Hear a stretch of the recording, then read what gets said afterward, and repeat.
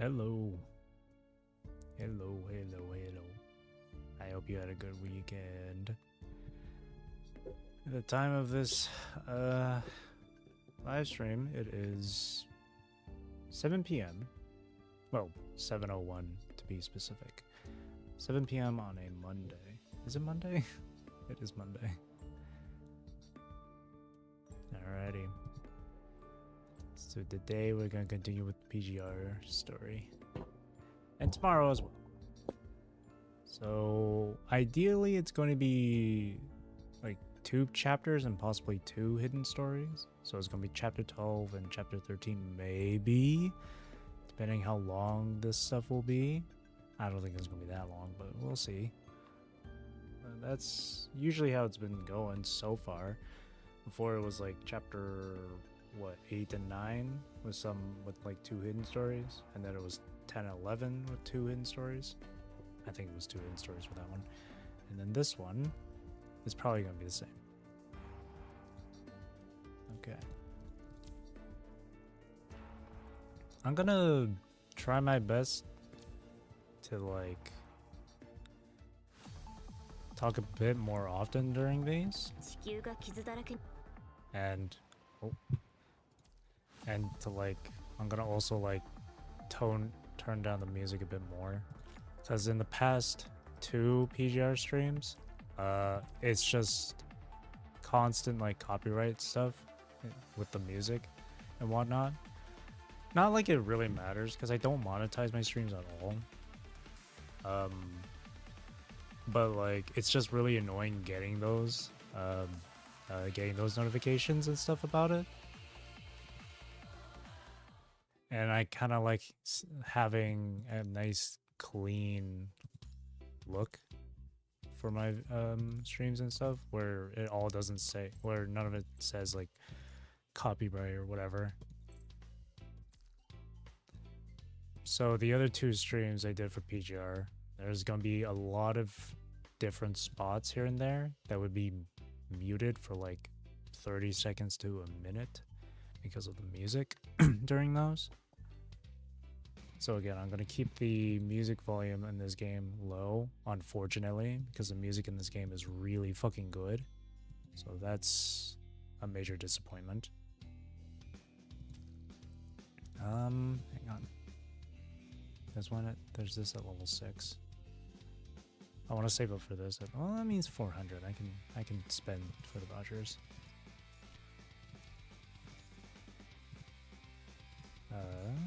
Whoops. Jesus. There we go. That's what I'm gonna be doing. Unfortunate, because again, the music is really good in this game. So I'd like to have it on like high volume. But again, I don't want to constantly deal with these copyright strike messages and all that stuff. So it's a pain. Like the system in YouTube will find every little bit of audio and be like, yep, copyright, this belongs to another person or another company and all that shit. It's really fucking annoying. And if you don't know this or don't remember, or if you just haven't been watching any of my streams or whatever, you know, it's the same thing with my own music, man. Or a fucking company in China would just copyright strike my own original work and claim it as theirs. Fucking stupid. It pisses me off. But that's not the topic for today. All right, let's just leave that alone for now. We're just gonna focus on this game. Alrighty. Earlier I did play this game just to go through my dailies and all that stuff, my daily missions. So I got all that done. That way I have all the time to focus on the story. Then, oh yeah, there's a hidden story for this. Right, I only did the hidden story for this and not the other thing, huh? Okay, I'll do chapter 11 hidden story. I'll start it. Get to learn more about the stuff here. Oh, it's gonna be focusing on Strike Hawk.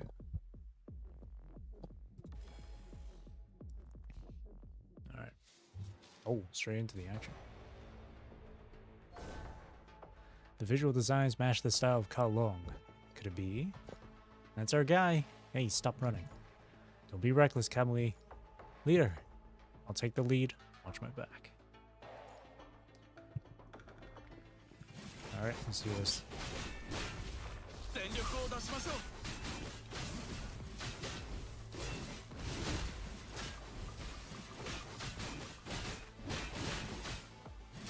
What is that?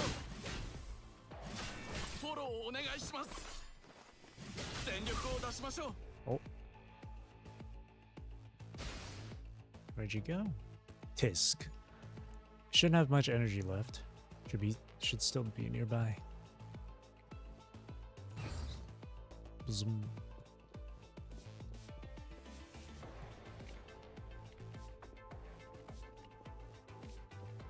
Oh.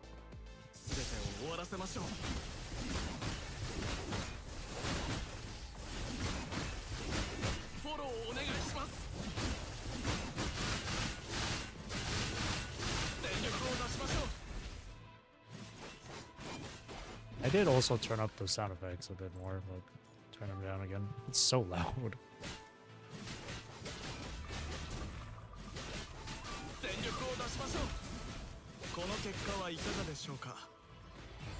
Okay. Oh, what the heck?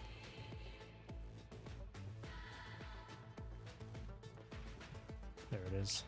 Come here. Coward.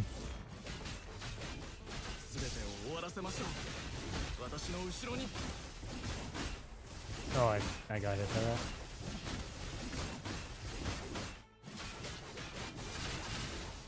Whew. Man, this game's animations with the combat, it's so good. As expected. Gotcha. As expected of Kudo games. Woo.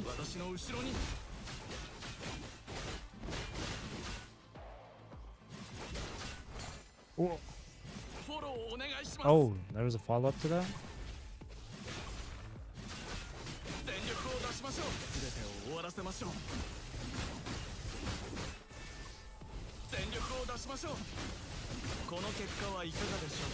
Ooh.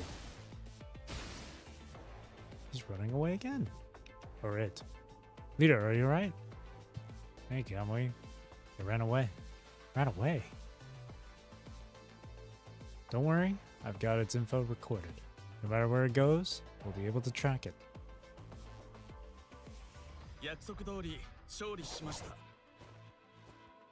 Nicely done. Alright, so this is following Strike Hawk here. That's their group name, right? Strike Hawk? Strike Hawk.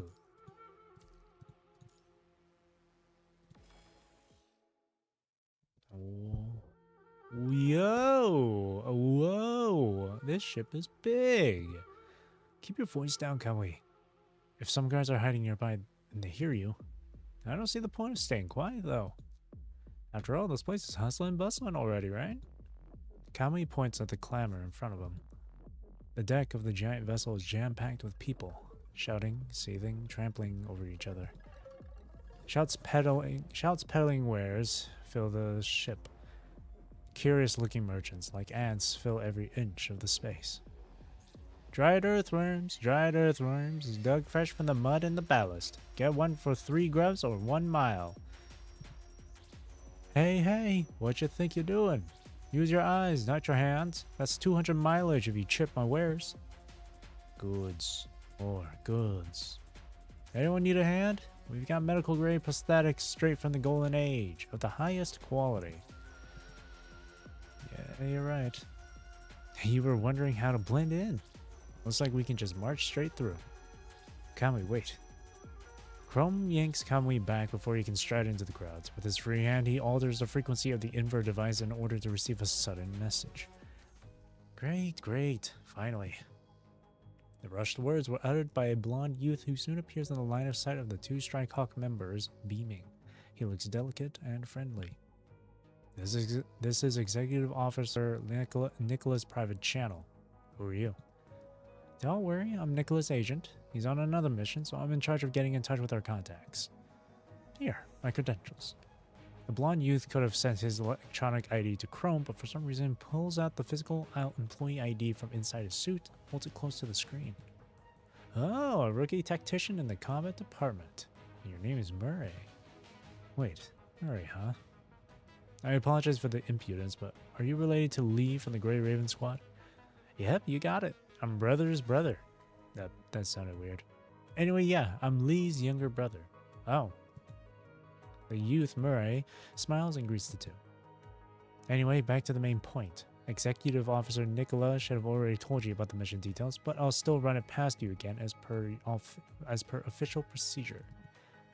For this mission, the Strikehawk squad shall investigate the suddenly appeared KCC vessel to see if there is indeed a Chamber of Commerce presence on the ship, and also search for the subsidiary AI systems of Gestalt. I think it's pronounced Gestalt. It's like German, isn't it? The second part is the one we should prioritize, right? Yeah, it's a direct assignment from Executive Officer Nicola. We don't know why this KCC ship showed up all of a sudden, but the movements of other factions is not the primary concern of this mission. Word for word from Executive Officer Nicola. Our main objective is to find if there are any Gestalt-related AIs on the ship. If there aren't, we retreat immediately. If there are, we take them by force. Well, that's what it says on paper, but it might be better to retreat immediately after the inspection. There's only 2 of you, so combat is going to be tough. Question. Sure, if I know the answer. I keep hearing about it, but what exactly is Gestalt? Sorry, our Kamui is a bit... With Kamui's untimely question, everyone falls silent. Murray gapes in disbelief. No, it's fine. Since you have a question, I'll give you a brief answer. Gestalt is, well, an AI system that can perform super large-scale calculations. This AI will self-develop and learn and perform all sorts of calculations or research for us according to our needs. Wow, that's dope. So we can just chuck everything to Gestalt then, huh? Essentially, yes. Some used to call Gestalt a dream come true. It didn't end up being that amazing, but it still completed its most important mission of protecting humans. In fact, Babylonia is protected by Gestalt. Like how our inver devices protect Babylonia? Not exactly, but that also works as an explanation. Gestalt is a system that keeps Babylonia running, kind of like a firewall for Babylonia. However, there's more than one AI developed with the same low-level infrastructure as Gestalt, which means that the defense of Babylonia could be at risk of being broken through if someone else manages to find the source code of Gestalt-related AIs. Yes. Murray sighs, and Kamui heaves a heavy sigh as well. Either way, we can't allow the wrong people to find the source code. I'll act as support during your operation. Let's set off then, Strikehawk. Ooh, let's go. Wait, Cap, what exactly are we going to do? Don't act all excited to set off 1 second and become confused the next. But, well, I do have some clues. Someone back at the market just caught my eye. Follow me, Kamui. Interesting. That was their mission when they were on the boat. Please be seated. Oh, I can't read that fast. Will be activated by the Kowloong crew. The trade fair shall commence once the goods are ready. Stealth mission? What are they talking about? But right now I have something more important to do. Ooh.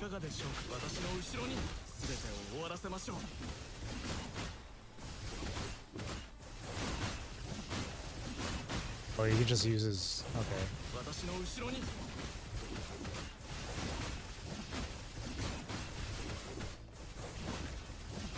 Just non-stop. Cool. That's what his alt's name is. Stormwind.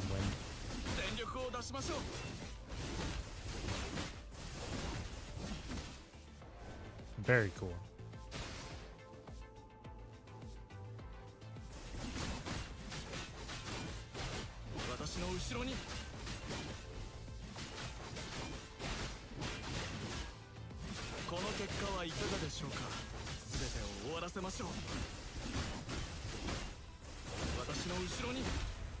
Easy.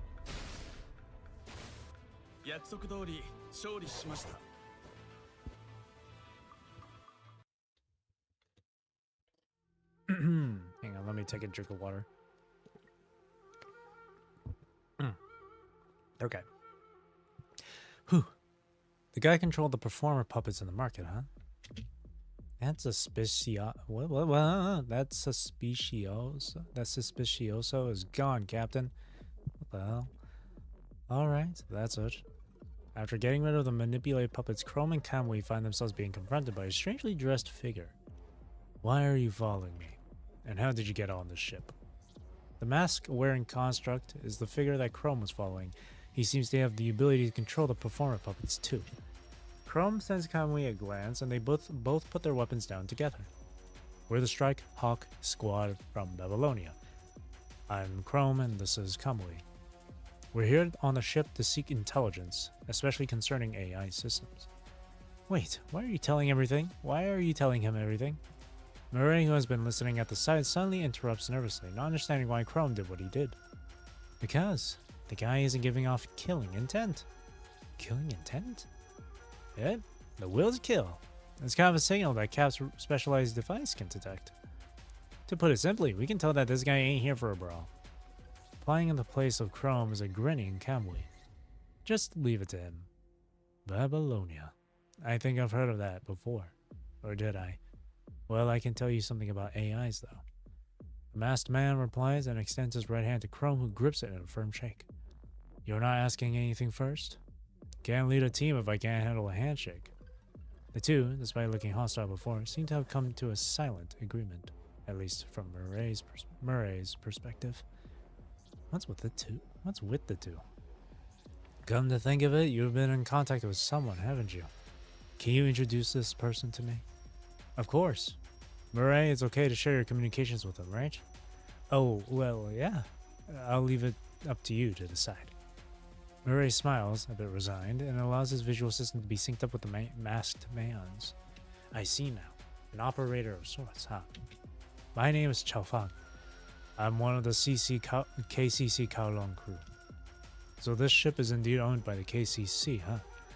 It used to be, but it's now fully under the control of the AI system you're looking for. Under the control of an AI. The AI management system on the ship, known as Huashu, was developed by the KCC. Huashu is in charge of planning the ship itinerary and performing all kinds of missions. It's pretty much the mastermind of the whole ship, but something happened during the lengthy seafaring journeys. Huashu shackled all the members on the vessel and implanted control codes directly, thus controlling the whole ship. A Gestalt-related AI system doing something like this? What is it trying to do? To become human. With its power, it forbade all from leaving the ship and replanned the itinerary so that it would sail on forever, all to force people into finding a shell it could inhabit. It's trying to implant its mind onto a machine or something? Onto constructs. Its first target was our leader, Chu. So she hasn't lost her body, but she became a marionette controlled by the system. So everyone's been basically stuck in an endless nightmare, with their every move controlled by that AI. Yeah, but today will be the end of this nightmare. Another Kowloong crew member and I have made plans to retrieve our leader, Chu. What good does that do? She has access to the main control room where Huashu's core lies. So you want to destroy Huashu's core inside, is that it? Yes. I can't directly attack Huashu as I'm under his control, but you can, and the ones we invited from somewhere else can too. So you already have help? Yes, but we need all the help we can get. And that other help would be Grey Raven. That's us. Cool. I do like these little hidden stories. They give you a bit more context with stuff. And information. It's good. So that Chao Fang's just gone? I thought he'd be coming with us. We'll look suspicious if we're spotted hanging out with the Kowloong crew. Besides, we already got what we wanted from him. I'm not sure what sort of helpers he's got, but we'd better count on ourselves still. Just the two of us. Got it, can we? Yep, just watch me wipe that system off the grid. The system is called Washu, right? I looked it up in Babylonia's database, and it does share a similar design architecture to Gestalt. There are a lot of blanks, though. I must apply for higher access from my superiors. Yeah. According to what Chao Feng said, 2 will only appear at the trade event. But the trade event should be held at that really open place we just passed by, right? Won't we be spotted instantly if we participate? We can probably hide ourselves in the buildings, but if we want to approach Chu as soon as we can, we have to be close to the central stage. Looks like you'll have to actually attend the event then. To ensure success, might I suggest a little disguise? But we haven't brought any camouflage coating onto the ship. What if we use the merchandise inside the shipping crates then? While tracking Chao Feng through your visuals, I found some compartments holding a lot of clothes. That might work. If we dress up as a guest or a construct on display, we could blend in quite easily. Dressing up as merchandise on display should be your best choice. That way you'd be able to move around freely on the stage. Unfortunately, the system only takes female constructs. Murray falls into deep thought for a bit. He studies the 2 Strike Hawk members carefully in turn, then, dawning on a solution, finally claps his hands. Chrome, can you dress up as a female? Let me. Sure. The 2 answer at almost the same time. Kamui, Chrome, and Murray end up staring at each other in an sudden awkward silence. Kamui might be too tall and broad to find clothes that fit him. Compared to him, I should be the better choice.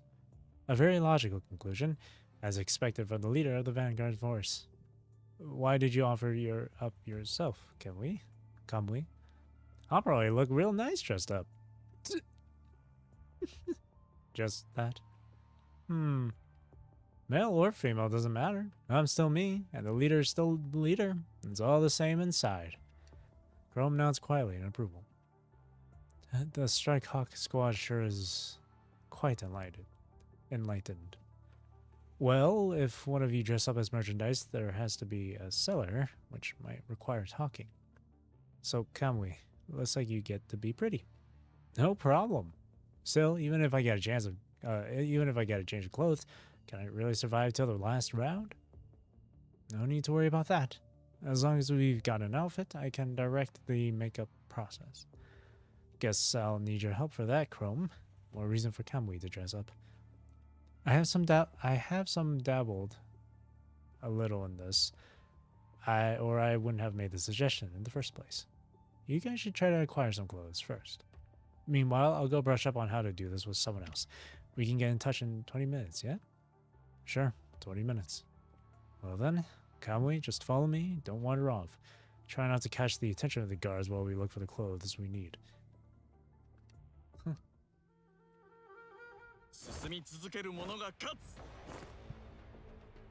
I must find something that I can use as a disguise. Stealth and assassination. Yeah, I know it. I know what to do.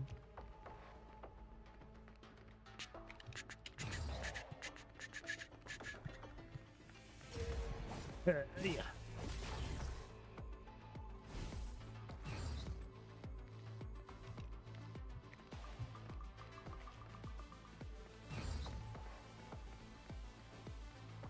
Ooh, there's a guy right there. Let me get this one. Yeah. It's best to get rid of as many as you can here.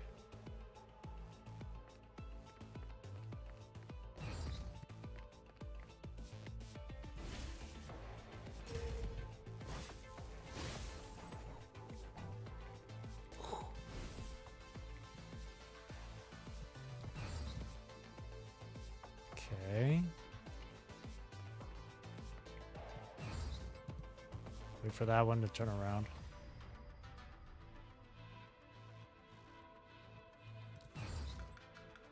Quick, turn around.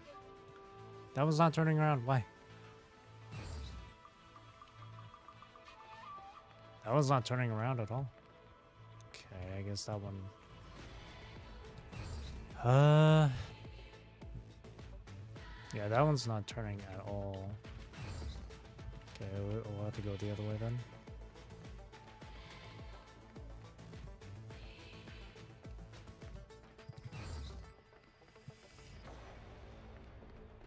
This one we can get. Okay. System error. Just go wait for this one to come by.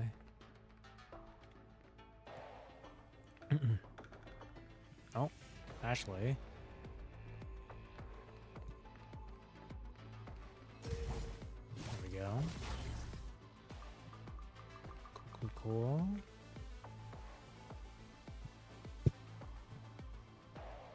And then there's that one, and then another one up ahead. And there's a bunch down there too. Wee. Wait. Okay.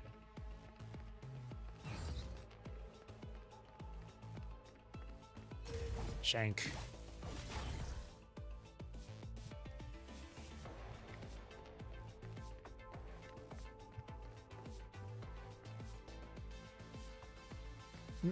Okay.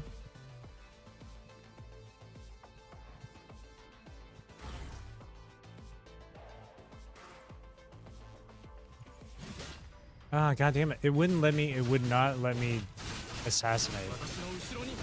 It wouldn't let me assassinate it. It did the slow-mo, but it would not show the prompt for it. Unfortunate. No biggie, we can just tear it apart. And then let's get rid of this guy, just clear out the floor. There we go. Easy.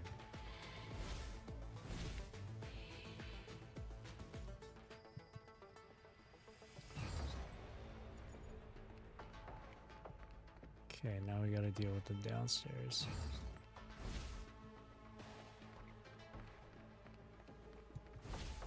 Get rid of this guy. Quick. Oh shit, never mind. Oh shit.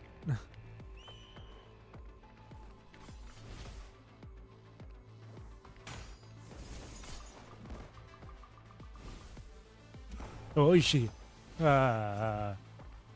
この結果はいかがでしょうか。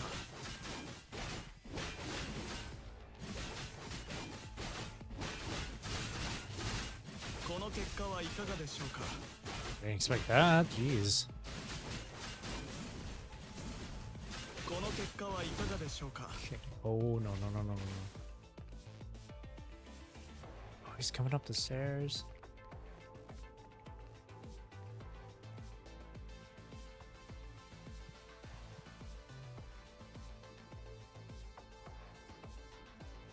What was that noise?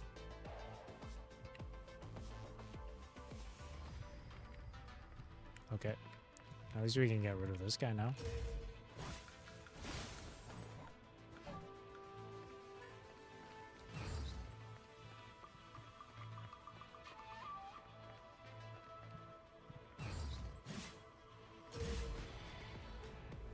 Which way are you going?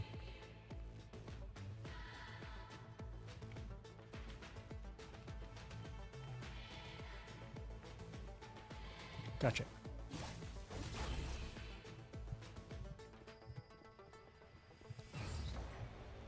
That's the last one. There we go.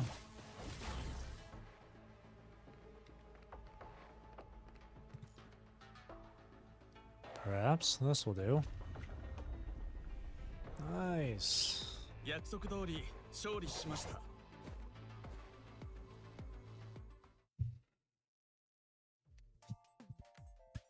I'm done here. I've picked out all the largest women's clothing. Now we just have to wait for Murray to contact us. Yep.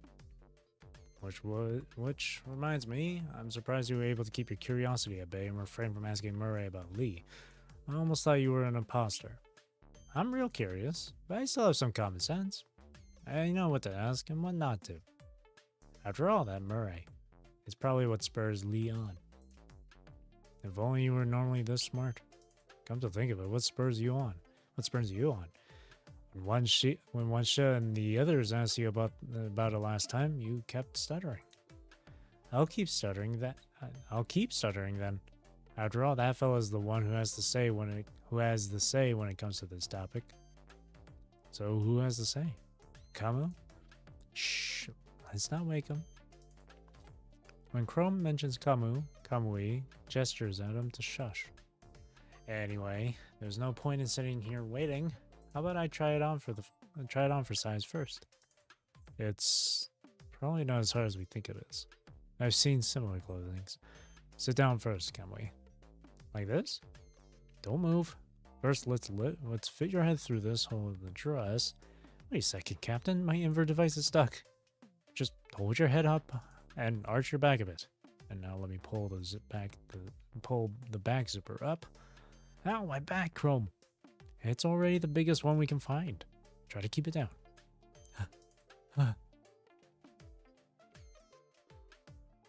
When Murray finally returns, what greets him is a messy heap made of clothes and 2 Strike Hawk members. What were you guys doing?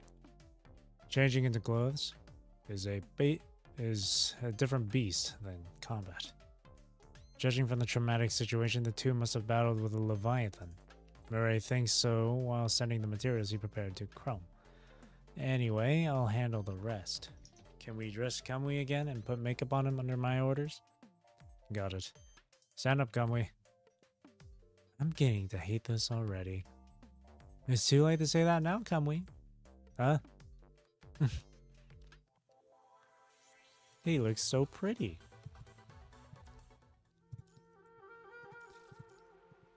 Alrighty.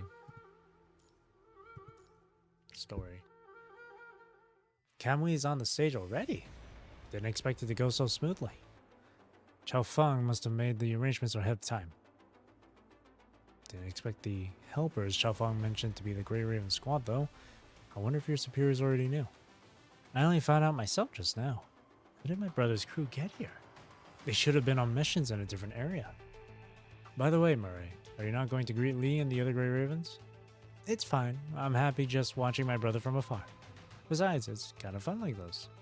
Fun, huh? A considerable number of people have gathered at the trade venue and mechanical puppets on patrol. With every new construct display that appears on stage, the crowd oohs and ahs. They're all trapped in this place, yet they're excited as ever for this event. Are they being controlled, or are they poisoned by this dream? Our next item is... Chrome is still deep in thought when the mechanical puppet MC announces the next number, Kamui's. Kamui and Murray take turn to look at the stage. Oh, gosh, she's so cute. Kamui, dressed in feminine clothing, and Lucia, wearing something she ordinarily would not. So I guess my brother's squad had the same idea. Murray seems to be enjoying this, while Chrome is checking for potential threats through his specialized device. He glances at the stage to see.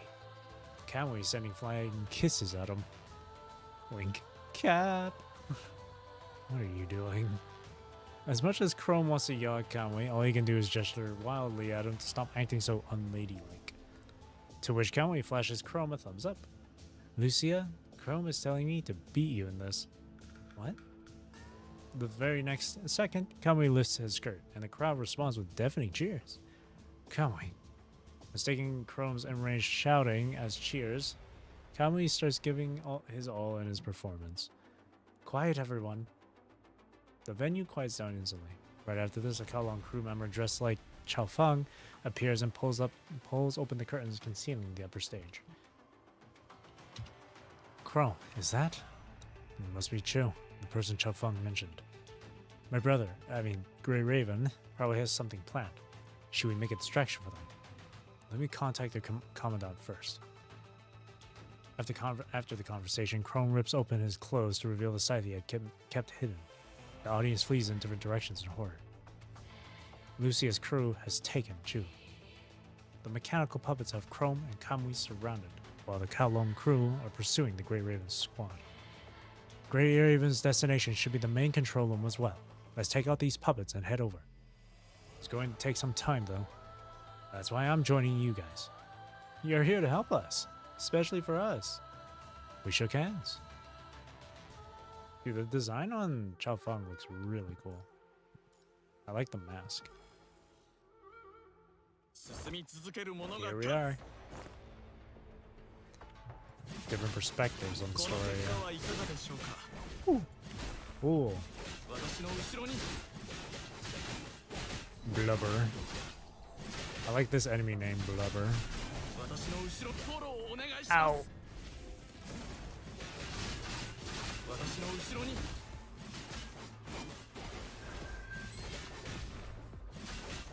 Good dodge.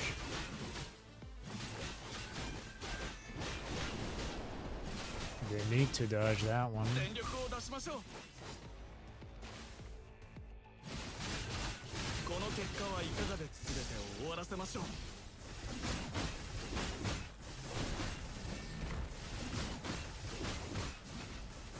Okay.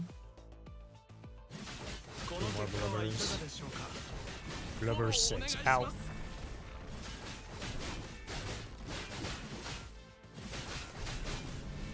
この結果はいかがでしょうか Oh.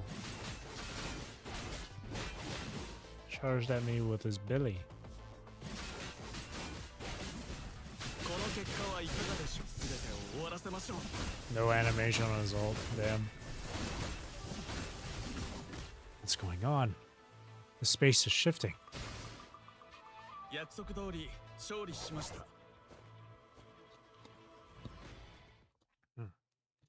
Oh? Oh.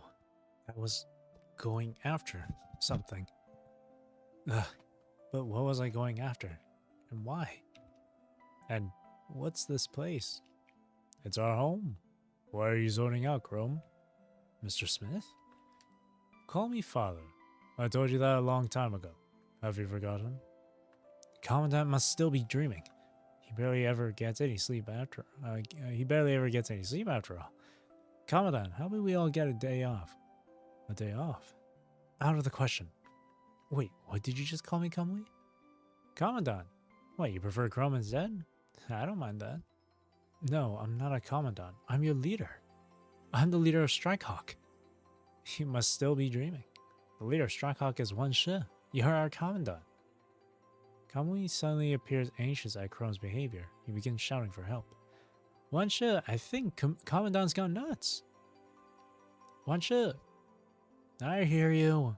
In that case, fix him before you bring him out here. This guy's still slacking off even though he's the leader now. Let's give the guy a good scolding, huh? Okay, hang on, I'll be right back.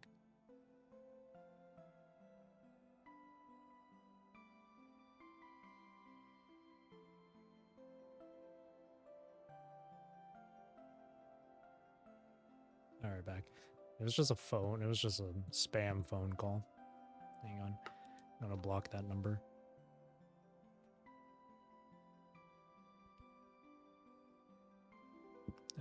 Block reporter spam. Yep.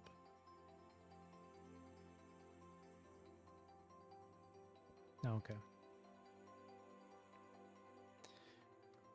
I'm not your commandant.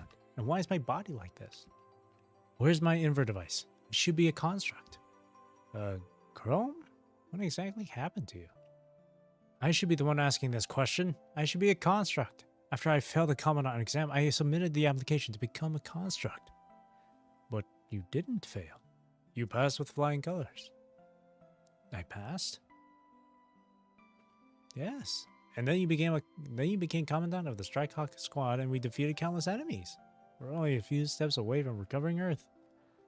To help Chrome jog his memory, Chrome's father, Kamui, and all the others who arrived later fill him in on all that's happened. His father has always been good to him. Chrome became a commandant through his own choice and hard work. Right after that, he commanded the Strikehawk squad to fight against the corrupted and reclaimed the fallen regions on Earth. It then ended in a battle with the Ascendants. In the end, victory was theirs. Everyone is outside waiting for him. The world is out there, a world in which no one has to suffer. Let's go then, Chrome. Now that you remember, it's time for our final mission. True. Can you guys wait outside for me for a bit?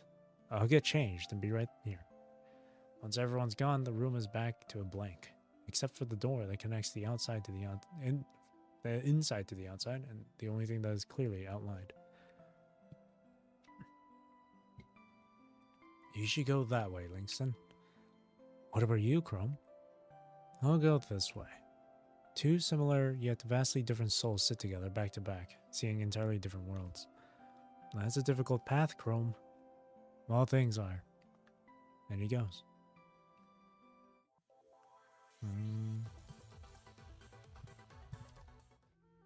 Alright, last one.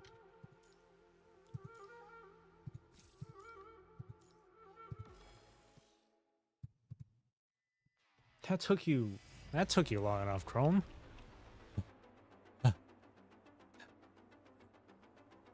Next to Chrome, Kamui is there grinning as always.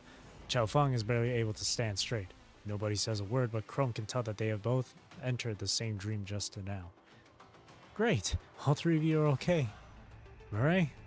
What happened?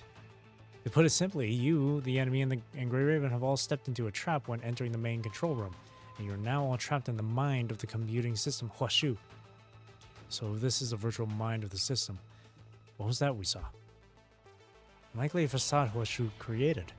Good thing I have experience dealing with things like this. Were you the one who opened the exit just now? Yeah. Didn't expect you guys to find it yourselves though. I was about to leak myself over. I was surprised that you all managed to escape too. Chu? What's she doing here? That's not Lady Chu. That's Huashu. The system controlling the ship. The AI looks exactly like your leader? Probably took on her form. This is Huashu's mind, after all. It can't be that hard. What you see here is not my true form. It would only appear when I'm with the main administrator. Huashu, why did you throw us into that dream just now?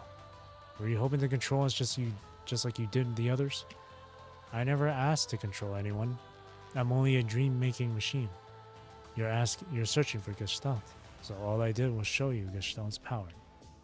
The Gestalt is not a dream maker, is it? Indeed. The real Gestalt is likely far more powerful. I am but a lesser duplicate. So, let us battle. Defeat me, and I will bring you where you need to go. Please, free this ship. End the dream. You're making it sound like you weren't the one at fault. Perhaps we've all got it wrong. What's controlling the ship and bringing about all this chaos is Lady Chu herself, and Huashu is but a computing system. In that case, all we need to do is find a way out of here. There's no need to fight, Chrome. That won't work, Murray. Why? Because Huashu is serious.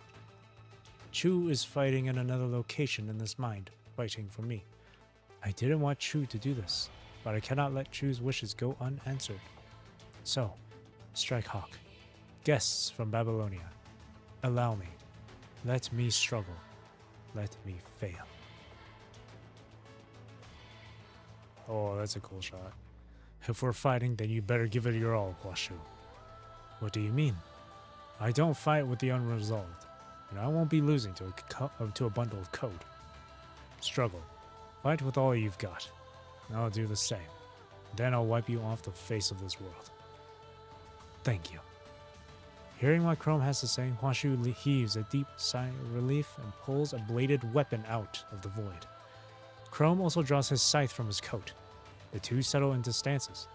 Chaofeng and Kamui step back to allow them space. Their blades clash.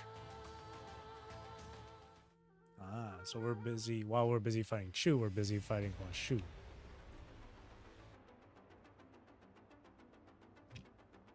Let's end this, Chrome.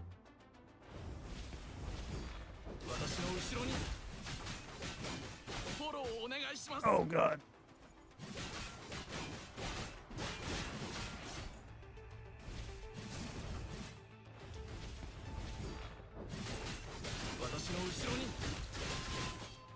Ow. I gotta remember there's a follow-up to that.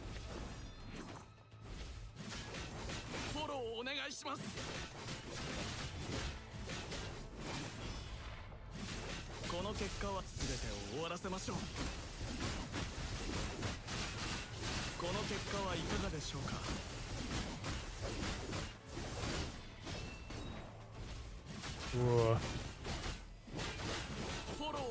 します Damn it. Damn it.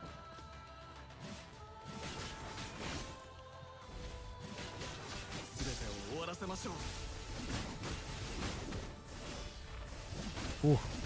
私の後ろにこの結果はいかがでしょうか Got him. Got him. Not him. 約束通り勝利しました Here we go.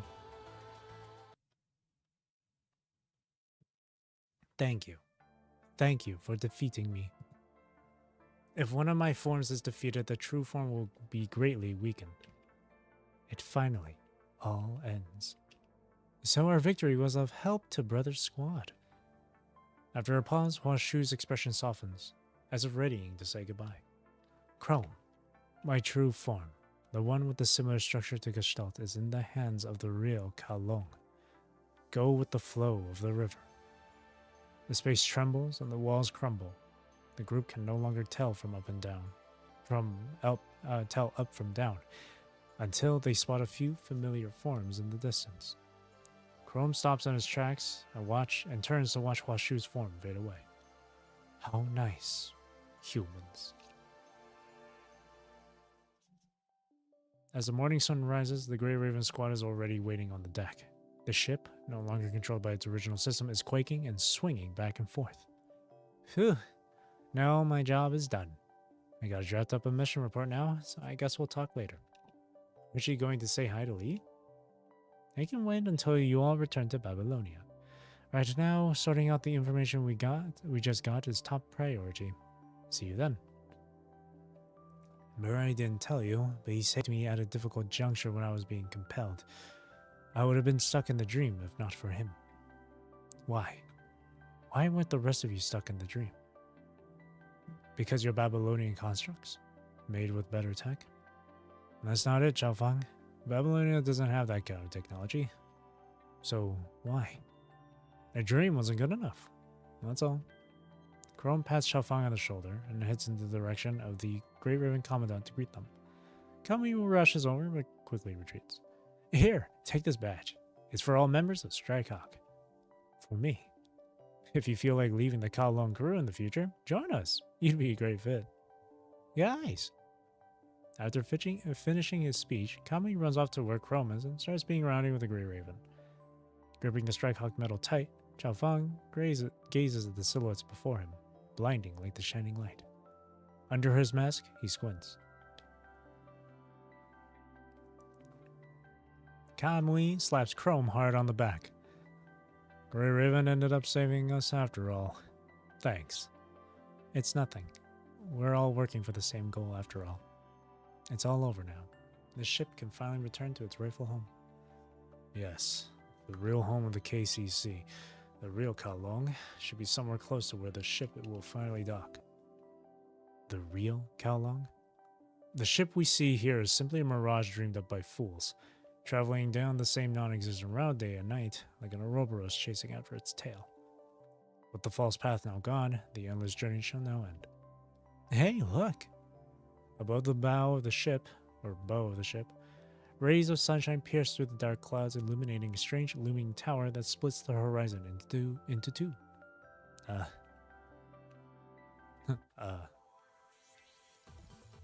that's that. There we go. And now we can enter the very next chapter. Chapter 12. Kowloong Metropolis. Exciting. Mist. After a seemingly endless wait, the nighter was finally coming ashore. I saw for a split second split into two. The two baths. Sounds of petrels trickle through the air, but the singers themselves remain unseen. Their instrumental chirps lighten the atmosphere. Yo, is that a shark over there? Cap, lend me your scythe for a sec. How many times have I told you, Kamui? Be patient and prudent while on standby. But hey, even the Grey Ravens are roosting over there. Kamui points to where Liv and Lucia are standing. Lucia, as always, is carefully studying the surroundings. Liv, on the other hand, seems a bit excited by the sight of the sea. On an unrelated note, Pulao gifted Lucia the stage costume from before. Liv is leaning against the ledge, one hand on the taffrail, the other stretching out to the sea as if fishing for something. At Lucia's hint, Liv notices the gaze from everyone. A blush slowly creeps over her petrified face. See? Even the Grey Ravens are chilling and having a good time. Cap, we should take a break too. Until the sheep... What is going on with me? Until the ship reaches the shore, we cannot let our guard down. Commandant, could you please keep your people on their toes? Let's get some rest when we can. Hurrah! Very well. I respect your decision. I am terribly sorry.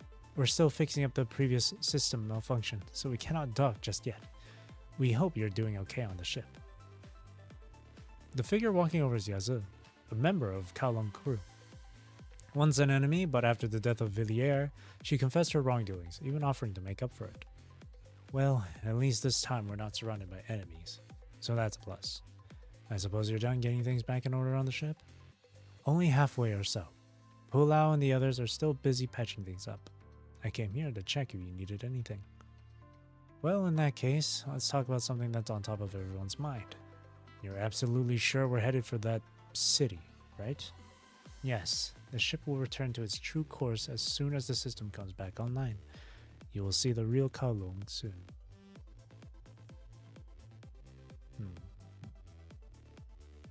What kind of... are there still people living there? We may have been gone for a while, but according to the details in the other plan, Kowloong is built to last. An urban fortress where cultural relics and important technologies are preserved. Have you made contact with Kowloong since you restored the system? Say, reporting to them about your return? About that. Hey, don't pause on that. The place can't be usurped like the ship or something, can it? That would be an unlikely scenario. It is only that our messages are all met with silence. I don't mean to offend, but I assume you wouldn't make an elementary mistake like messing up the channel frequency. Naturally, we matched up everyone's database to reconfirm. The frequency is correct. If that is indeed the case, something must be going on at our destination. Lady Yeza, we found a usable port. Suddenly, a sudden message from the loudspeaker interrupts the conversation and draws everyone's attention to the port the ship is approaching. Looks like a thorough investigation is in order. May I ask for your squad's assistance, Grey Raven's Commandant? Sure. Let's stick together. This way, with the help of Grey Raven, we can better handle any emergencies that might arise. An almost animalistic siren peals through the ship, drowning out everyone's voices and the jitters of the crewmates. Docking time. Oh, interesting. Oh, Grey Raven side of the story and Strike Hawk, right? Oh, interesting. I forgot to have Isla here. I was playing as Isla earlier.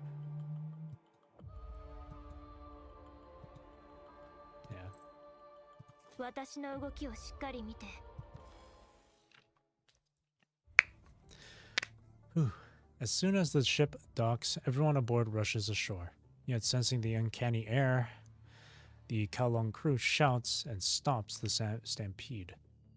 Not a single soul is at the port. No sailors, no mechanoids. Something is afoot. The same thought flickers through everyone's minds. After discussing it with the others, all of you reach a consensus and agree to Chrome's plan, which is to send an elite squad to scout the area before doing anything else. Setting off from the port and walking a long distance, a wall shows up, towering before everyone. Is this a city wall?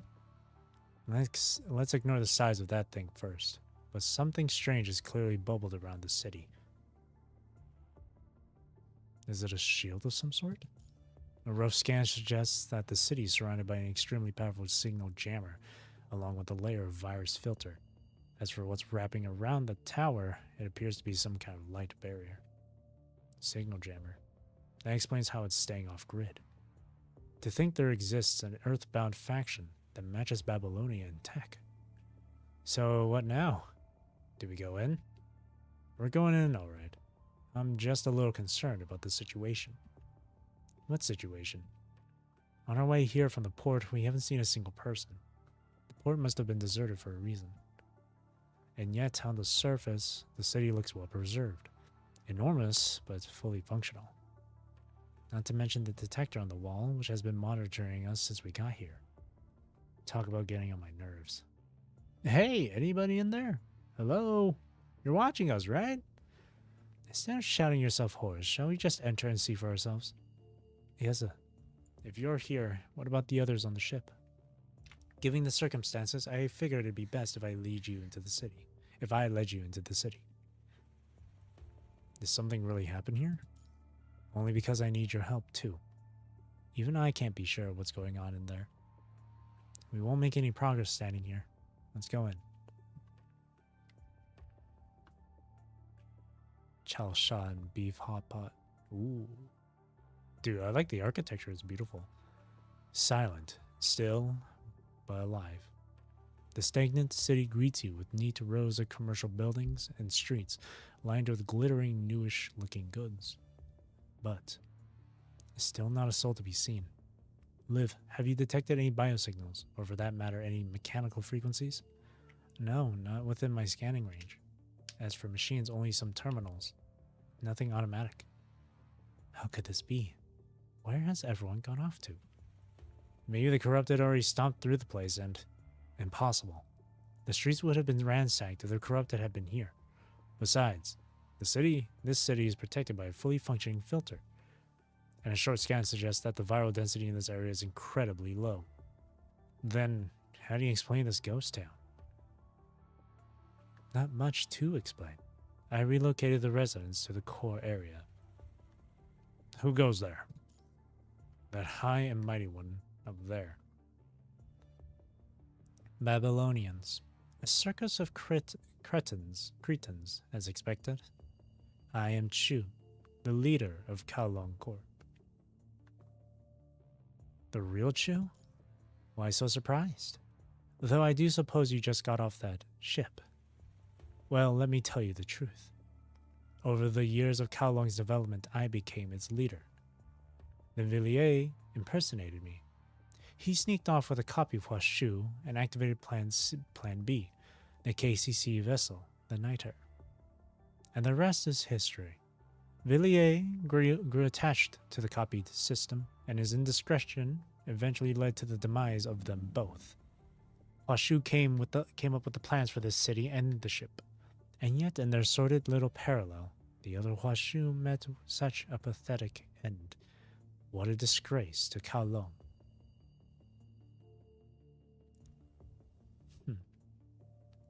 The real leader of Kowloong, Lady Chu. May I ask what really happened in the city? Yes, sir. You have the cheek to come back after you slunk off with Villiers? Villiers? I think it's Villiers. I fell for the other Lady Chu's vision. But the situation now, now, Kowloong does not require you anymore. I appreciate you bringing the ship back in one piece, but you are no longer part of Kowloong. What? You and those on the ship used to be part of Kowloong, but after what you people went through out there, your mentality has changed. If I order you to attack Babylonia right now, will you do it? Will those on the ship do it? We have no intention to fight. Your intention is not my concern. I understand if you don't take kindly to Babylonia, but those people on the ship, they want to come home badly. Are you really going to abandon them? I've abandoned plenty of things in my life, and those people are but another addition to that list. Besides, they'll be the safest on the ship. Is that why you relocated the residents in the city? I'm amazed by how poorly informed you Babylonians are. Very well then, this info is on the house. The Ascendants are planning to attack us with an army of corrupted. Soon this place will become a battlefield, and everything outside of the light wall will be devoured by those filthy corrupted. We did pick up corrupted activity earlier, but they're targeting this place. President? Sorry, it's an emergency. Using you as a relay for now. Ah, the president of Babylonia has said. Never expected we'd meet like this. Allow me to apologize for the lack of decorum. It has been quite hard to contact you, what with the signal jammer and all, but enough about that. Are you certain of the Ascendant's plans? You're the leader of Babylonia. Is your dome piece for show? So what they're really after is the Gestalt tech in your hands. Well, shoot. A Gestalt, you mean? Yep, the same Gestalt that's in Babylonia. Its computational power is why we can survive so long in space. And here in Kowloong, there's an AI system called Hua-Shu that stems from the same source as that Gestalt. If something so important falls into the Ascendant's hands, Babylonia will be imperiled, which is why I propose that we join you in defending. Proposal denied. Huh? But why? Kowloong has its own powers and its own rules. We will determine the fate of Earth on our own. And we do not require any assistance or meddling from anyone, be it from Babylonia or the Ascendants. Siren, Commandant, a large number of enemies detected. We're ambushed. Can we? Been waiting for this. Ready to engage on your mark. No, we're falling back. People of Kowloong, fight off the invaders. Protect Kowloong. Down with the invaders. This guy looks fecta. The enemies are closing in. They're all constructs. Constructs? You must be kidding me. Commandant, time to pull back. Do not fully engage, Strikehawk. Kamui, do not fully engage. You hear me, Kamui? Yeah, I got it. I still have to point my stick at the enemies to cover our rear, though, don't I? Oh, that's interesting.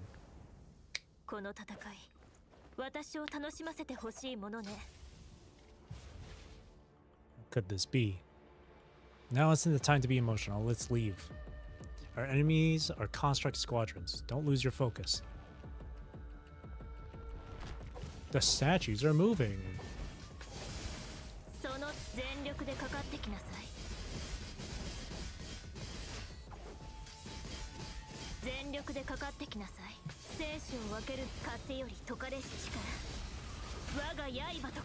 More of them coming up ahead. We can't let them surround us. Hurry. Run.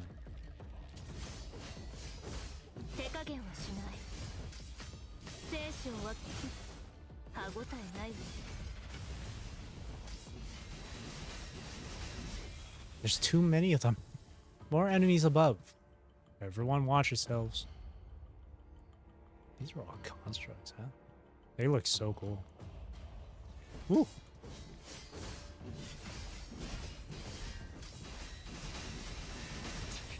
Oh, that's insane. I didn't expect that to happen.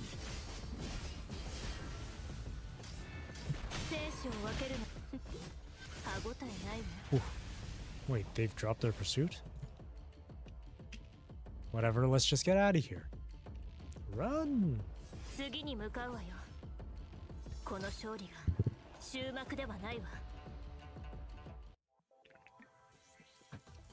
I like the music in Kowloong. Gathering. The real Hua-Shu must not fall into the hands of the Ascendants. Babylonian forces started gathering.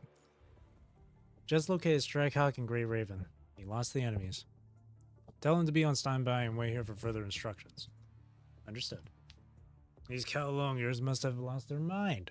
First they reject our proposal to fight against our common enemy, and now they're attacking us? Flexing their muscles, I guess. Utterly vain and stupid. Now that your negotiation failed, time to step back and let me take the helm. I'm going to dispatch an elite squad to bring back that AI to keep it from falling into Ascendant hands.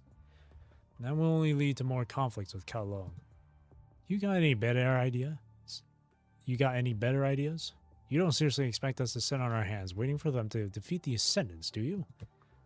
What I'm trying to say is that we should join this war. Do I have to remind you that Kowloong has flatly turned down our alliance proposal? Doesn't mean we can't act on our own. We're gonna go in and defend the weakest parts of Kowloong. That's my plan. As he speaks, Hassan unfurls the map of Kowloong and marks the route Great Raven just traveled with red circles. You can't be serious, Hassan. It'd be a huge area to cover. Do I look like I'm joking? For this fight, no, this war, I'm going to be on the front. I'm going to be at the front lines. Celica? Yes, President? Spread the word. Gather everyone available. Tell them to cease all current tasks except the priority S ones, and redeploy them to Kowloong for this defense campaign. What about the supply line? Set up a large base like the one we use in field operations. We only need to ensure access to emergency supplies. Nicola, if I put you in charge of Babylonia while I'm away, will that be fine? Why go to such lengths to help an organization that refuses to partner with us? We have to. I don't want to miss another chance. I'm sure you can understand that, Nicola. If we're going to fight a war, we need to mobilize every resource we have, Hassan. My thoughts exactly. Oh, cool. Oh, it's really getting... Oh. I'm excited to go through this chapter. Really getting crazy. In the Arctic land, the fisher was urging the sailor to hurry. Forest guards were chasing after the corrupted. Sometime earlier. In an Arctic land, a fisher, burdened by a bulging bag of tools, is trudging forward in the snow. Ahead of him is the port shared by members of the Arctic Route Union. With a couple ships lazing nearby, a group of sailors are huddled around a furnace-like heating device, chatting away. The fisher strides up to them and shouts in his signature booming voice. "Oi, we sellin' today!" His deafening voice dusts snow off the trees and draws the sailors' attention. The words evidently reach them, but the fisher is met with a no gesture by an annoyed-looking sailor. "Aye, aye, come on, let's sail today." The fisher is aware of the gesture, but he continues on and joins in with the sailors. "No, won't do. You keep saying that over and over. How long you having your vacation?" "We ain't slacking, mate. Why else d'you think we're here?" Soroid. Soroid. "Why even are y'all here if y'all ain't getting packed for the sea?" The fisher flares up at the sailors. The winds are stable to the point that staying on land is blasphemy. The sea. The fish's call. "We have them Babylooni balonies." Babylooni balonies now. Just jab one of them serums if it gets all viral like. Come on, let's board. For the last time, no sailing today. The fisher was shaking and rattling the sailor. Unable to take it anymore, the sailor stands and tries to reason with the fisher. "I don't know where your fishers ain't sharing pipes with one another, but we've been repeating it. The corrupted in the sea. There's always corrupted there, and we have them big fat cannons on the ship. Just listen. The corrupted in the sea's been hiving it up, getting all feisty like. And since whatever, them stray red eyes been banding all together in one place. Stray reddies. Even those from the no man's zones. Yar. For some reason, they all dive somewhere. Don't know where they be headed, but they're relaying it through the sea air. Hearing the silence, the fisher begins to realize the gravity of the situation. He pulls at the tools tilting from his back and slings them astern. We gonna be safe here then. At least for now, they're not trying to land.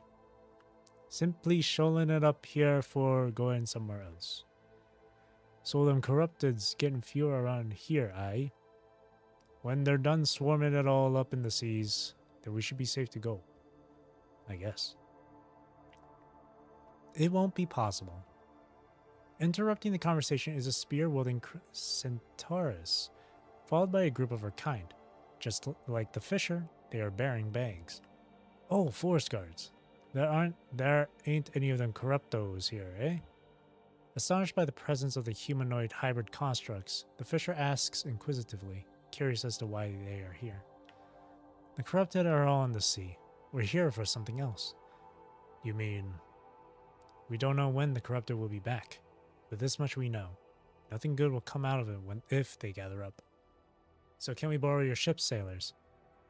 You tailing them red eyes? Yes, to find out what they're up to. I have a bad feeling about this. What did we do, Cap?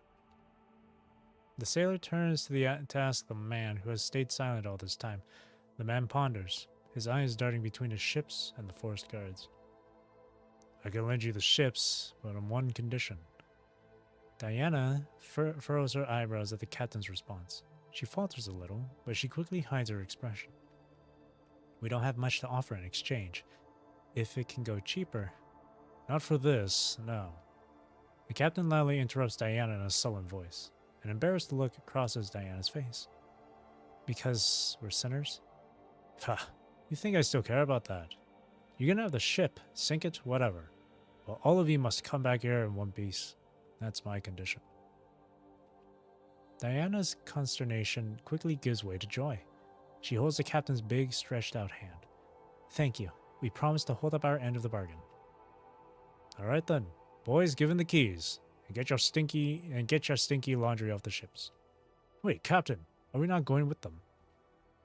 We can't fight. We'll only hold them back if we go. That I'm sure of. All right then, move it. Following the captain's command, the sailors swing to action. Even the fisher, still in a daze, joins the effort. The forest guards murmur between themselves. Didn't know their attitude toward us had changed so much. Which is all the more reason for us to find out what the corrupted are up to. Not only to protect ourselves, but also to protect this place. We'll board the ships as soon as they're ready. Forest guards, prepare to set sail. Understood.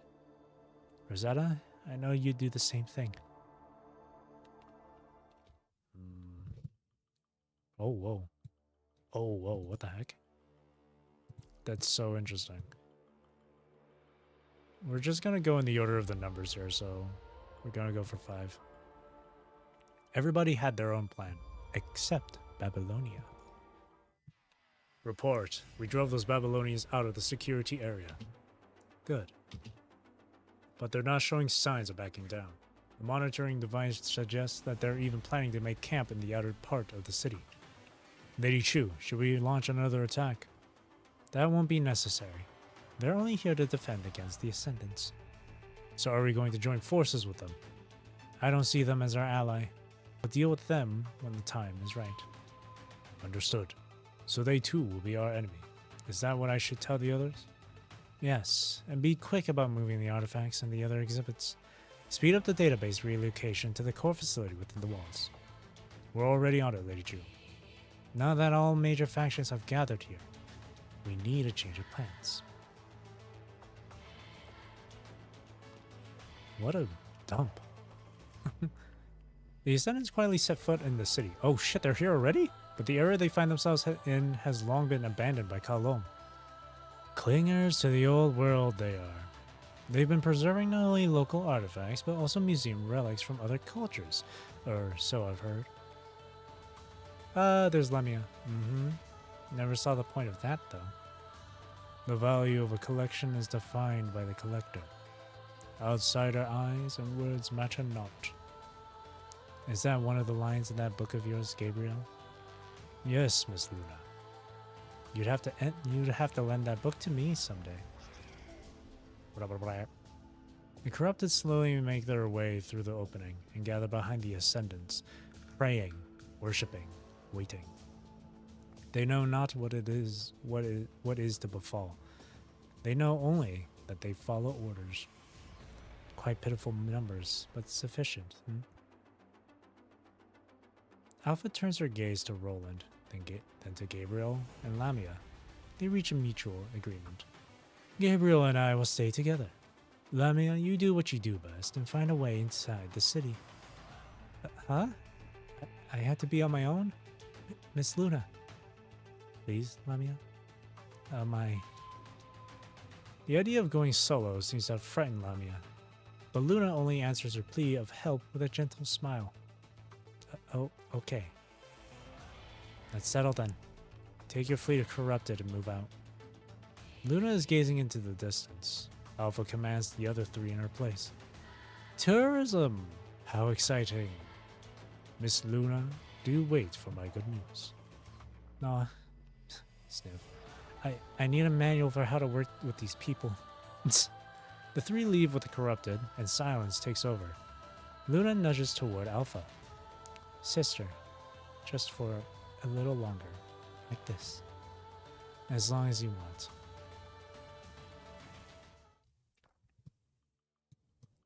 Oh, I see. Can't do 6, I gotta do okay. Well, so much for doing it in numbered order. Ticket.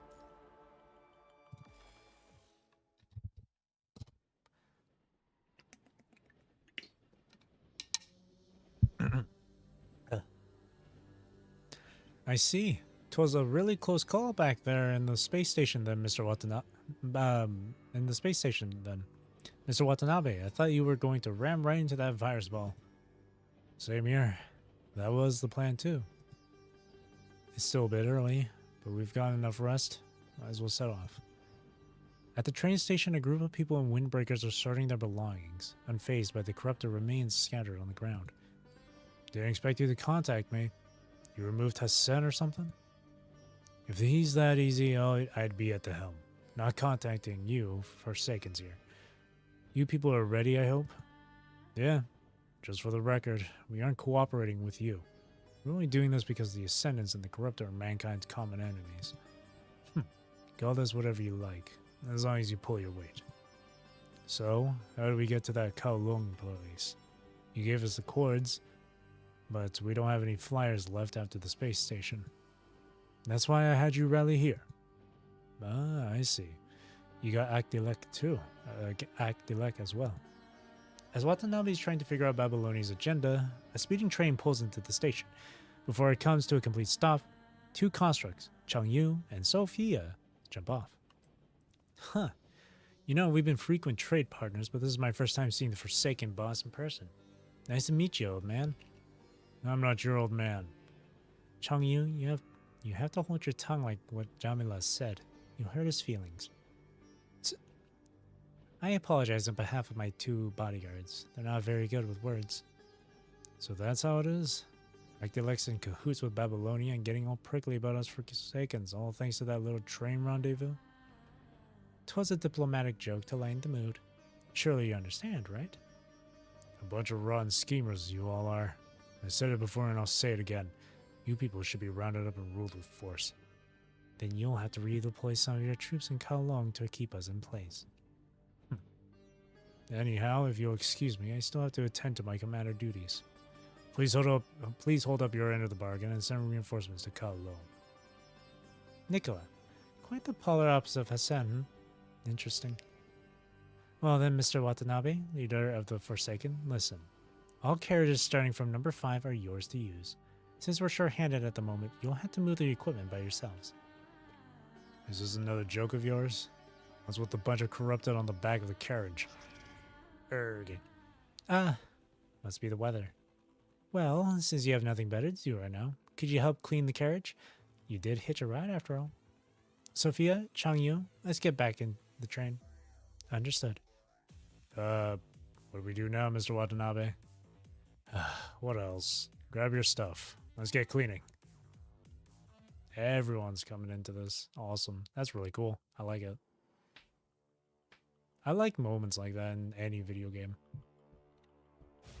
Different groups and factions just coming to one singular point for one massive fight. Damn, look at him go! Crazy, one-hit kill. Mr. Watanabe, stay vigilant. These heteromer cubes are all potential threats. If I'm right, there must be quite a few corrupted around here, linked to these cubes. Nope.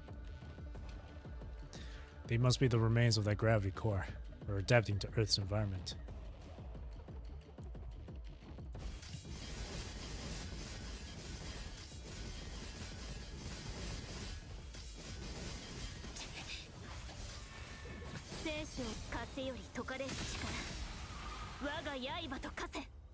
Oh.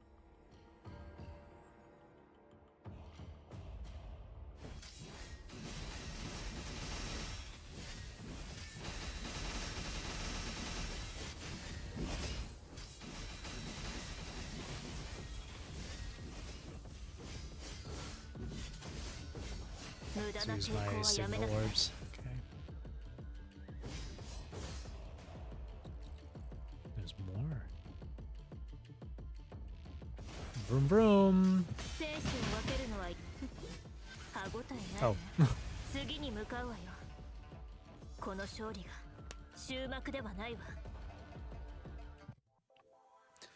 Cool.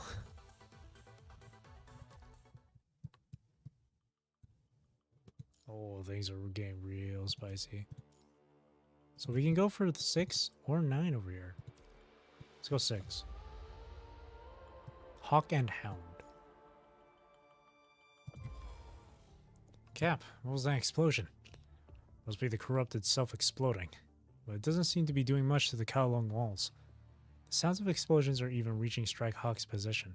Tasked with defense and not vanguard duty, the two can always stay put and be on standby. Oh, Vera's here. If their doors are so flimsy, those shut-ins wouldn't be so ignorant as to turn down our help. The other squad dispatched here, Cerberus, arrives.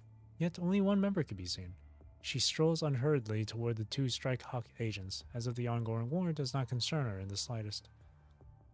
We've been waiting for you, Cerberus. What was the holdup?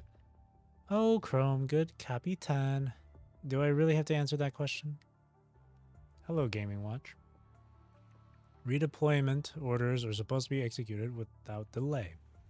Hold on a sec. Where are your other two members? They're supposed to be here with you.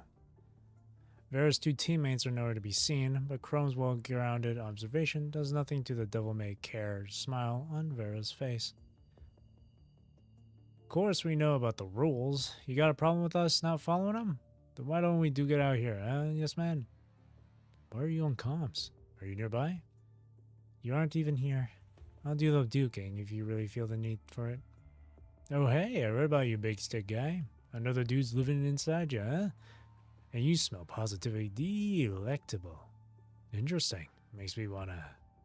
Don't even... For the last time, don't leave your post. What post? You have another mission. Mm-hmm. Maybe yes, maybe no. Given the situation, having all three of us here is quite pointless anyway. I mean, 3 to fight better than 1. Before Strike Hawk can continue prodding at Cerberus's recklessness, another quake draws everyone's attention to the sky. Enemy incoming, above. Following the warning from the comms, a swarm of jet-boosted corrupted fly into the city. Some of them land where the two squads are. Chrome, these are not ordinary corrupted, are they? Looking at these black corrupted, Kamui is reminded of those heteromers he and his team saw back in space. Chrome's nod confirms his guess. The Ascendants found themselves some new toys. How nice. Noctis 21, prepare to engage on your end. Roger. Let's do this, Kamui. It's time for war. この戦い、私を楽しませてほしいものね。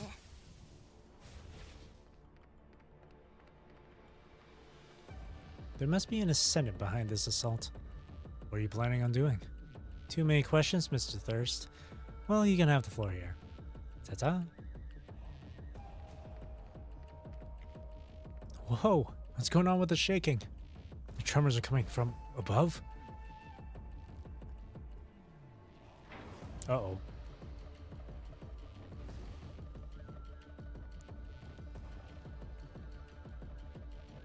Captain, is it just me or is it getting more claustrophobic in here? Trap, huh? Oh, whoops, I'm not even close to them. There we go.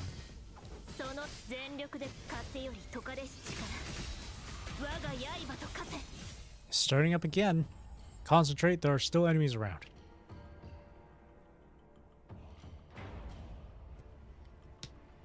Oh god.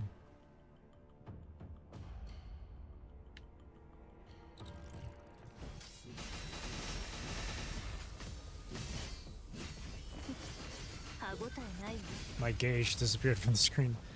Oh, it's done squishing down on us. No, it's building up speed and accelerating. Oh, there it is. It's back.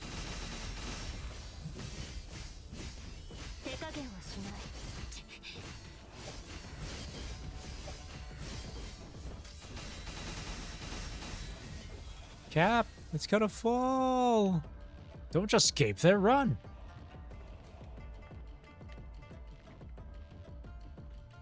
次に向かうわよ。この勝利が終幕ではないわ。 Mission complete. Starting this game seems pretty interesting. Mm-hmm. It is really interesting. The beginning parts of the game is a bit slow, but once you start getting to like around chapter 9, it starts to really pick up.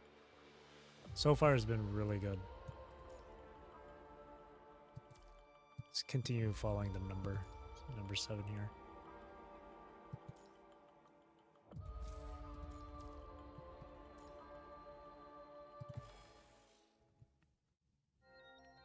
Gabriel, how fares thee? Not much progress. Kowloong is more powerful than we thought. And as far as I can tell, Lamia is having trouble as well. Hey, I can speak for myself. Why am I getting bullied even on the comms? Sorry, I did not intend to offend. Don't mind her. Let's do a sit-rep to make sure we're all on the same page. Alpha and Miss Luna will be resting near where we met up, and will likely not join us. They might meet some stray resistance, but not much. Indeed, only the 3 of us are required. The mere presence of Miss Luna and Alpha is already more than helpful in inhibiting the enemies. Anyway, though Kowloong still stays still silent, more and more of their toy soldier Pektas are getting deployed. It's only a matter of time before our temporarily enhanced corrupted get destroyed. Doubt my laptop could run a game like this, though, without overheating. I don't know. I mean, I feel like it just depends on your specs. It depends on your system. Keep in mind that this is also you can play this game on mobile as well. This was originally a mobile game. I take it you have a plan? Since Kowloong's constructs don't have infra devices, we take advantage of our abilities as ascendants and spread as much of the virus as possible. When we have the place all fogged up, they'll become our little puppets. We have been spreading the virus from the start. The effect might still take a while to show. Which is why, until then, we stay on the defensive and play for time. That's the safest strategy. That might contradict Miss Luna's plan. Though I do agree with your suggestion. So what else are you trying to do, Gabriel? I will mount an attack and spread the virus at the same time. You two should act as you both see fit. We just agreed on what to do, and then you see it and went straight to it? Such a doer. That's just how he is. Lamia don't slack off just because Gabriel's doing more than his share. We can't hold out for long without Cerberus. Captain, any luck in contacting them? Voice acting is 10 out of 10. I do like to try and give them more personality during like these unvoiced parts, instead of just using my usual voice. I do try, even just for a little bit. Besides, sitting here and reading it silently isn't very entertaining for anyone watching or listening. We have a channel linked, but it's radio silence over there. Don't know what's going on in their heads. Camus is saying that they must have their own plans. Camus, you can even converse with him now? Well, it's kind of like talking to a wall most of the time, but every once in a while he does give me some tips. Tips. Here's one. Ready your weapons. We'll take care of the enemies, and try to get to high ground. Try to get high ground. Understand, Kamui? Yuppity up. Yuppity up. Oh.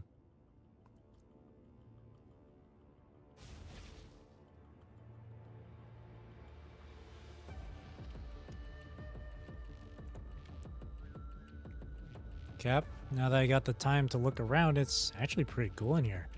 Spare that for later, just move. Oh, by the way, I snagged this on our way out. Stow it away somewhere first. We might find it useful later. ID card.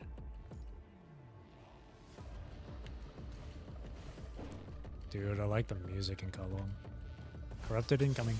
Where? Camera, please. 全力その程度の抵抗生死を分けるのは一瞬よ There we go.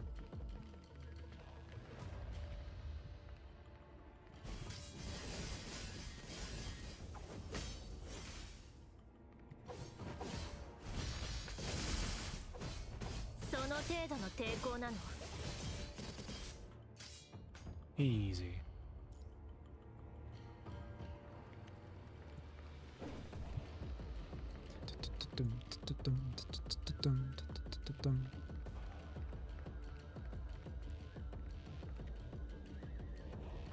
Okay. Damn. I'd be a Conway pancake if one of those dough rollers run me over. I see some platforms around the sides. Let's advance using them as temporary shelters.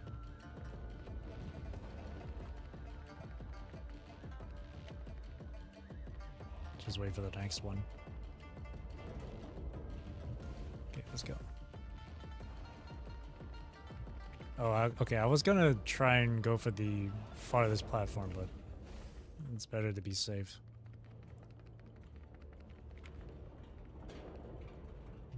Especially as we continue moving forward. It's coming! What?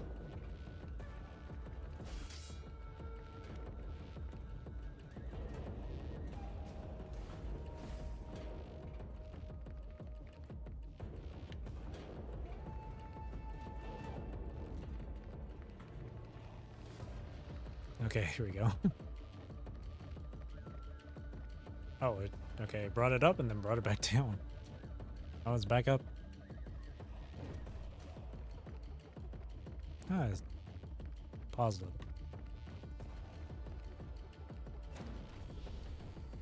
Corrupted ahead.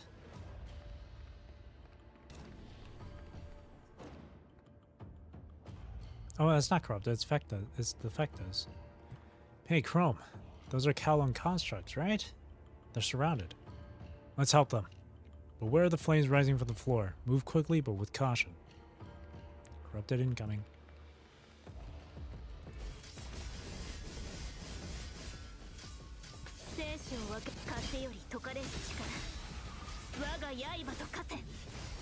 Oh, the fire. Oh, my health is really low.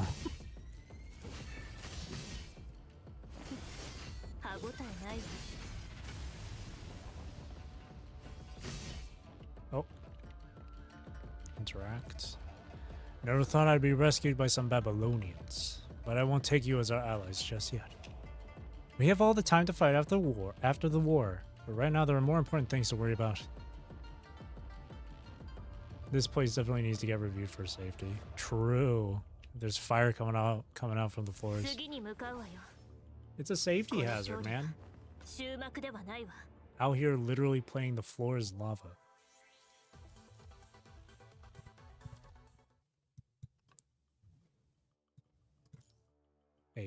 Frankenstein. It was complete mayhem in Kowloong City. They seem to have underestimated the Ascendants. Story event? Wait, what's this? Oh, I see. Wait.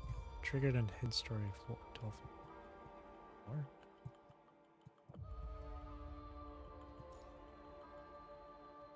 Wait, what? Oh, and hidden story. Okay. I got confused for a second. Secrets. Yeah, it says it's a hidden story. So that's going to be relevant, I'm assuming, for when I do the hidden story. Okay. Let me get a drink of water, hang on. It's a lot of story, it's a lot of reading. But I like it. I like it this way. At least it's not like 90% just talking and reading. Equal parts dialogue, equal parts action. Ugh. Monster. Kowloong, Babylonia. An abrupt tremor seizes everything, rendering members of both factions all paralyzed on the floor. I will pray for you. The culprit, Gabriel, saunters down this littered path. His black-clad figure casts an enormous shadow on the ground, but his footsteps remain soundless. Gabriel is more than aware that the constructs are still conscious. His attack only partially disabled their functions. The constructs are all struggling to get on their feet, trying to exact their revenge. Yet, that is more than enough. Gabriel would not kill unless necessary, not in the least, but he would not hesitate to do it for Luna. For Gabriel, Luna is a symbol of the world spirit, the whole, something he would give his all to defend. This light wall must be some kind of protective shield. Reading can be a bit hard though, especially when it's like that fisherman sailor scene from earlier.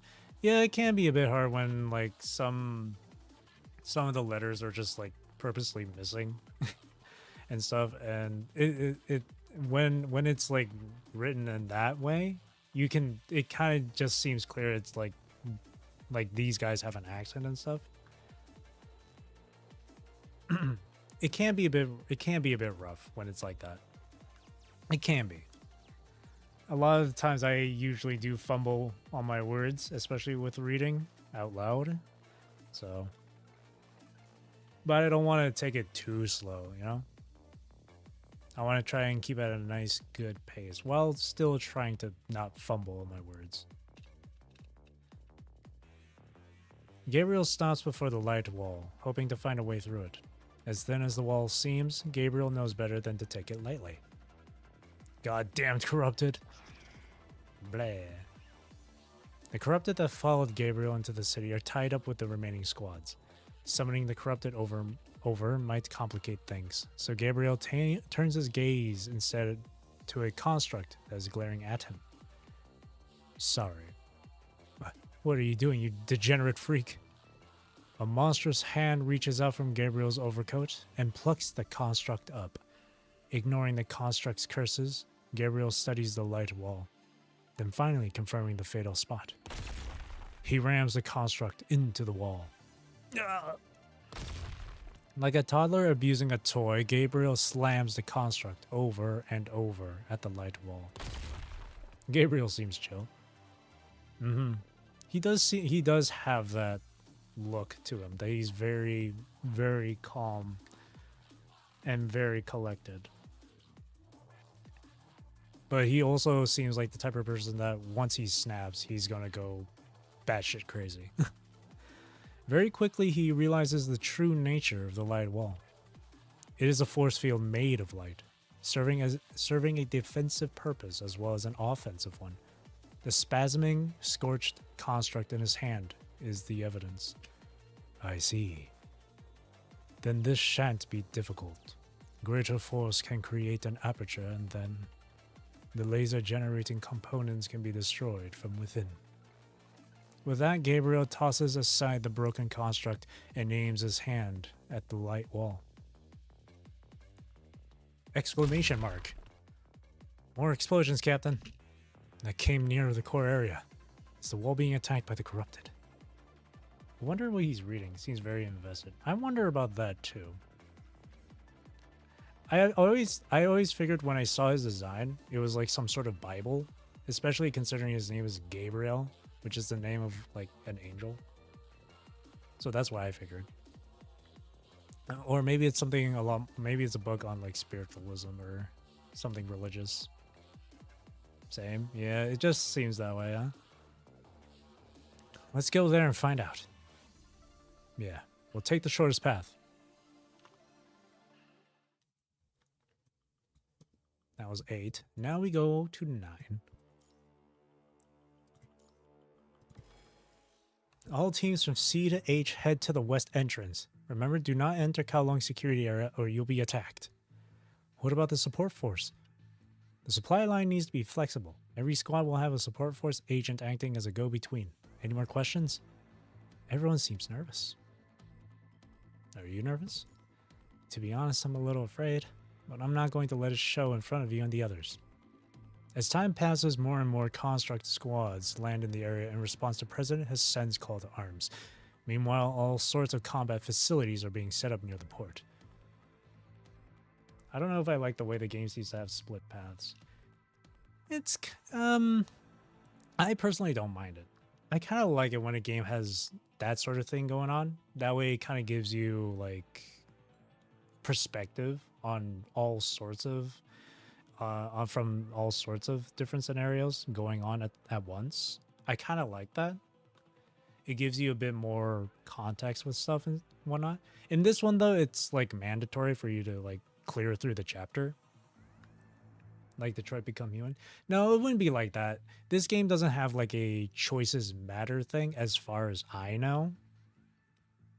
It's kind of like these are parts of the story that you will go through no matter what. It's just, you know, you can just choose to go one way or the other, or just, you know, change in between the two. I'm only doing it in the order that's numbered because it said like 12-7, 12-8, 12-9. Woo, very good. Hey, McLoves. Though battle-hardened, none have been in a war of such a scale. A mix of nervousness and excitement quickens everyone's step. Love PGR history? So far I'm enjoying it. Hope you like it. Yeah, I definitely am. I'm liking it so far. It's getting really interesting. It's really cool. We're up against non-regular corrupted, or just one ascendant, but a well-disciplined army.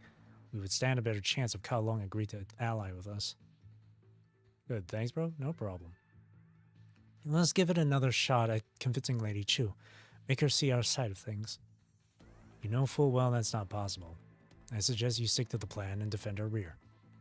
The area behind us is covered with field operation facilities, and so is unlikely to become a battlefield. Still, there's no telling what will happen. But this is our home. We should be the ones fighting at the front lines. The rear lines matter as much as the front lines. Thank you. If that's the case, then we shall follow it. You can count on us to keep the rear safe. Great Raven, right? Your squad R. Please head to the east entrance when you're ready. What's the situation now? All the squads are in position. Now all we need to do is to build as many defense facilities as possible before the enemy gets here. Just gonna take a drink of water here. Just reading this, just narrating this stuff can take a toll on my voice. It's alright though, it's not like I'm gonna die. Do you think we stand a chance? I think we do, otherwise the president wouldn't have summoned all of us here. Plus Kowloong seems to still be hiding a lot of constructs. We should have the upper hand against the corrupted. So the key hinges on us defeating the Ascendants. Anyway, I've sent the route map to your commandant. Check it for yourself. Oh, there you are. That damned smile. Vera, dressed differently than usual, suddenly shows up amid the crowd. From the ID and the design, the outfit seems to be her actual combat frame. Vera, what are you up to this time? Nothing. I'm just checking on you after I saw the dangerous thing Asimov prepared for you on his plane. Oh? No reaction? I see, so you don't know. I guess that little toy remains just a little toy. Shame. Vera, get to the point. Maybe I'll tell you if you live through this. Psst, get lost. Can't wait to meet the other Cerberus members. How do they stomach this woman?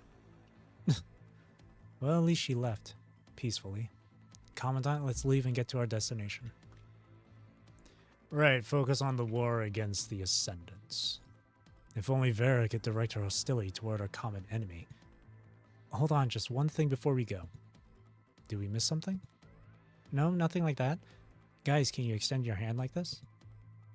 Okay. Thank you. Lucia, Lee, can you do that too and line our hands up together? Like this? Either hand is fine, right? Yes, that'll do.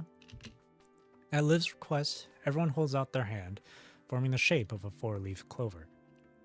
I've never tried this before too, so please stay still, everyone. Vera's badass with some sadistic issues. Yeah, when I first played this game and I saw Vera and I heard her voice lines and all that stuff, I was like, okay, I'm getting her. I want her. Right now I have her to SSS. But then I saw Alpha Crimson Weave and I'm like, okay, I want her too. And I got her to SS.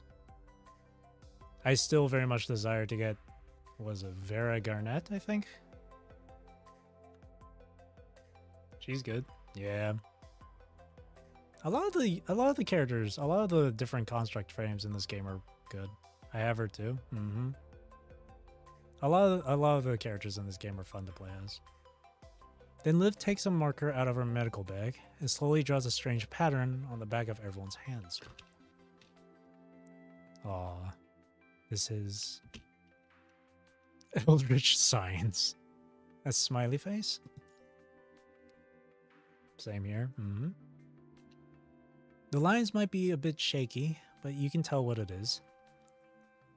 This smiley face represents our belief that we'll always be together no matter what happens. It's a symbol that... Huh? Definitely Eldritch Signs. Yep. About to summon Cthulhu out here. Sound of explosions from every direction. Commandant, Liv, Lee, we gotta hurry and get to our destination. And the war begins, heralded by the sounds of explosions. Who fired first? Who marched first? They no longer matter. All that matters is that the war has begun. War never changes. この戦い、私このを楽しませて戦い。ほしいものね。 This fight better not be a boring one.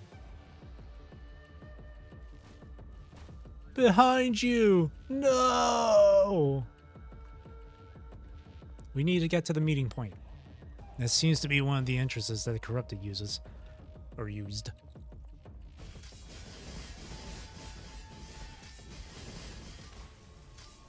Okay, I really thought I was gonna get hit by that. So.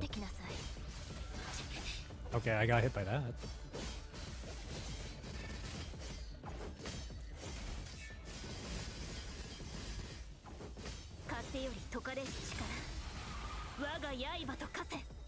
And they went boom.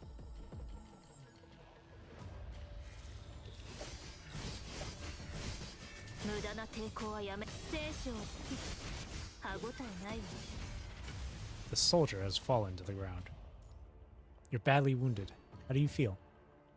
No problem at all. I just need a break. You keep going where you need to be. Something is behind the planters. Is that right? Did you get Lamia? No, sadly no. I really want to get her though. She looks awesome. I really want to get her.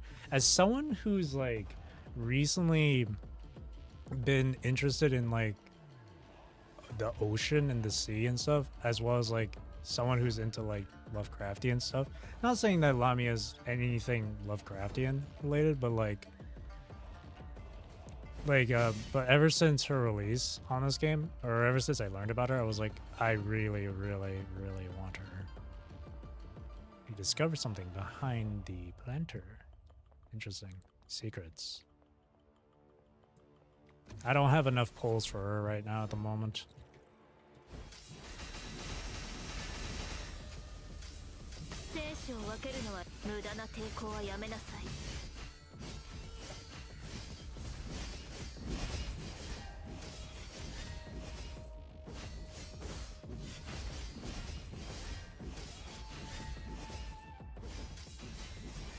They're really putting on the heat.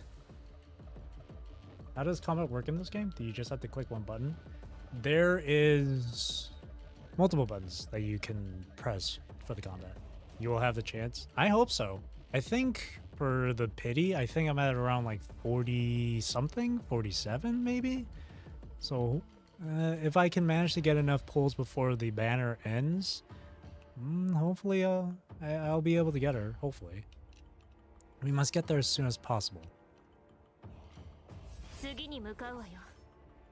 この勝利が終幕ではないわ。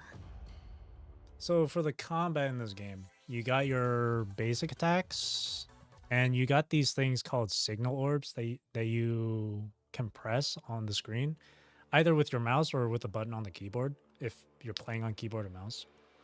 It's the same. It's the same thing for like controller as well, though I don't know controller settings. And the signal orbs that you can press give you like allow you to perform additional attacks and abilities and whatnot. And then you got your ultimate, and then you got your like little companion or CUB cub in this game that can do a skill to fight alongside you and stuff. I play on smartphone. I used to play this game on the phone too. It felt pretty good. Like it wasn't super hard to control or anything. It's pretty good. Right now I'm just playing on PC. When I learned that there was a PC launcher for it, and it feels just as good. I think the only thing that I wish would be better would be like the camera controlling, because it's not like you're using your. It's not like if you're moving your mouse left and right, the camera moves as well. You have to actually like click on the screen and hold the mouse button to move the camera. So it's kind of like awkward. But a lot of the times I don't find myself doing that. I kind of just let the lock on help me out with the camera. Yeah, we're going to go in order. So that was 9. We're going to 10 here. The camera is the other difficulty. True. Camera can be a bit janky in this. Do you plan on 100%ing the game or just play until the end? 100%? Man, there's a lot of stuff in this game. There's a lot of stuff in this game. I will tell you that right now. So trying to 100% it is gonna take a long time. Eventually I'll go through a lot of the stuff the game has to offer. Like there's still this stuff, and then there's this stuff, and then like the studies, like the rating committees, and then there's still a bunch of side content here. Are you doing the events? Yeah, I've been playing through Cradle Parade, and I did read through the bit of the story in Cradle Parade, like near the end and stuff. And it was really good. I really enjoyed it. I did play through the previous one that was featuring Alyssa a little bit. That one was pretty good too. Some give black cards. Yeah, a lot of the stuff can give black cards. But it's just so much to do that's like, oh god. I feel a bit like intimidated. Oh, I'm at 43 pulls. I'm close. Close. Yes. Yeah. I know. Yeah, you understand it. Armon.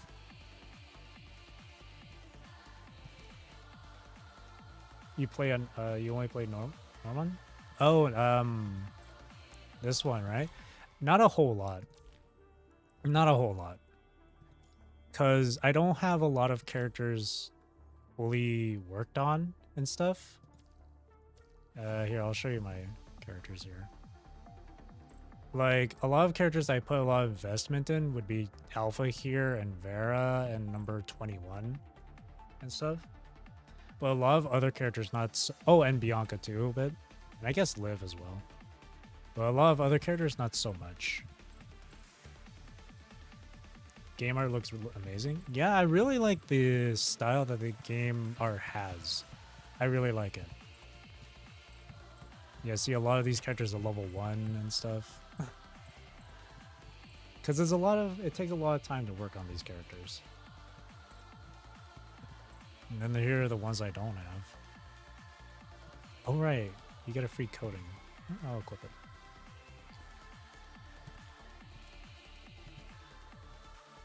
A lot of characters. See, I really want this. I really want Vera Garnet. Yeah. Free coding. Very, yeah, it's really nice too. Nightwatch Alyssa is really nice for coding.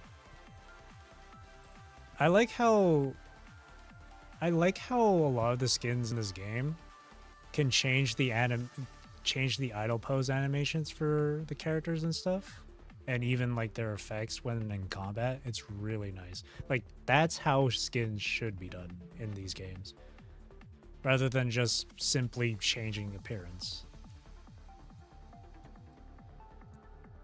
Vera is very good. This Vera is very good. Yeah, I really wanted her when last Spark patch came out. I played through that one too. Mainly for Vera. But I never got her. Last skin from Lucia Plume is cool. Let's see. I have her, don't I? That's not Plume. Where is she? Do I not have her? Oh, okay. I guess I don't have Lucia Plume. Oh, here she is.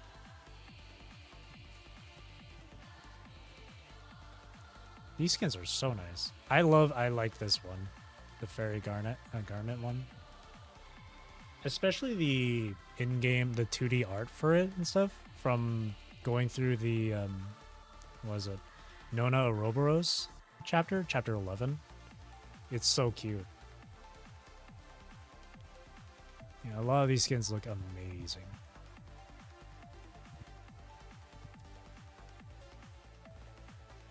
Is there a specific skin that you're aiming for? We already have a new Lucia in CN. I've heard about the new Lucia, Pyroth, right? For specific skins, to answer your question, Gaming Watch, if I manage to get Lamia from the polls, I want her skin. I want this skin. If I get Lamia from the polls, I will buy this skin. I will buy it.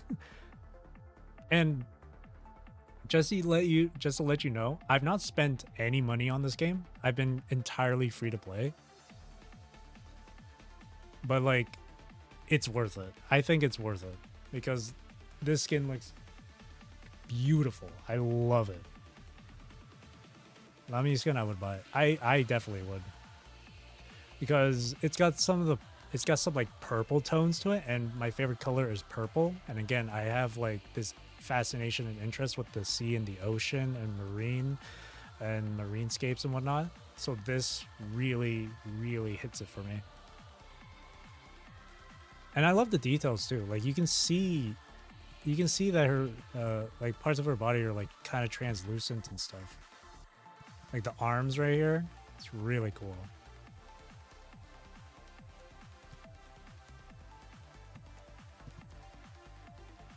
Favorite construct is Rosetta. Rosetta.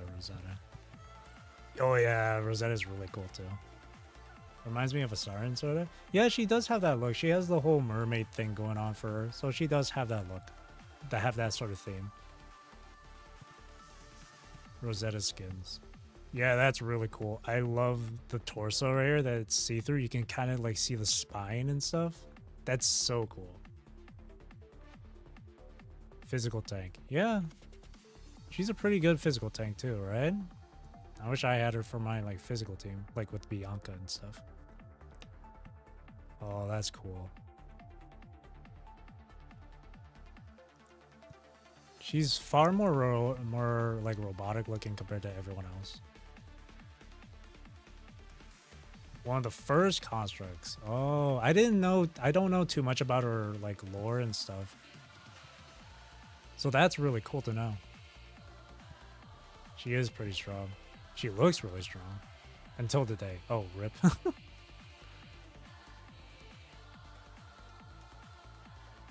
I still think she can I'd like to think like everyone can still hold up pretty well as long as you take the time to invest in them.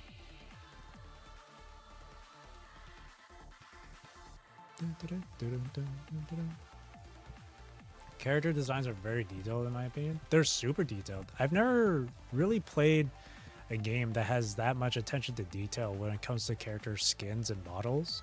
It's really cool.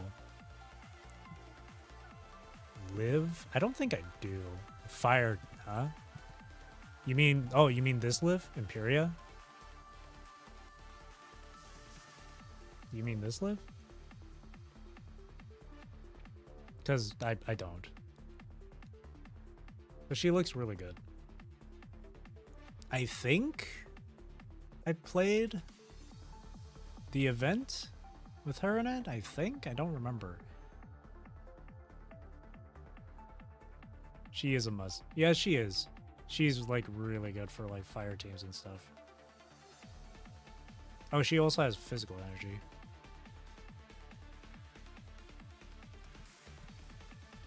I remember I did watch the,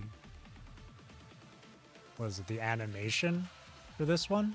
Like that 6-minute like cinematic or 6-minute animation. Really good stuff. Really good stuff.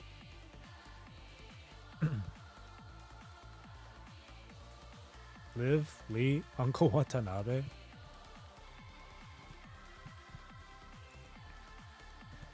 Like Lee Hyperreal, right? And I did hear that there's going to be another Watanabe frame coming soon. For global, I mean.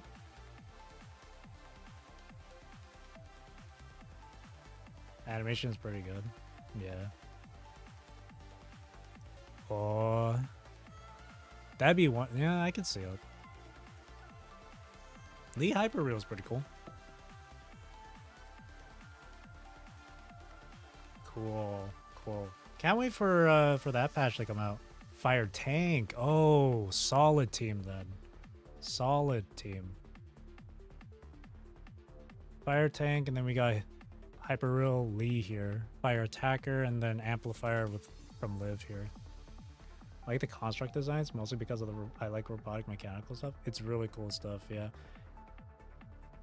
They have some really nice, it's really nice details to the construct designs. Because they're all machine. They're all machine. So for the most part, those mechanical robotic details are there.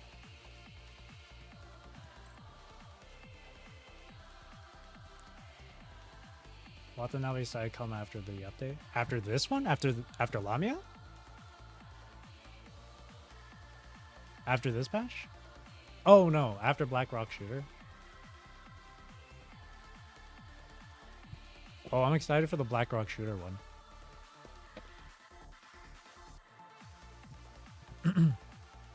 I saw a bit of gameplay for the Black Rock Shooter one. Really cool stuff. Really cool. Very excited. Alrighty. Get back into the story. So we're going for 12-10 next. Support force.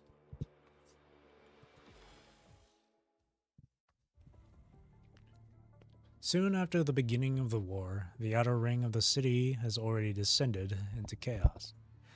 The cacophonous shrieks of the corrupted and the clang of weapons are the only things that fill the air. At first, the Babylonian squads were having little trouble fending off the corrupted, but then they began swarming in.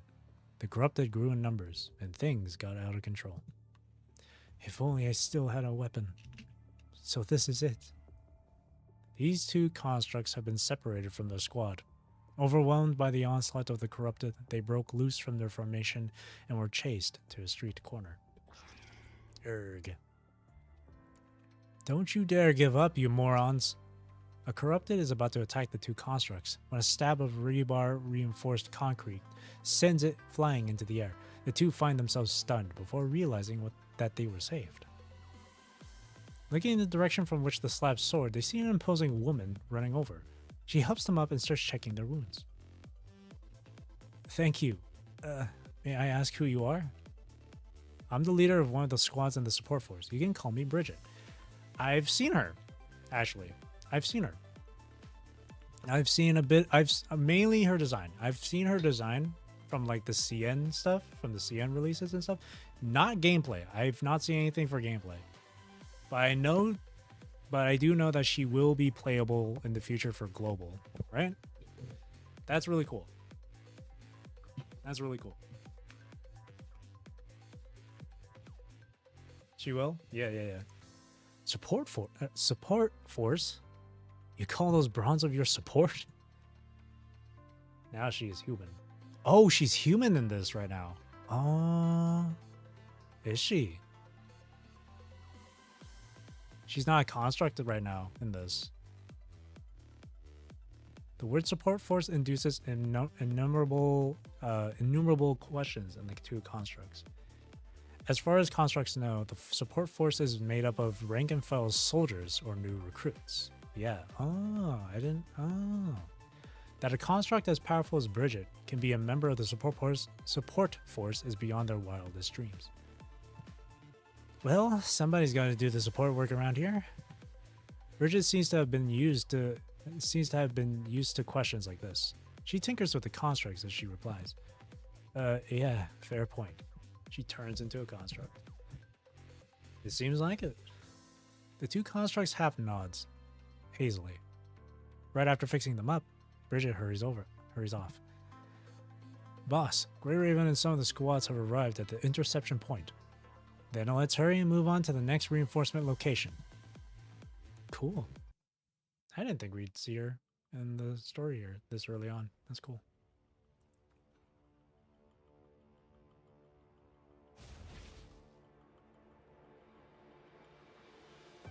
Support here yet? Divide yourselves into two teams. One will set up the defenses while the other engages the enemies. Only constructs are playable. Yes, only constructs are playable. Omniframes and uniframes. More corrupted incoming. Just us against that entire horde? As long as we're together, there's nothing to fear. Hold your line.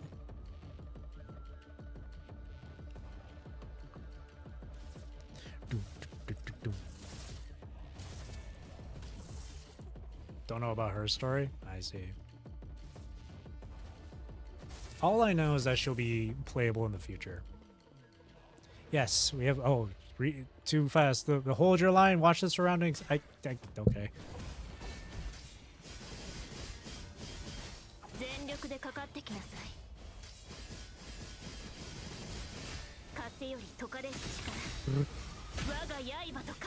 There were some humans too. There are humans in this game. Right now, I think from what I remember, a lot of the humans are currently living on a space station that's called Babylonia.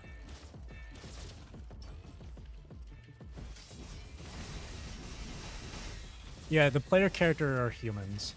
The player character is a human.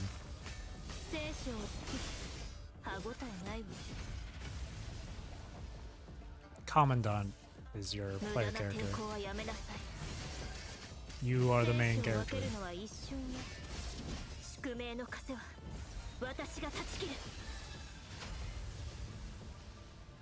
Such a cool alt animation. All intruders must be exterminated. These bastards. They are attacking anyone that's not one of them.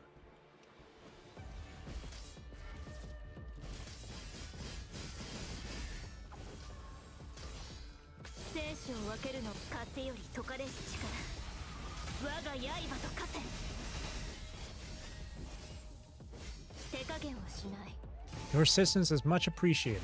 We managed to suffer only minimum losses. We can defend this place a bit longer after some rest. But don't push yourselves too hard.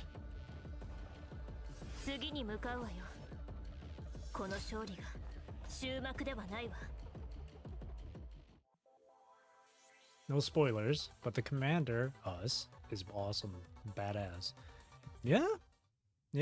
After going through Cradle Parade, there was that one little like scene where it's like a first-person view and shit. That was pretty cool. That was really cool. And I did see some artwork of what Commandant actually looks like. Pretty cool design. Pretty cool. Reminds me a bit of like Doctor from Arknights because of the coloring and stuff, the color scheme. It's just more like in this game he's just more like geared up and stuff.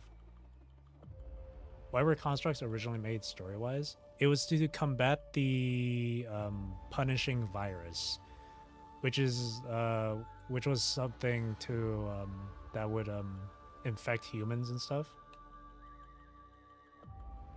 It was to help combat. Well, no, not help combat the punishing virus. It was to combat the corrupted, who are mechanoids that were infected, that are infected by the punishing virus. I believe that's the story of how they were made and stuff. And each construct is like have their own consciousness, their own like mind and stuff, own personality. And the reason why there's so many different versions of the same person is because those are different frames where they can like put their minds into and stuff. I think that's how it works. When you get to the Lamia chapter, you'll understand. Gotcha. Think of constructs kind of like Nier Automata, where they're there to help fight off the corrupted and fight for humanity, basically, in order to take back Earth, kind of thing. Since humanity, for the time being, is kind of like, for the most part, living in space, in the space station. So it's kind of like that. It's kind of like Nier Automata in that sense.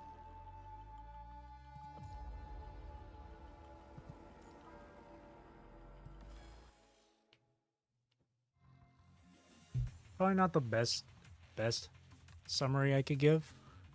You most likely would be better off like watching a video on YouTube about it. It will definitely give you more information.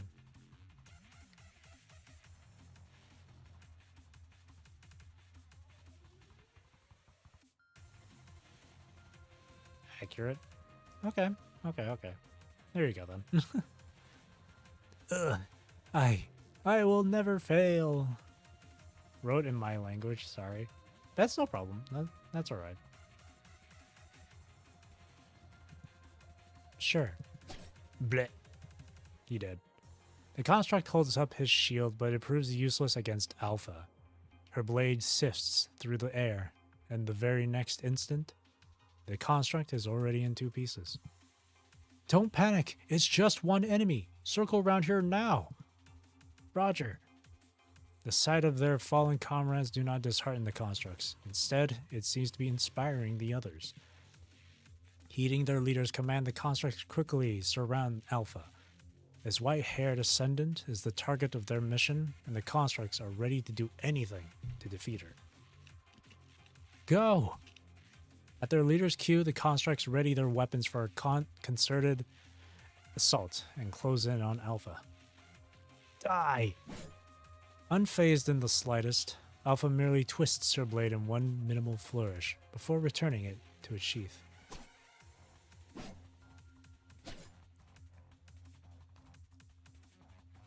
Like their comrades before them, their fate is sealed the moment they met Alpha.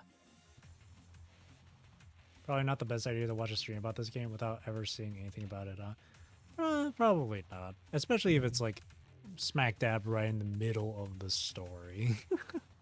But at least it's a way for you to get curious. It's a way for you to be curious about the game. Like, you're gonna come into a stream, you're gonna watch some random person on the internet play some random game you've probably not heard of. You see the story, you see the gameplay, and you're like, oh, this is curious. I might want to check this out, you know? So while it may not be the best idea to go into someone's stream to watch and learn about a game's story, really just the game's story, I mean, at least it gets you curious. That's the spirit, yeah.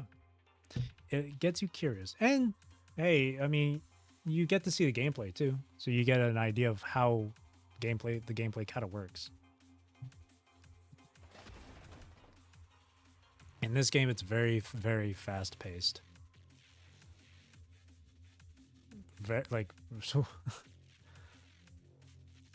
Really fast paced. Not a single explosion. The cut has steered clear of the volatile core components of the constructs. Their metallic frames groan before crumbling to the ground, and life becomes matter. A predestined result. Chance plays no part. This This is the Ascendant Alpha. She single-handedly wiped out all the Vanguard squads. Alpha senses the arrival of the belated guests. Grey Raven. I was wondering if I'd ever see you again. Alpha, what do you have to gain from slaughtering your own kind? My own kind? Interesting way to put it, Lucia. Lucia inches toward Alpha cautiously, blade in hand. Alpha calmly smiles off this encroaching threat. Are they not? Those constructs you cut down there, they were your comrades, our comrades. Why did you become like this? Answer me, Lucia. Huh? I knew it. Lucia's exclamation answers a question that has long been hanging on everyone's mind. Some time ago, Lucia has already realized that Alpha is another Lucia. When did you find out? And do you ask of me or yourself, Lucia? During the time in the Arctics, I already knew that I wasn't the real me. And fighting with you again, I realized that your moves, the way you handle your blade, you are the real Lucia, aren't you? Commandant, we must stop the corrupted here from advancing further. If we occupy this bridge, we can bottleneck their advance. Don't fight alone anymore. I won't. Lee, Liv, ready your weapons. Oh, shit.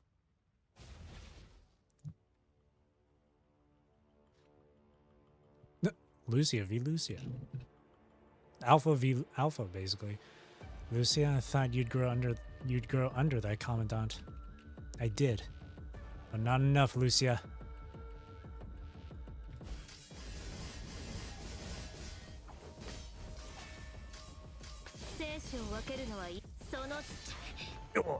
Okay.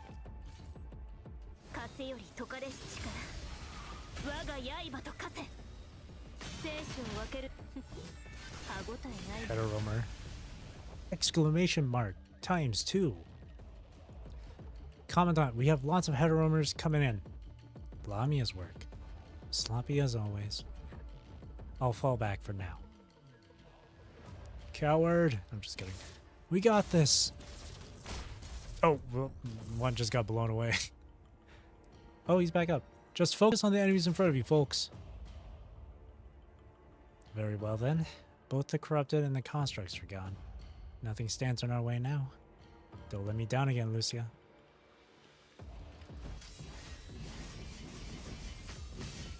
Nope. My shots are connecting with her. Wait, could she be? You take on my face. You take on my blade. You take on my voice. Yet you still speak words I've long since left behind. You had your chance. Lucia. Now die. Oh. Oh, I thought there was going to be like a cutscene or something. Unlike the clean and merciless cuts, Alpha tears through Lucia's body with something that almost hints at emotion.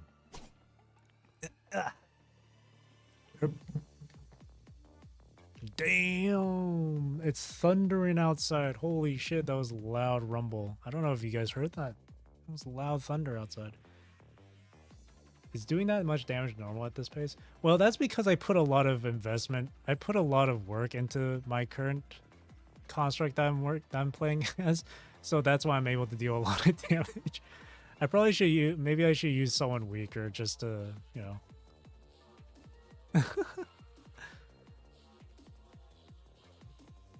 I can switch to someone weaker. Maybe it'll provide a bit more entertainment. But yeah, my character is just strong. Maybe you should just use just Lucia. Yeah. Maybe I should do like maybe like lore accurate, story accurate. Maybe I should just use regular Lucia. Give the enemies a fighting chance. Well, that's the thing. Sometimes the enemies do get a fighting chance if you're not too careful. Because there have been a number of times where I wasn't, you know, careful with these fights. But I will switch to regular Lucia. Her blade dances in the air amid a crescendo of anguished moans. Upon sheathing the blade, Alpha kicks Lucia onto the ground. Catch Lucia. Ignoring the danger around you, dash forward and catch the nigh-broken Lucia in your arms. Cough. Your arms do not manage to mitigate the fall. A cloud of dust is whipped up from the impact. Commandant. A quick check on Lucia's condition confirms your worries. She has been damaged beyond repair. Her body has been completely mangled by the slashes. An intricate mess of mechanical fiber and circulation liquid oozes out of Lucia's frame uncontrollably. Don't talk. But then, how could I answer you? Though her lower torso is already sliced off, Lucia is still trying to shift over, lifting her head to eke out a smile for you. Oh no, indeed. Alpha is Gen 2 constructs. Ooh. Pretty strong, yeah. Just like how she pushes herself as always. But I think I might be. Lee, cover us while we retreat. Got it. You get out of here with Lucia and Liv. I'll catch up to you soon. Lucia dies here. You won't have it your way. You have your next move in mind, but none of you are any match for Alpha. It would be nigh impossible for the Grey Raven squad to extract out of this place. Even so, sister, can you let her go? From the corrupted horde afore the bridge emerges a girl, white-haired and tufted with a pair of voluminous twin tails. She reminds you of Alpha. Luna. Lucia, uncertain of which, speaks her name. You and the others realize that this girl in white is the leader of the Ascendants. Luna-chan. I'm unsure if I've introduced myself before, but it doesn't matter. As trivial as you all are, you have treated my sister well. My name is Luna, Lucia's younger sister. I direct the actions of Roland and the other Ascendants. Saying so, Luna lets off a half smile that sends chills down your spine. This white-clad girl before you looks straight out of a fairy tale. Despite standing directly before you, she appears dreamier and more unreal than anything in the world. As for the other details, I'm sure you've all gleaned information about me through various means. All the things the Ascendants have done so far. Are you really Lucia's younger sister?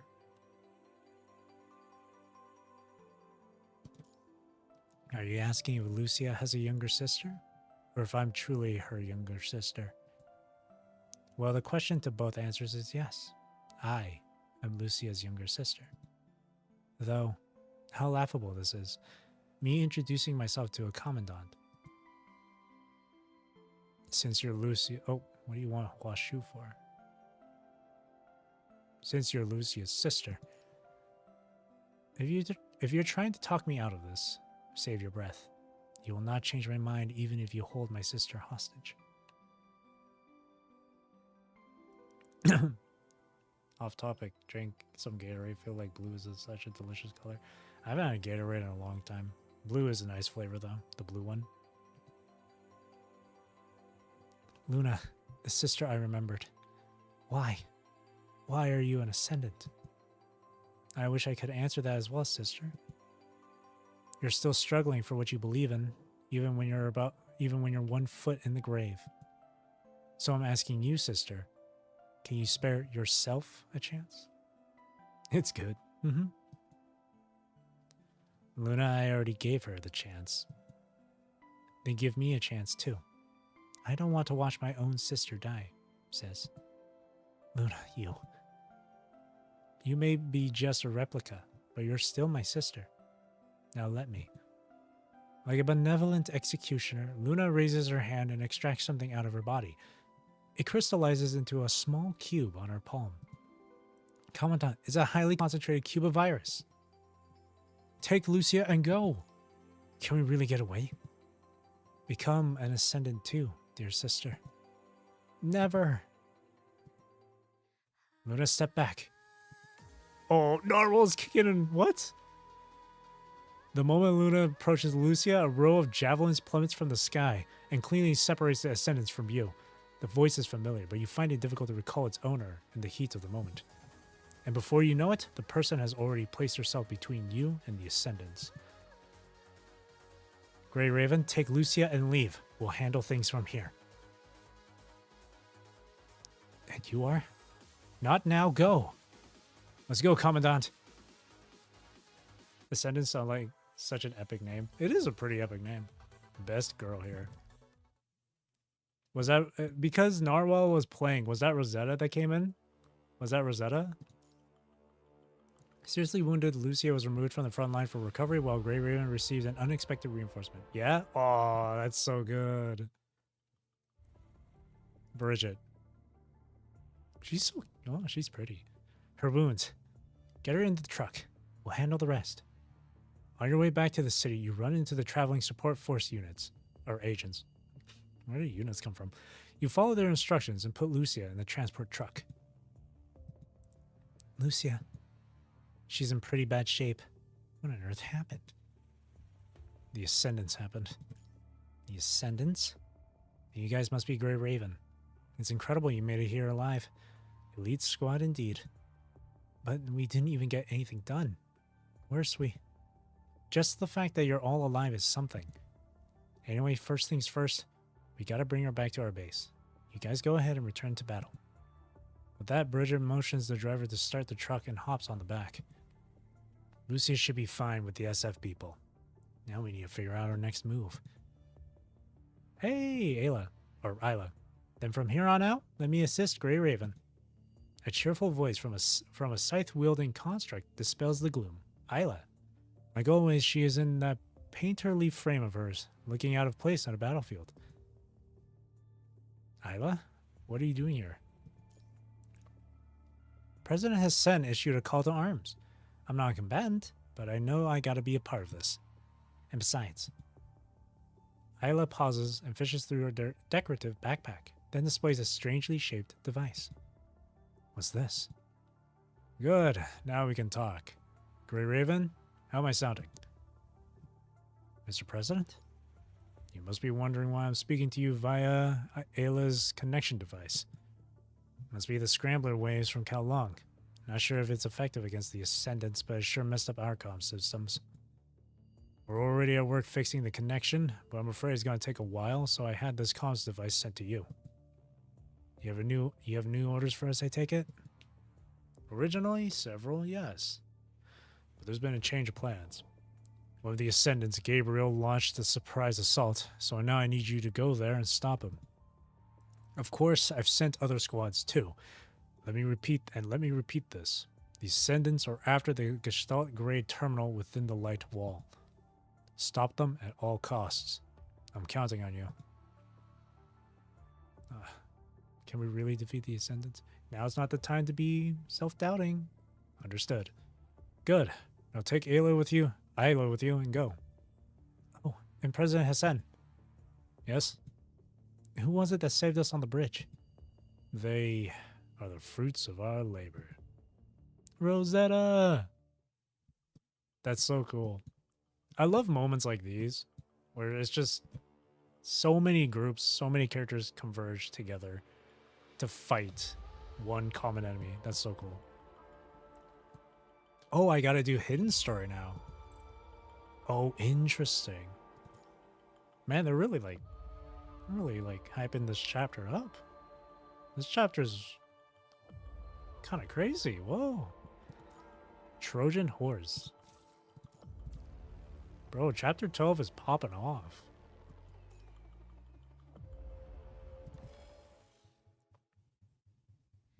Still too naive, am I? I'm sorry, sister. Happens to me too, no matter. Let's deal with these uninvited guests. No less than 30 humanoid constructs stand before the two, with even more bionic machines behind. Alpha scans the room before settling her gaze on the female in the center. Luna, let the unmasked corrupted go elsewhere. They won't be of use here. Nods. Diana! Unfazed, aren't you? You must be Alpha. And you must be the Forest Guards. I don't remember you being such partygoers. Why here? Why the Grey Ravens? Alpha and Diana rest their hands on their weapons at the same time, readying for a fight to break out. Narwhal's so good. And what of you? You came out of nowhere and stripped us of our everyday lives. What are you up to now? I see. You hold a grudge. It's about Rosetta. Hearing Alpha utter that name, Diana catapults her javelin. Alpha deflects the murderous projectile with the sheath of her sword. You have no right to mention her. Forest guards, spears up. Roger. There's no avoiding battle, is it? Do you not feel pathetic to be fighting for humans who have once betrayed you? You are the lamentable ones. You Ascendants borrow the power of the punishing virus to destroy what you desire and crush everyone's hopes. Narwhal is full, for real. And what do you gain from that? I don't know what history that city behind me bears, but you are the ones who left it in tatters, aren't you? We, humanity, finally found a chance to understand each other again, but you lot keep standing in our way. So you believe in that tall tale that Babylonia wove. You believe in reconnecting the world. And that's why we hurried here. To make the world one again. Control your mechs and target the figure behind Alpha. Oh, me.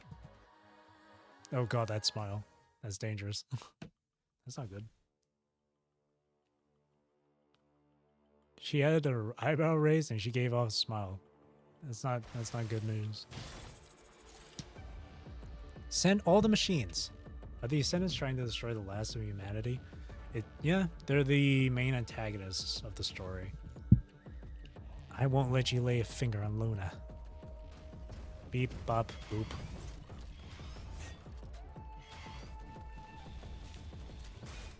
Oh, interesting.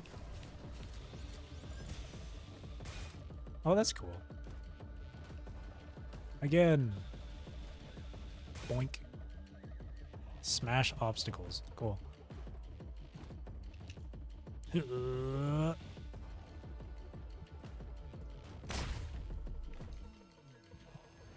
Oh, I thought there was a dude behind me.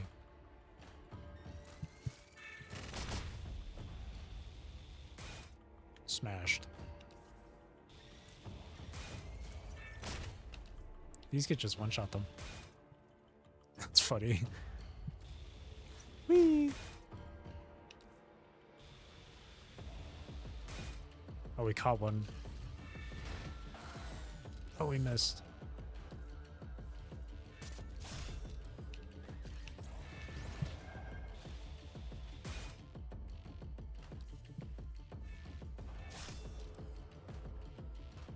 Did I miss? I missed. Got them both. We're being outnumbered. Come on stage, princess. If that's the case. Oh! No. I'll be your dance partner. Rosetta jump scared. Just out of nowhere. On the top rope. Who was the real prey? Cerberus or Roland? Oh, shit. Now for the other perspective. On Cerberus this time. Cool. Team Cerberus, respond if you hear me. Cerberus. Erg. Oh, you're such a pest. Cerberus, we've received new orders and are on the move. What's the status in your end? Kinda. The status is we're wiping up your mess. No openings in the visuals. We're surrounded. What is your location? Kamui and I will be right there. Tend to your own matters, good sirs. Hey, wait. After cutting off communications, Vera punts the corrupted in front of the faraway enemies and adjusts her posture using this breathing room. Asimov, Asimov, Asimov. That little coghead. The guy put a restriction lock on my frame saying that the battery still needs some calibrating, so it can't be used. You serious, man? The three are engaging enemies in different areas of the factory. Vera had Noctis support number 21, while she faces off against the corrupted in front of her alone. What's a battery? That's cute. You dum-dum. Now ain't lecture time. Kamui is one of the funniest characters, comic relief. Yeah. I like Kamui's energy, man. He's just so lighthearted. I'm no dum-dum. The columns aren't for you two to bicker. Give me timely updates. How fascinating. Don't you feel fear? Fear? Oh, I would so fear you leaving my reach, dear Roland. And find a giant spear right through my gullet. Didn't think I'd be discovered, though. I thought avoiding the strike hawks were enough. And that reckless, lunatic fighting style. You'd fare much better as an ascendant than a Babylonian. How about it? Want a little squeeze of the punishing virus? Well, try offering something else, because becoming an ascendant will have to decline. Why? Because pain is good, whether it's my own or someone else's. These three are also funny. Cerberus team. Yeah, they got that dynamic going. I like it. And pain, fair ascendant, is something of a human thing. Vera cuts a corrupted in two while speaking, then points her blade at Roland. You make it sound like we aren't human, Cerberus. So are you? Naturally, no. Keep boxing them in. Erg. Very cool. Oh, now we gotta switch back to normal. Lamia's poison. Apparently it's pronounced Lamia. As an ascendant, Lamia specialized in manipulating her enemies. Finally, I'm in position. In position, as in near the light wall. Luna did not spell it out, but the three ascendants are fully aware that that certain results are expected in this operation. As the war rages on in Kowloong, the balance slowly shifts. The ascendants have occupied quite a few outer areas and turned them into domains of the virus. You've been infected, huh? On the orders of Lady Chu, I will grant you a quick death. Exclamation mark. Lamia compresses the virus and discharges it wherever she goes. Just like what Roland said, the Fecta, without invert devices to protect them, are easy hosts for the virus. They quickly join the corrupted ranks. Damn it! As the viral density in the area rises, Kowloong's arrogance gives way to angst. They begin to lock down streets to minimize the damage. Captain, there's a female corrupted at the defense line. For the way she moves, she's an ascendant. All units, destroy her. At the Fecta leader's command, all Fectas snap into action and fire away at Lamia. But instead of hitting the target, the bullets phase right through her. Is that only a projected image? Then she must be near. Smoke her out. No, not a projection, but an illusion. It's bye-bye when you see it.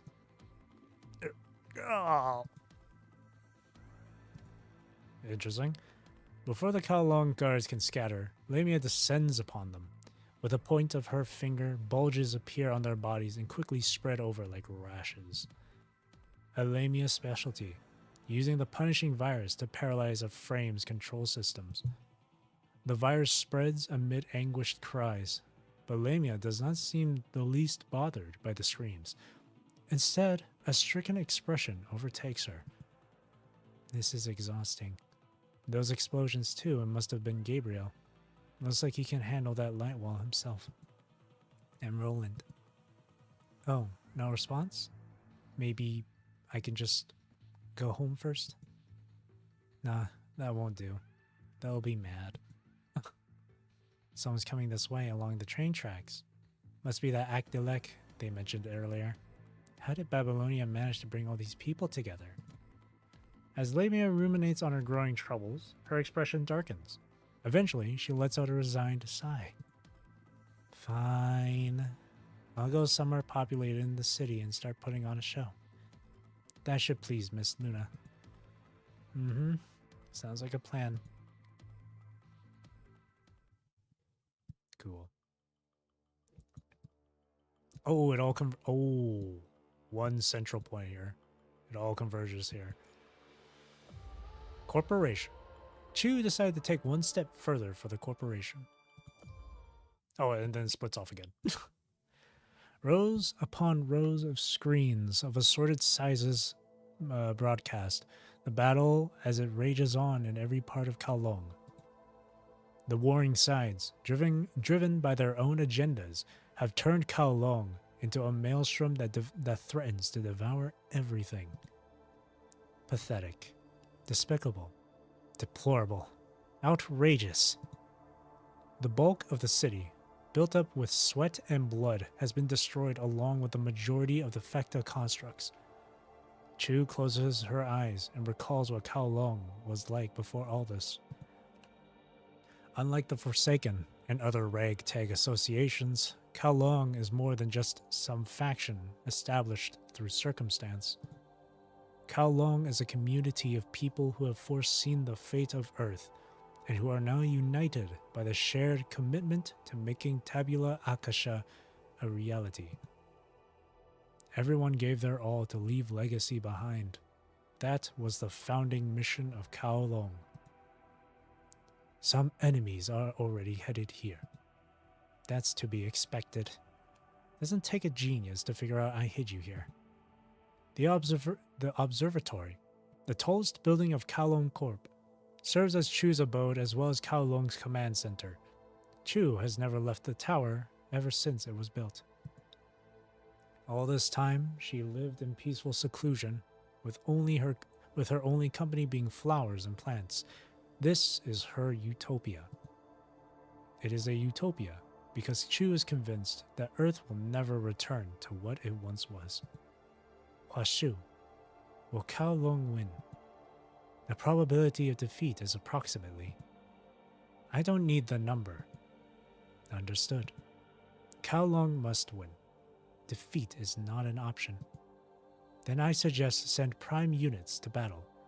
Though no more resistant to the punishing virus than Fecta, it can cause greater damage to the corrupted before it falls. Burning the leaves but not the root. It cannot be helped. Our constructs are built on primitive technology dating back to before Babylonia rose to the sky. But that primitive technology precisely allowed us to mass produce the prime and Fecta constructs to contain our people. Are you telling me that wasn't enough? Silence. Babylonia is marching forward, improving their construct tech, and even invented their so-called Inver devices, while we have been living in stagnation. Is that what you're trying to say? Looks like it's time to do something about it then. Spread the word. Activate all prime units and have the Fectas pull back the defense line. Abandon the entire outer Kowloong. Huashu does not respond in words, merely beeping to the signal that Chu's command has been accepted. Chu trudges toward the edge of the tower to see what has become of Kowloong. My hubris, that is my fall, is it? Punishing virus. And it splits off again. So we got 16, 19, 22. We'll go for 16. Hawk Hunt. I'm guessing this is Strike Hawk stuff. So I do have Kamui. I don't know if that's who we're going to be playing as. Wait, yeah, no. I only have Kamui. Oh boy. I gotta level him up at least.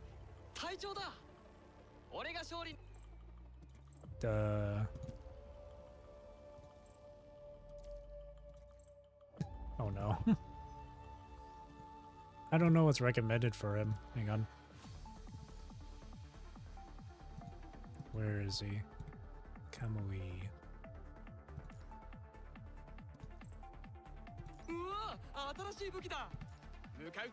Best guy.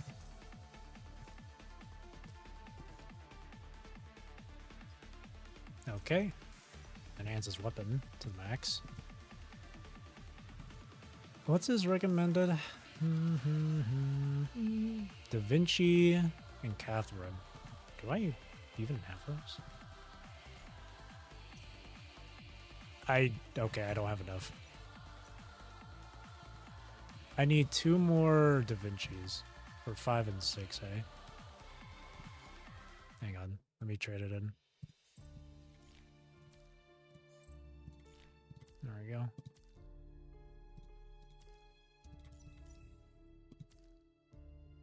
Level 1.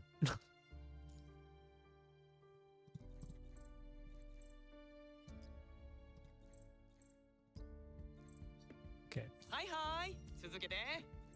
Let's promote.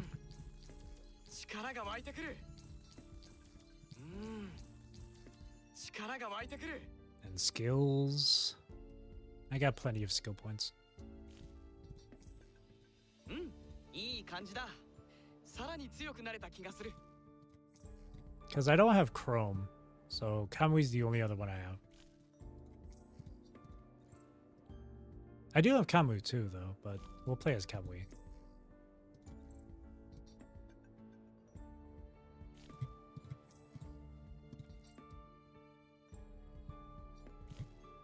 Okay.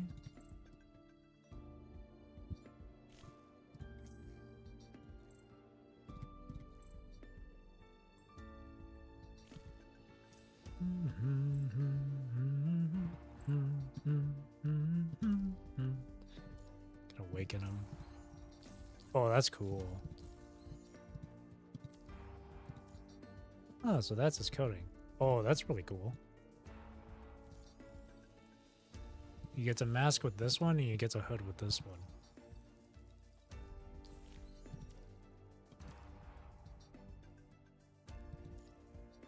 All that's left now is just to level this up. But I don't think I have that many materials for it.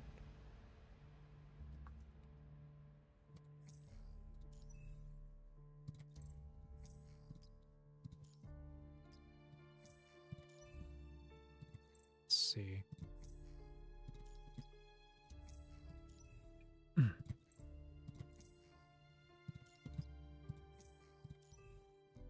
I actually might have enough.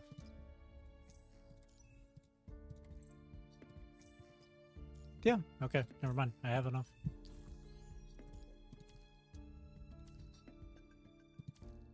Perfect. And I also got this here.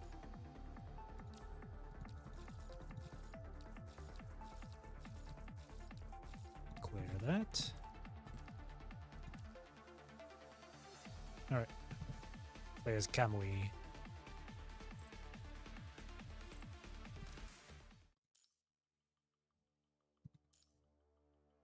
Cool. Now we'll move him to the middle.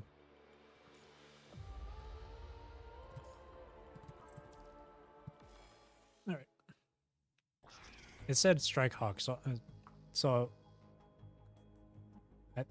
well, no, it had like it had something to do with Strike Hawk in the title of the chapter, in the title of it.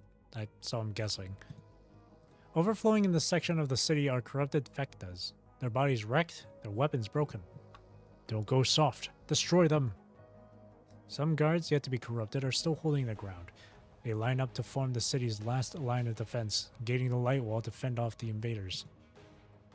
Why don't you just run? Dum vita est, dum-dums. The Kowloong Corp never backs down. You shall not pass, Ascendant. Then I'll have to pump more of the virus in you. Sorry. Sorry. The heedless words leave her mouth, all while she scans for more corrupted to modify into viral explosives. Okay then. Stop right there, Ascendant. A giant hunk of metal plunges from the sky, too big, too heavy to be called a sword. Following and landing after the slab of metal is its owner, Kamui. Oh, there we go. Cool. Huh? Hold on, what's going on? How are you still standing? Because I have a helping hand. Though Lamia is only blathering to herself, Kamui quickly catches on to her reason of puzzlement. Every molecule around Lamia is teeming with the punishing virus. Her mere presence alone would cause any approaching construct to collapse within seconds. But not this one in front of her. With a boisterous smirk that irritates Lamia to the core, he retrieves the sword from out of the ground, as if the virus is nothing to him. You must be Kamui, the guy Roland mentioned. Bleh. Thanks for reminding me of that stinky Roland. Well then, guess I don't have to introduce myself. Time to meet your maker, Ascendant. Protect me. Realizing that she is ineffective against Kamui, Lamia changes tack. She immediately steps back and fills the space between her and Kamui with a horde of corrupted. Cap! Good. Taking aim, and firing. Kapow! Chrome's bullet hits Lamia in her arm. My arm. I spent so long finding a good one. Good. Be good and stay still for the next few shots. I'm not going to just sit here and take it. Didn't expect you to anyway. Chrome's diversion has kept Lamia busy, creating an opening for a melee attack. With unthinkable speed, Kamui leaps over the corrupted and dashes right before Lamia. The air whistles as Kamui swings his greatsword up and across. Mid-swing, he shifts and adjusts, readying to lurch for a monumental follow-up to cleaver in two. But the sword halts mid-air. What's the matter? A barely conscious construct, somehow not fully infected, is now between Kamui's greatsword and Lamia. You have no qualms about killing your infected comrades, but what about those that can still be saved? He's kinda like you, isn't he, Kamui? What have you done? Release them! I tweaked the dosage of the virus, kind of like how Miss Luna does it. It's kind of a me-only thing, Careful with this ascendant, Kamui. Comrades' lives come first. Understood. Oh boy. Playing dirty. Look at the blubber. Kamui, we have to save them. I know. I won't stop you from helping them. Hee hee. Oh, I don't know how to play Kamui, but I'll just wing it.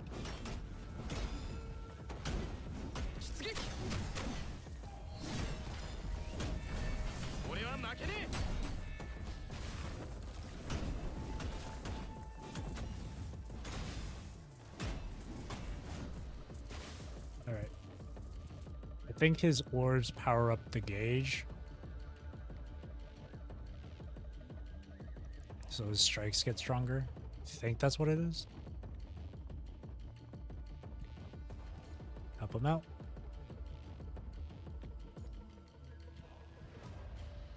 Drink more hot water. Hear that? Drink more water.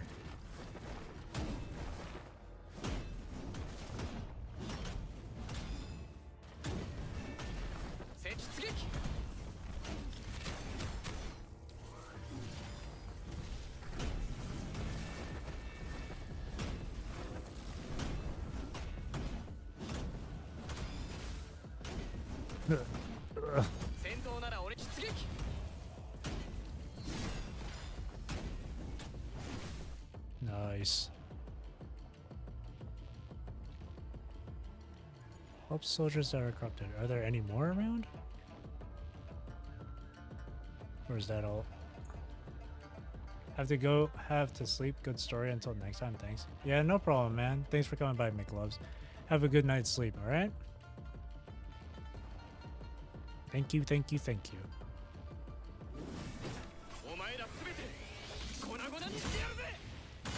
Oh, that stopped them in their tracks.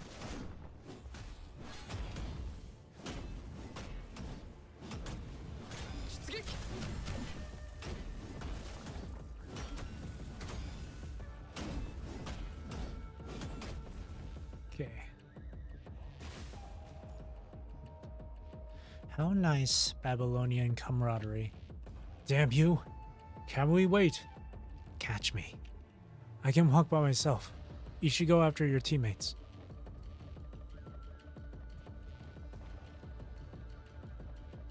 Alrighty.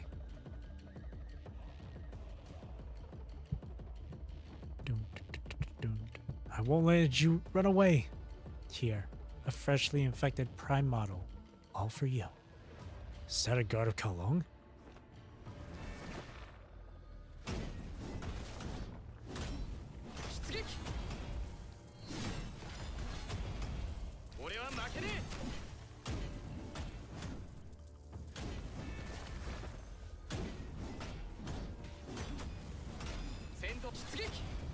You're the only one left, Ascendant.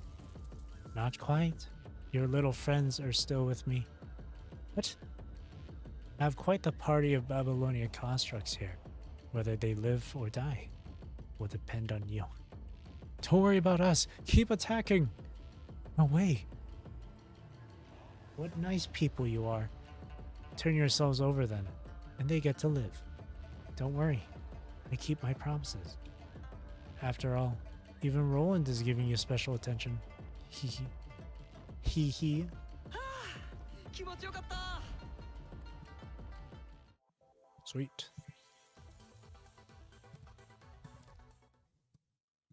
17 locked. Hidden story. Well, that's locked too. So I gotta do 19.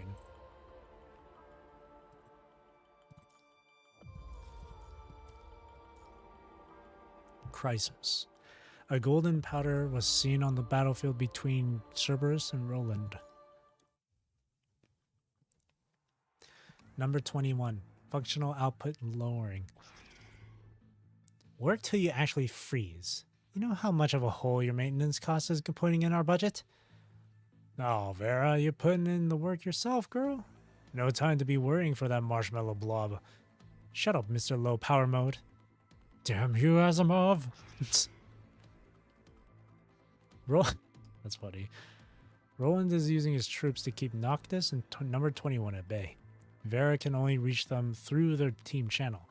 Her expression turns impatient. Look around you, fighting amongst yourselves. I have to admit, I've never seen a team quite like yours. You say it like you've met a lot of them.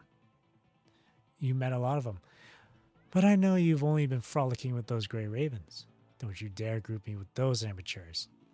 Well, well.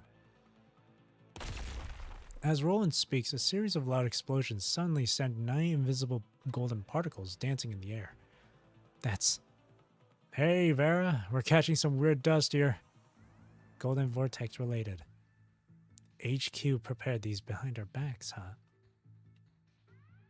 The explosions came from somewhere near Miss Luna and Alpha. I doubt these particles will affect them, but... Roland brushes aside the gold dust in front of him. He jumps off the platform and brandishes his chain blade and gun.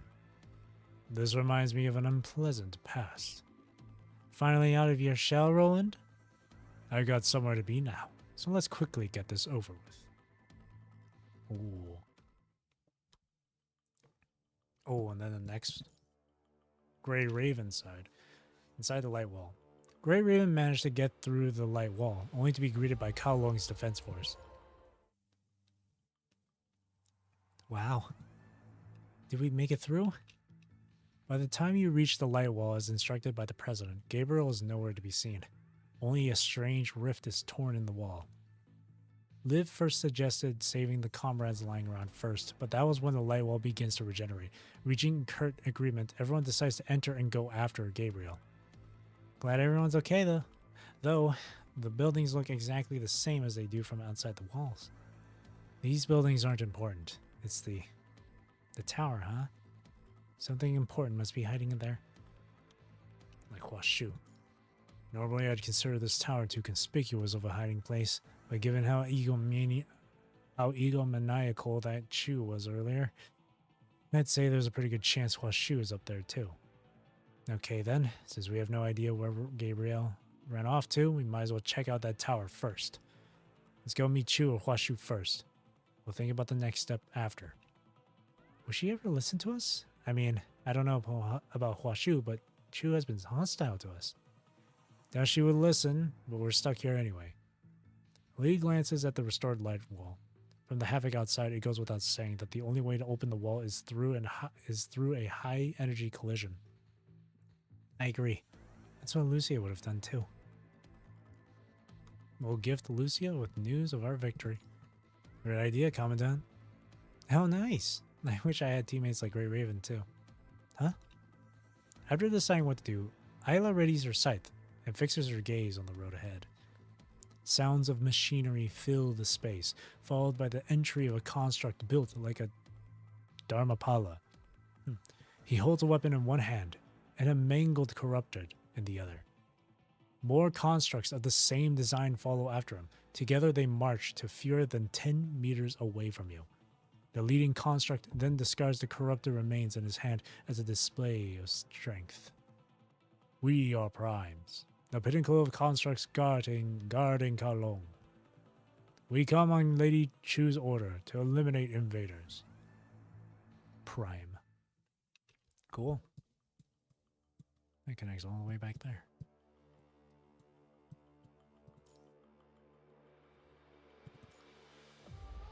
So this is Grey Raven's side. So it's Lee, Liv, Isla. Let's see. I have Isla. I have Liv here, and here's Lee. They're all physical. I don't know the team setup. These guys. I'm just gonna do this.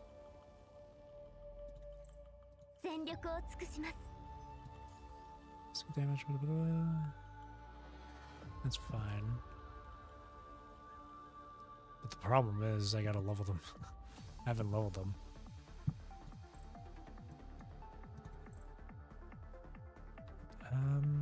She's 79.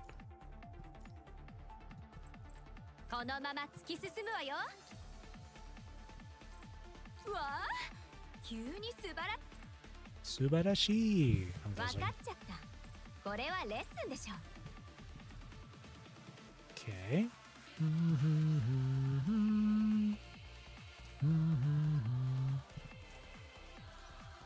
Do do do. Do do do do. Do do do do. Do do do do. I need more Da Vinci. I need 2, 5, and 6. Oh god damn it. 2, 5, 6. I don't have a whole lot of materials to level the memories up too, so I'm just gonna leave it at 1. Okay.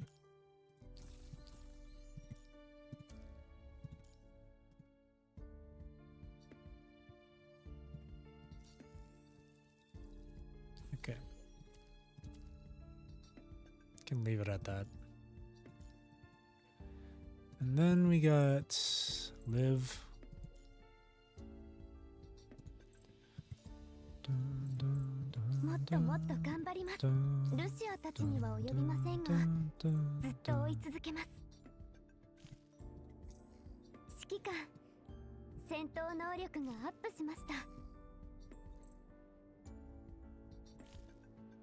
Okay.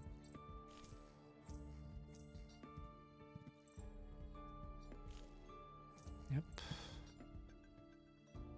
I got plenty of skill points left over too, so it should be okay.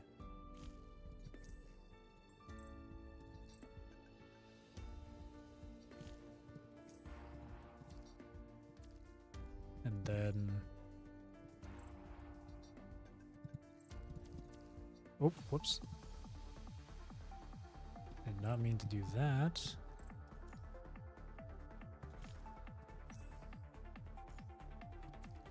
We'll have to switch that. I need... Okay, I need Da Vinci again. 3 and 6.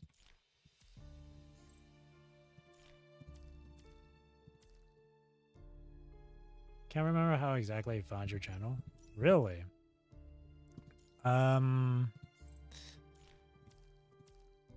Well, it could be any number of things. It could be any number of things. One could be,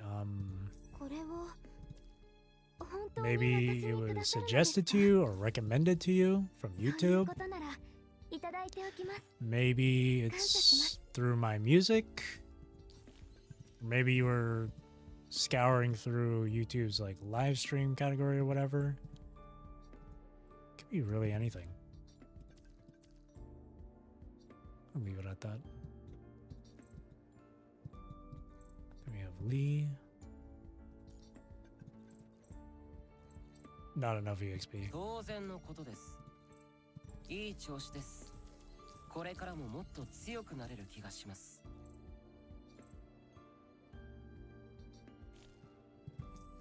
この行動パターン、今後も活用できそうですね。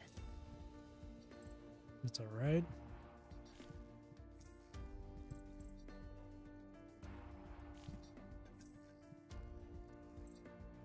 Space Lord.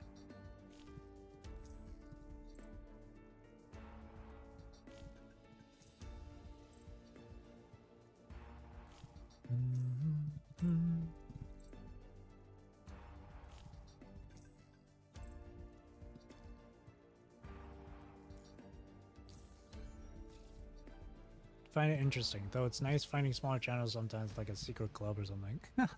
I never really thought of it that way.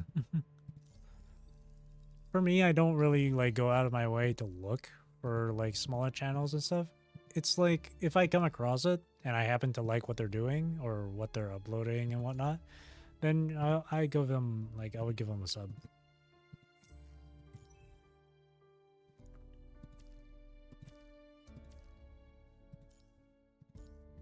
Whoops.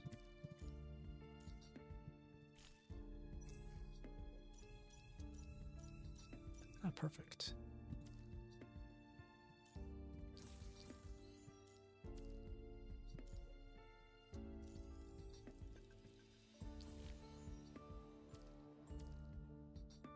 YouTube is a big space.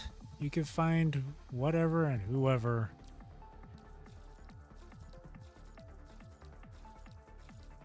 Claim all these.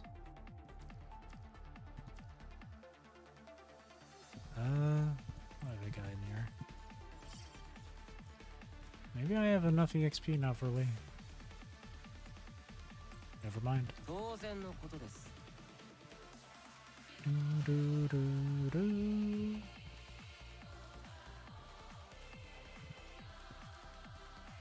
Maybe his guns I can level up? Nope. That's fine.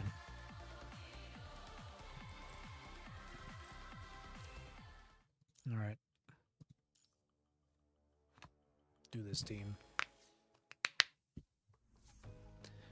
The Babylonian members and the Ascendants have both arrived near the observatory, dispatching guards now. Send guards to clean out the corrupted before they damage the relics. That course of action will lower our chances of victory. Those relics are a precious part of Kowloong. Go and give the orders, Huashu. Understood. If they want to climb up here to the observatory, let them. In this very yard, I will destroy them all. This leads up to the observatory.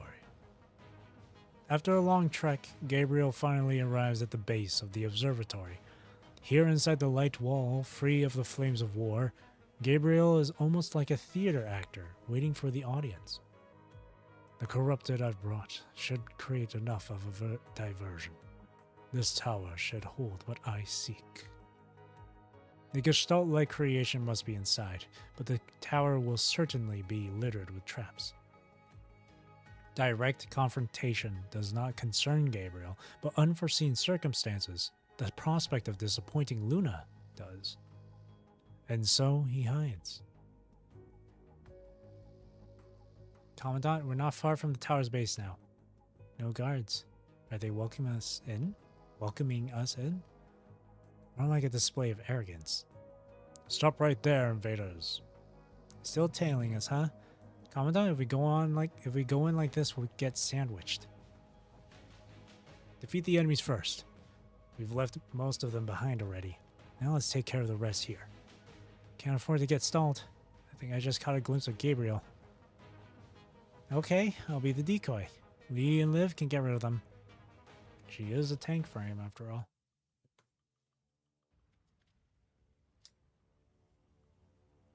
Oh.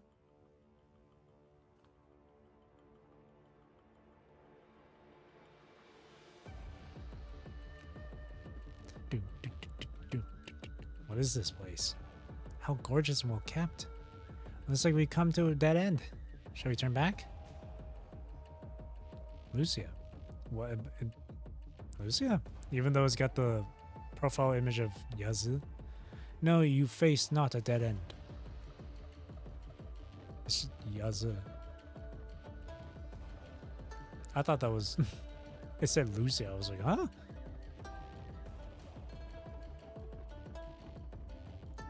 Yazu, why are you here? No, I am not Yazu. What do you mean? Who are you then? Going back will take your precious time, so if you are after the Ascendants, answer my questions and you may pass. Of course, you are also welcome to break through with force. So she's controlling the passage here. Alright. Are you ready? Let's begin. The first question is, causes crisscrosses with effect. That which touches this land not, therein your answer lies. You will find your answer in the pavilion of difference. That which exists here not shall lead you to the pavilion. Did she mention difference? There are three shades of different machines. Looks like we need to find the correct answer from them. One of them is different from the others. Commandant is very obvious, don't you think? Interesting. Puzzles in my video game?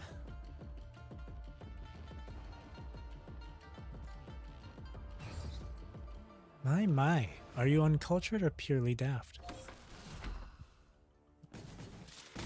I guess I'm just daft. What was the riddle? I wasn't ready. I'm not sure. I'm not sure what it was asking. Myself, to be honest. 私もいけます。私が一筆加えてあげる。最初に面白いことになりたいのは誰かしら？ Follow the tips of Pavilion of Difference to find the correct scroll. She mentioned crisscrosses, right?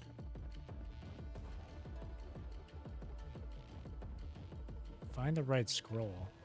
This one features like 2 cranes.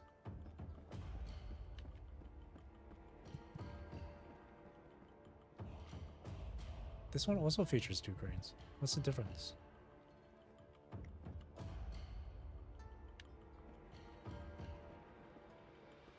Hello, Hamizan.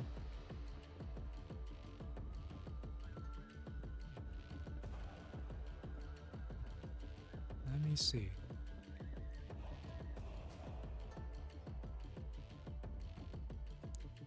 I'll just, you know what, whatever.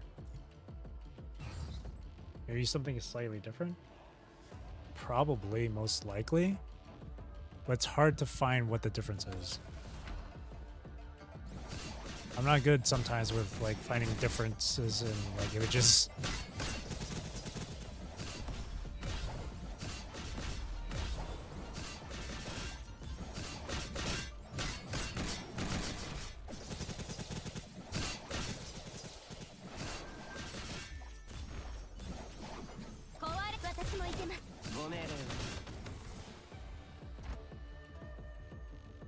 It's a shame, though your determination does pique my interest. Very well, we shall consider this done. Here comes the second question. Oh, okay. Alright, here's the second one. Light and shadow are one and the same. Where the light flourishes, the shadow also prospers. In the courtyard, there is an abundance of light. In the shadows, the answer hides. Show me the lightless veranda, should you seek the truth. That is all. Do take your time. What does lightless mean? It's so bright everywhere. No, there is one place without light. Commandant, please make your decision. So the answer is featured on the hanging scrolls.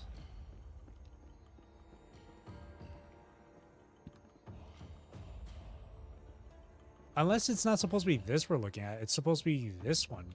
Is it maybe is it that scroll? No. It says answer on the hanging scrolls, but like honestly don't remember this one.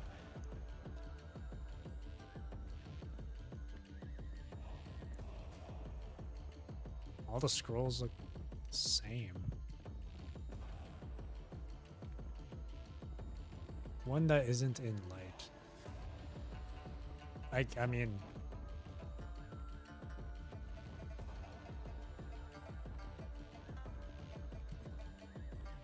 the veranda is the overhanging bit, right? I think so.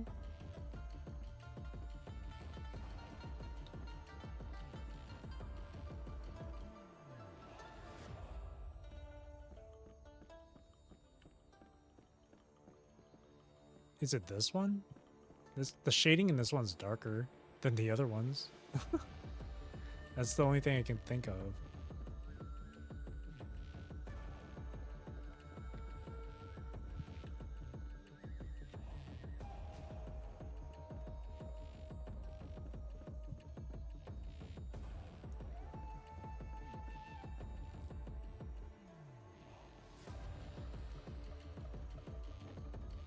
Can I get the... Can I get a repeat on that?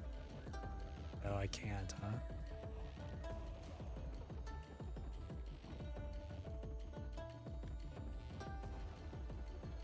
Oh, wait.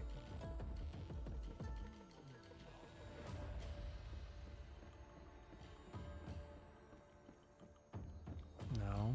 Wait.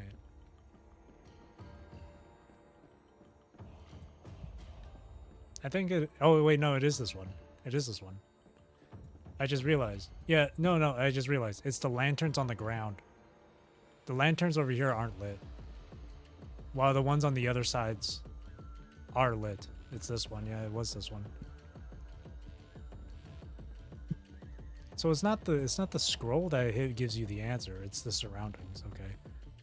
Because it says find the correct hanging scroll. So I thought it was the scroll itself that gives you the answer. But it's like, no, you got to pick that one if you got the answer. Oh, whoops. Compared with the other verandas, this one isn't any different.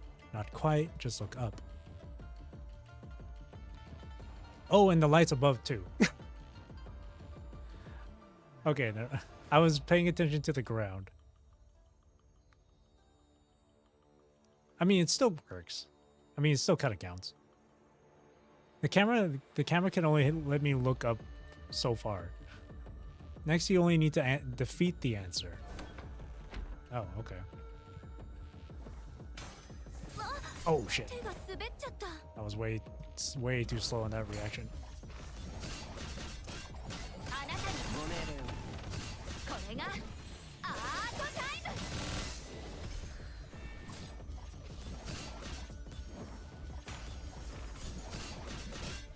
I wonder if that's supposed to be a parry.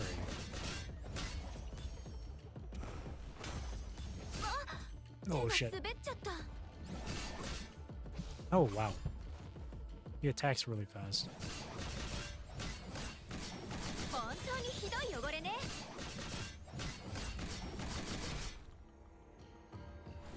Oh, I thought he was dead. Oh, speaking of dead. Who knew the answer could be so tough? I thought it was dead. And the third question is, wind flows through the void, traveling to and fro in the courtyard. But anchored is your answer. Untouched it is by the ebbs and flows. Should you desire the truth, locate the chamber of wind rest. She said wind rest, huh? Ah, I got it. The wind must stop somewhere. Commandant, we just have to find a place without wind. Pretty much. So any spot where the scrolls aren't like swaying. Not just the leaves, but there's also the hanging scrolls that are swaying back and forth.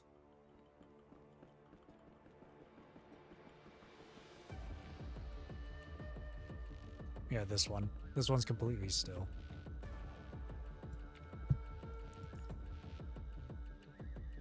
I can't put it into words, but I have a feeling that this is the place. Looking up close, the wind here is a lot weaker. See, the painting is barely moving. A splendid display. I have underestimated you. Go. The answer is right ahead. Oh, lovely.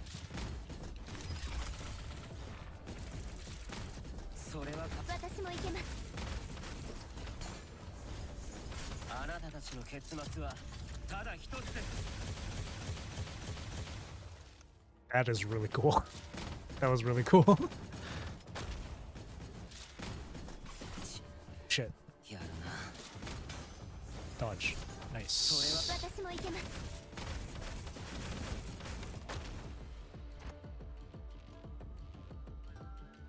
You have passed my first test. In front of you is the guardian of the courtyard. Defeat it to prove your strength.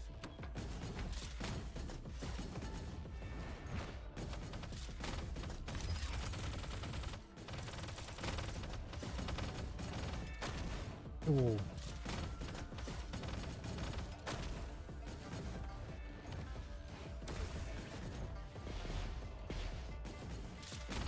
めたち Oh shit. やるな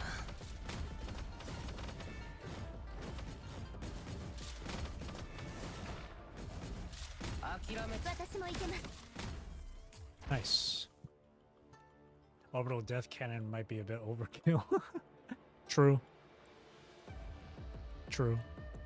A less than satisfactory performance, but you pass. Make your way through. Chu is at the top of the tower. 今回も完璧な車線でした Cool. Oh, well, I failed it because all members did not survive.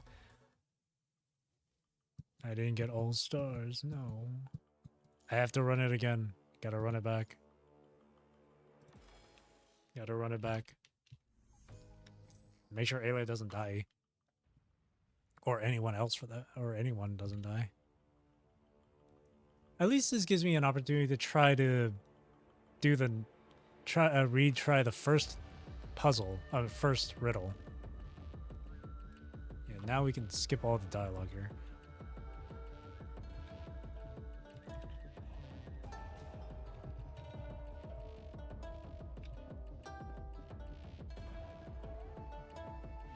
We come with wisdom this time. I can see into the future. First question. Here we go. Wind flows. Oh, it's okay. Okay. It's not like specifically the same, like questions in a sequence. So this one's the. So now the first question is the wind one we had to do just earlier. Interesting. Okay.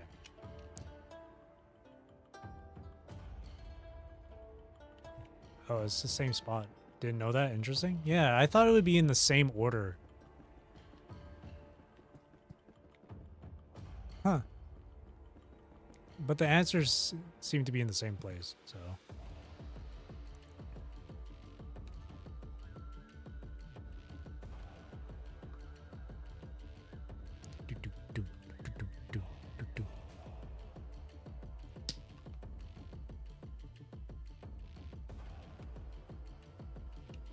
Would you like a compliment?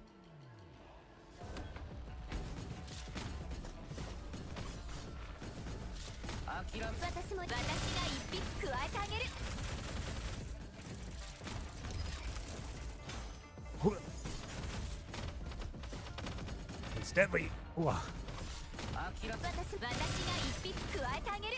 Nice. Second question. Light and shadow are the same. Where light flourishes, shadow prospers. Okay, it's the same. It kind of just went in reverse. Spot with no light. So it's this one.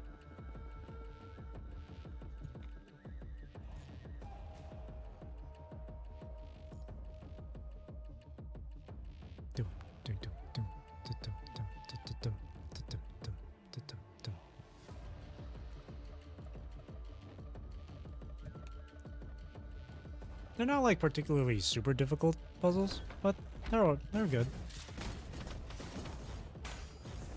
Oh, okay. I really thought I didn't dodge it.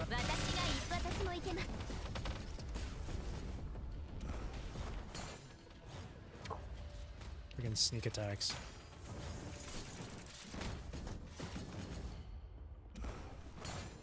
Oh shit.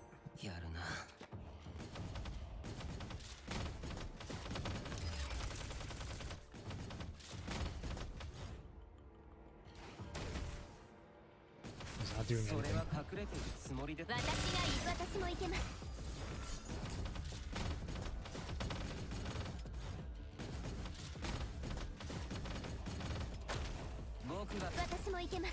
Nice.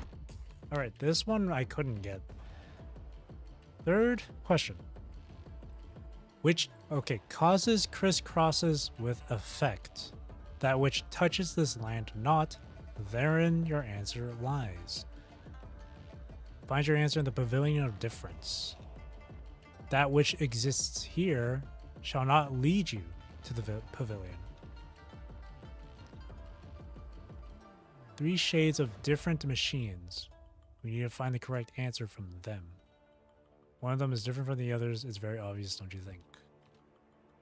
Pavilion of difference.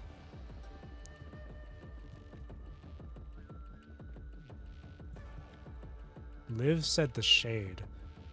This one's like a light purple. I don't know if that's what she meant. This one's about the same color.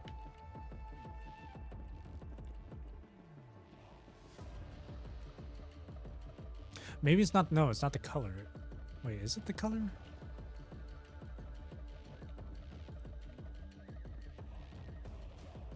No, it's not the color. They're all the same color.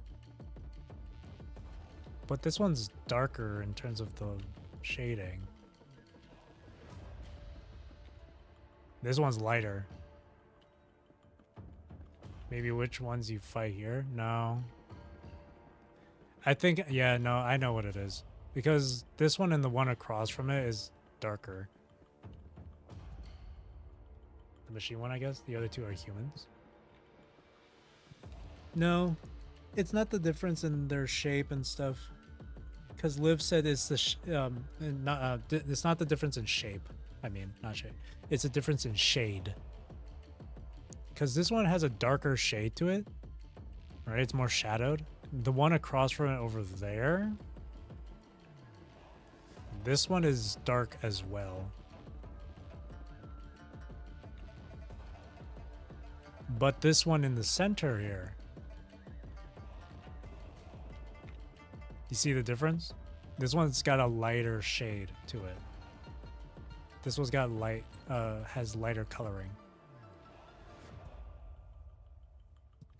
So it's this one. Right? What? That wasn't it? But the shade. Maybe you were right, Amazon.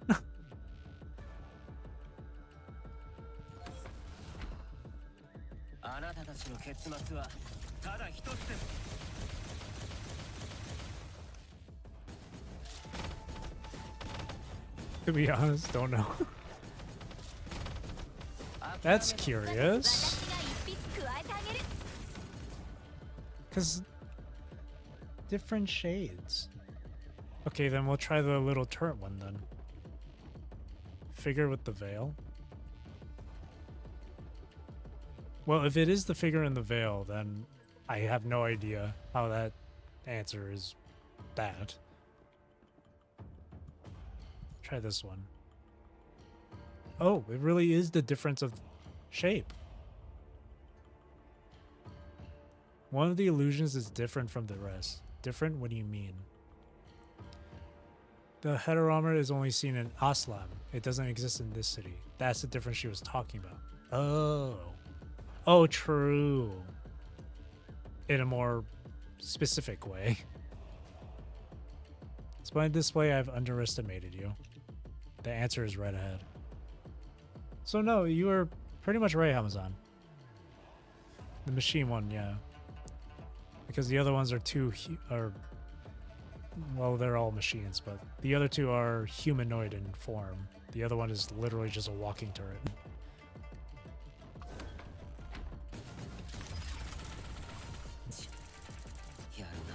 That's a problem. Whew.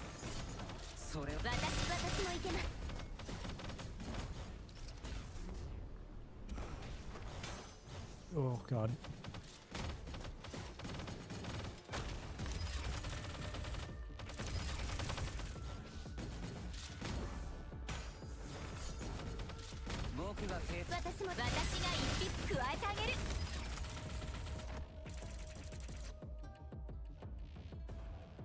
The answer is because one is not in Aslan, is from Aslan. But my guess is because I wasn't right, but the answer is that. It was like, it's like, it was kind of the right idea. It's just, the fact of the matter is that out of the three, two of them were the same. One of them was not, was completely different. That was kind of, that was like kind of the main thing about it. Let's not get into the specifics with it. Regardless, we got the answer right at least. Or at least we understood the answer by the end of it. Passed my first test.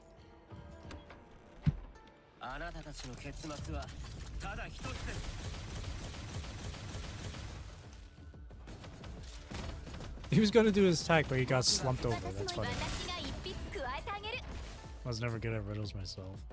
Yeah, sometimes I'm not very good at riddles too. A lot of the times I need to like reread it over and over and over just to get a better understanding. How unexpected, truly amazing. Should we have a chat? Good people from Babylonia. Oh, there's more to this. Ooh. If we pass all of them. Who are you? I don't feel any hostility from you. I am hostile, though perhaps not as much as the others. I'm a member of the Kowloong crew after all. Kowloong crew? What's your relationship with those on the Niter? They have replicated our system.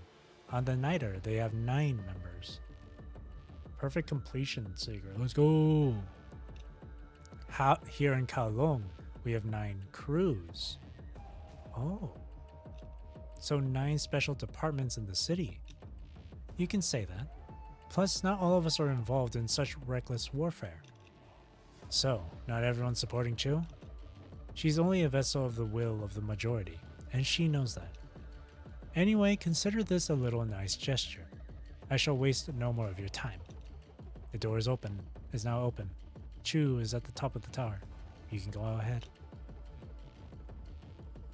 Interesting bit of info there. First Gabriel,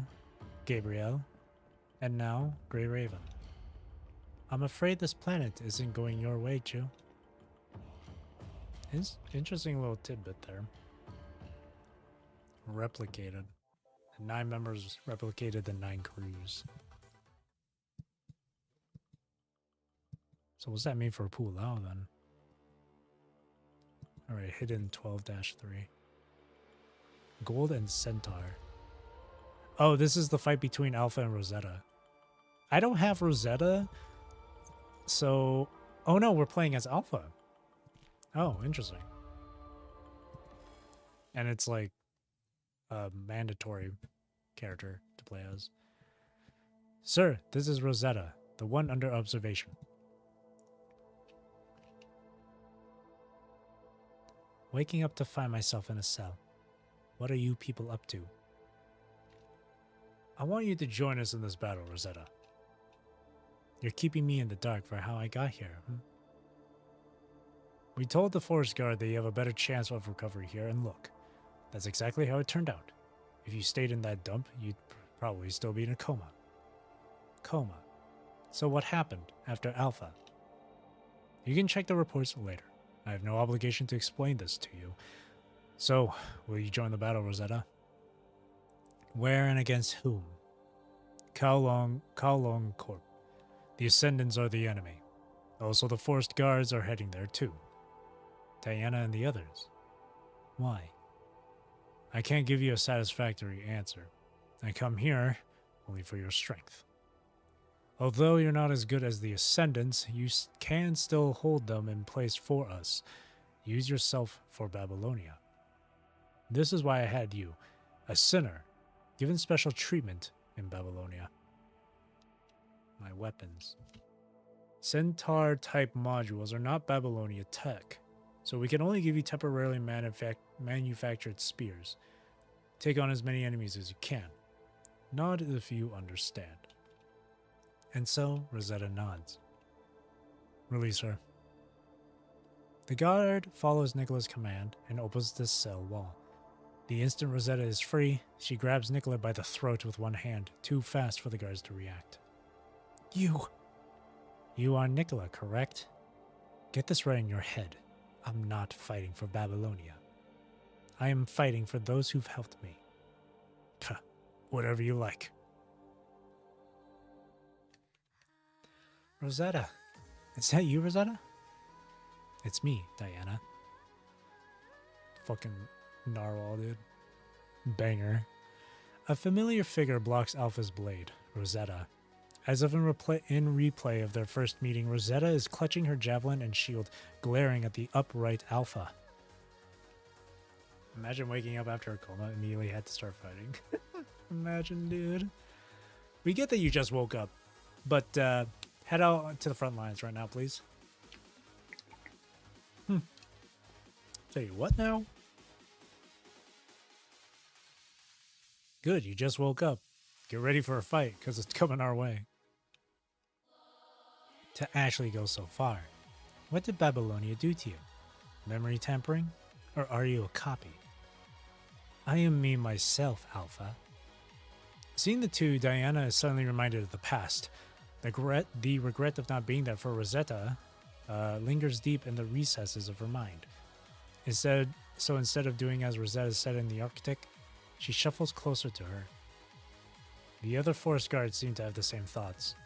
To them, the collective is always the highest priority. Don't.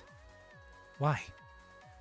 At Rosetta's shout, Diana notices the golden particles floating around her, unknown, unforeseen, but no less frightening. I'll stop Alpha here and the one behind her.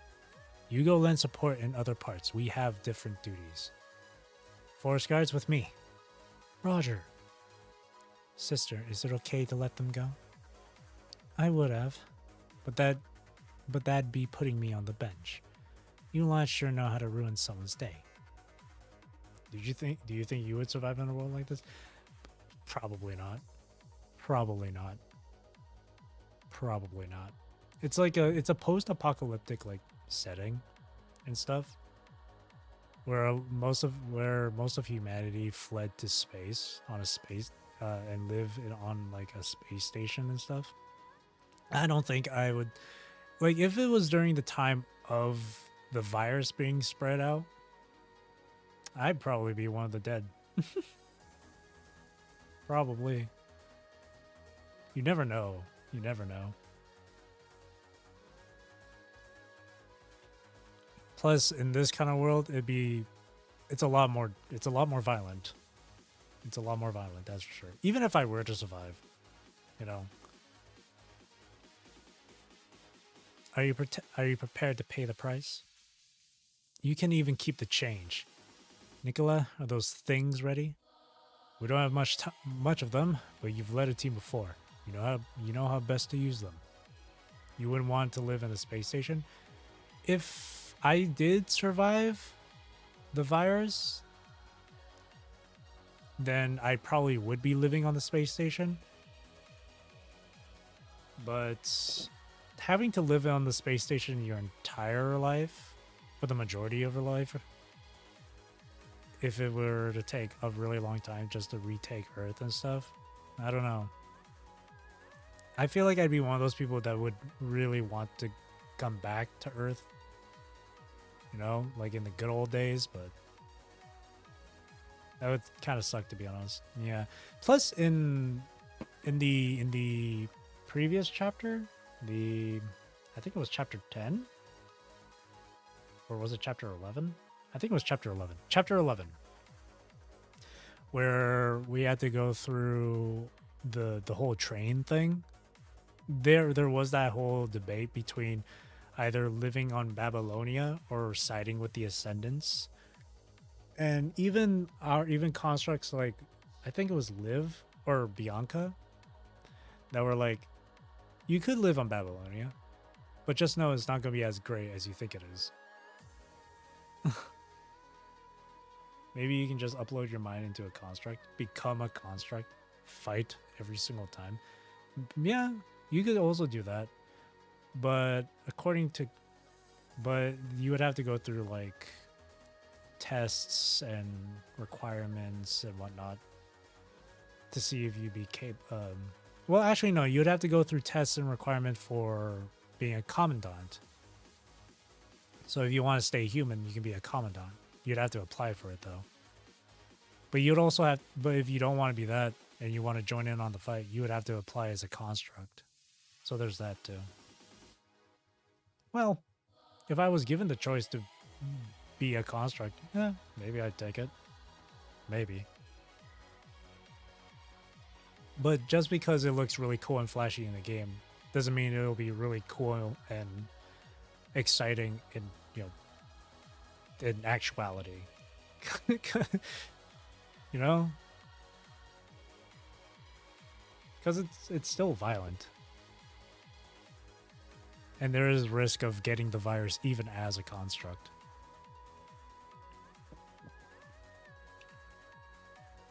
Just ignore the darker parts and focus on the epic adventures. Yeah, ignore the fact that so many people on Earth have died from the virus. Ignore all that. Ignore all the ruins and stuff. Just focus on the fun, good times.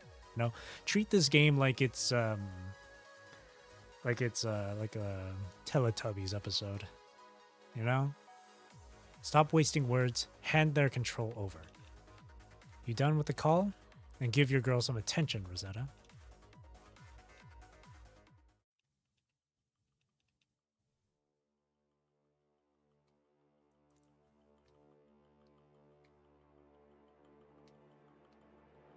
Automatons from Murmansk, modded to withstand the virus. Damn. OP. I thought you'd bring something to wow me, but whatever. OP. She's insane. I won't let you pass. I really love Alpha. Yeah, she's really cool. All Arctic machines take on a defensive formation. Finally, something new.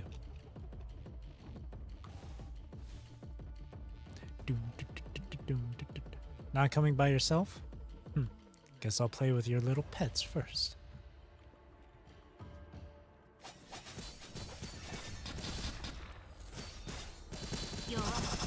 Yo, why?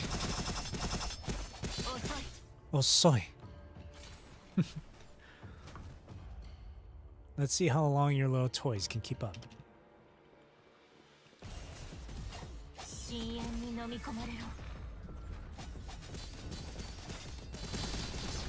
Oh god.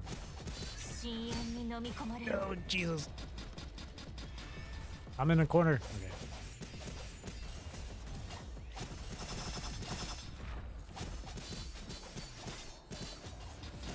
God, I hate this machine here.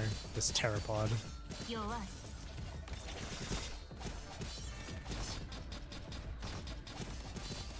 I dodged into the bullet.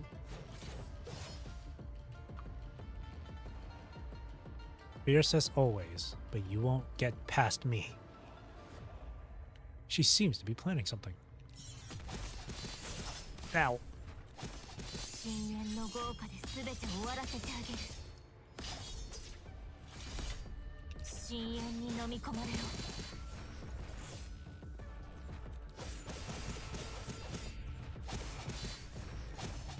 We dodged into the same direction.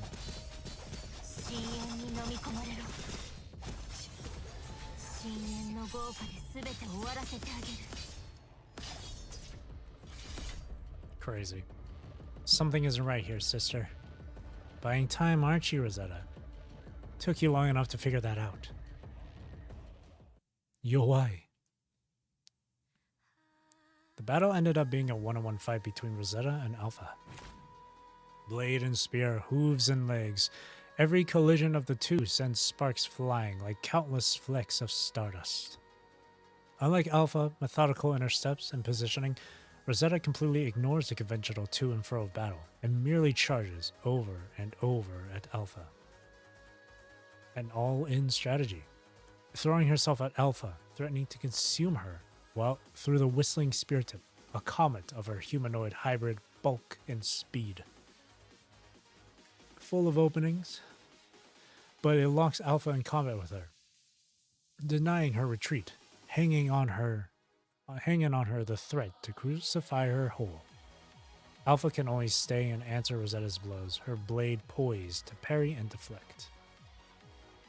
Rosetta's limit will come, because the world is made of patterns, eternally repeating themselves.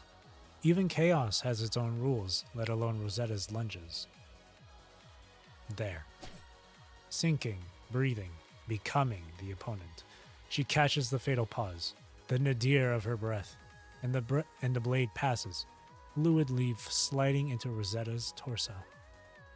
This is the end, Rosetta. Prepared to deal Rosetta her final blow, Alpha was about to extract her blade from the impaled Rosetta, but pauses when she noticed the expression on Rosetta's face. No, the end for you, Ascendant. What? That's a really cool art. With all of her remaining strength, Rosetta grabs Alpha's blade tight, keeping it within her. It was all part of the plan from the very start. If I can't best you, I can at least take you with me. The golden particles, Rosetta's trump card in this fight, swim around the air. Rosetta's assertive smile flickers off of the gold dust. That's why I felt a little heavy mid-fight. Sister, let go of your sword. Now, Nicola. Luna and Rosetta roar almost contiguously? Contiguously? Contiguously, yeah. But Rosetta drowns out Luna with her bellowing volume. Then the golden particles fuse, colliding. A golden glow eats up the entire space. Oh shit.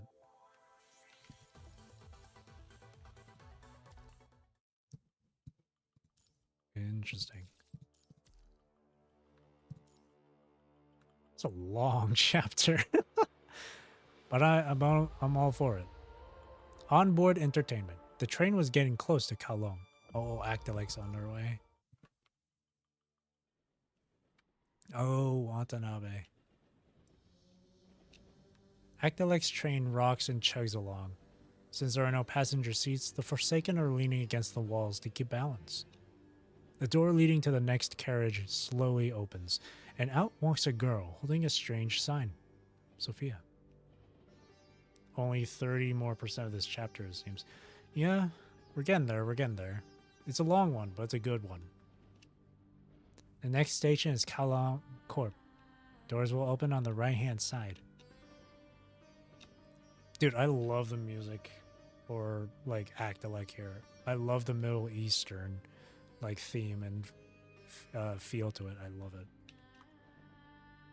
The next station is Kowloong Corp. Doors will open on the right-hand side. We heard you the first time round. Are you announcing stops? Though astonished at such an ancient practice, Watanabe is well aware that the girl will keep on repeating the stop until he says something. Yes, I am Sophia and I will be your terminal attendant today. If you need anything, just let me know. A 50% surcharge will be applied to all goods and services. You sure know how to rip tourists off. Anyway, didn't know this train was staffed with terminal attendants. I thought your carriages were all installed with speakers to broadcast announcements. We do. But Princess Jamila said the Forsaken carriage should go low power, so he turned it off. Mr. Watanabe, we're almost at our destination. What's the next move? Since we're a bit short on numbers, skirmishing would be the best course of action. After all, the intel report from Babylonia mentioned that the corrupted are moving along a set route. Understood. I'll spread the word. What's the plan on your end? You and that boy are the only combatants you've got, right? The two of us will be enough. That's some confidence right there. Anyway, as soon as the door opens, we Forsakens will jump off and intercept the enemy. Can you keep an eye on our luggage while we're gone? Okay, but we won't take responsibility for anything lost. Shrewd. All personnel get ready to jump off at the next turn. Our target is the marching corrupted. Yes, sir. This is war. We can go in between these two, eh? Interesting. Oh, let's continue. Yeah, let's continue with this. Far away from the battle, Lucia woke up.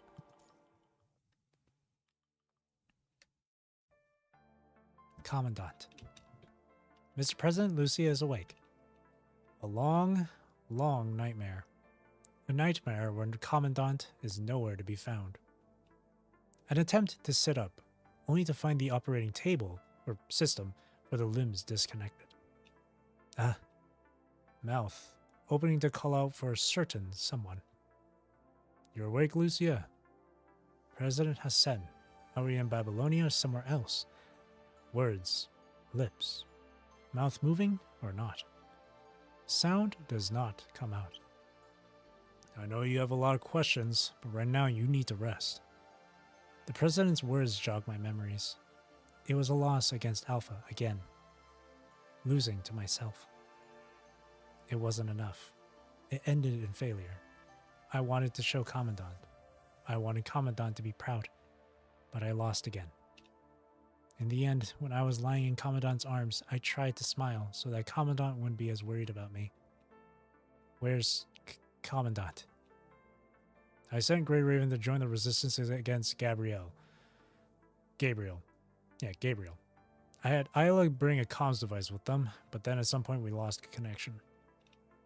That doesn't sound good. I need to get to Commandant as soon as possible. Ugh. I need to be there for everyone. Be there for Commandant. Something tells me that I'll regret it if I don't. I mobilize every working part of my body and crawl out of the bed. Hold on, what are you doing? Send me to battle. You're too damaged. Let the others do the fighting. But if she wants to fight, let her. Damn girl, for real. She's determined. I love her so much, man. She's too precious. We brought a spare frame, remember? That frame is still being configured, and you know full well that what letting Lucia use that frame would mean. A frame containing Alpha's data can never be fully configured. Initialization is required before it can be used, no matter the case. I don't understand what they're talking about, but the word frame stands out for me. Whatever works, let me use it. You. Lucia, we developed a new frame for you, built on all the data the Grey Raven has gained so far. As in what we've been through? You can say that, but your experiences alone aren't enough. If you've realized that you are a replica, then you know how powerful the original Lucia is. I know. That's why I don't want to lose. That's why I tuned up this frame with data from Alpha, unedited, the entire set. That's what the initialization is for? Yes. The frame is data overloaded. So if you want to use it, your thought model will have to be reconfigured through initialization. We don't know what will become of you after the initialization. More Lucia, more Alpha, or someone completely different?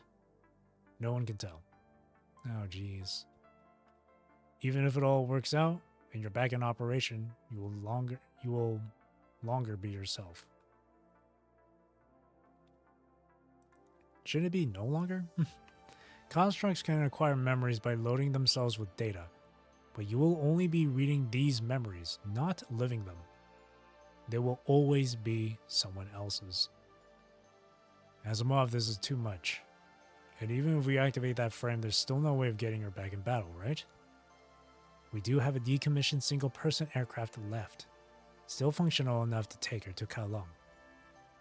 I just caught a signal from Grey Raven. They might be in danger. Your frame, Lucia. Your call.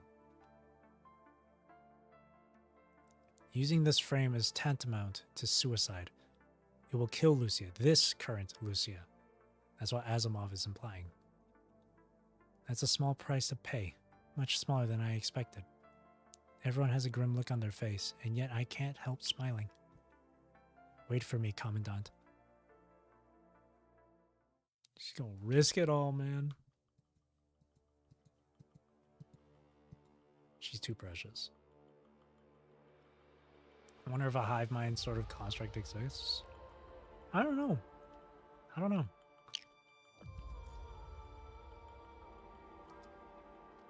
I could see that being a thing, though. That'd be really interesting. Fireworks.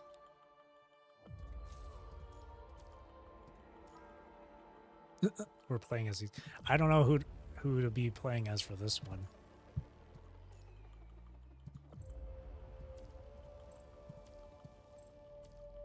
It doesn't give me any hint.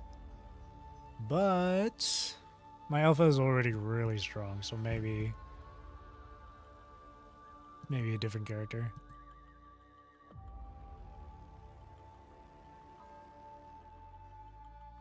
I can play as... I don't know. Because this side of the story is focusing on Alpha.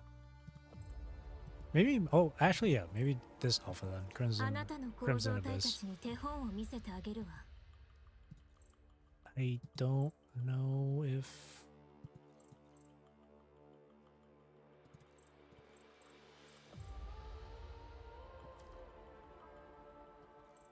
Oh, she has no memory set. I don't know what memory she needs. Let me see.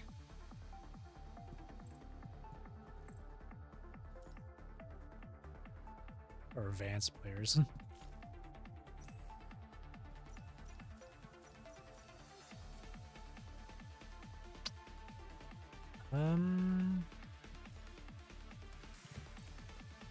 Imagine playing as the Commandant and just running up and punching the enemies.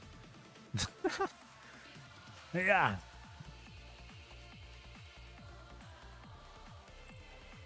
That'd be kind of interesting. You do at least get a gun, though.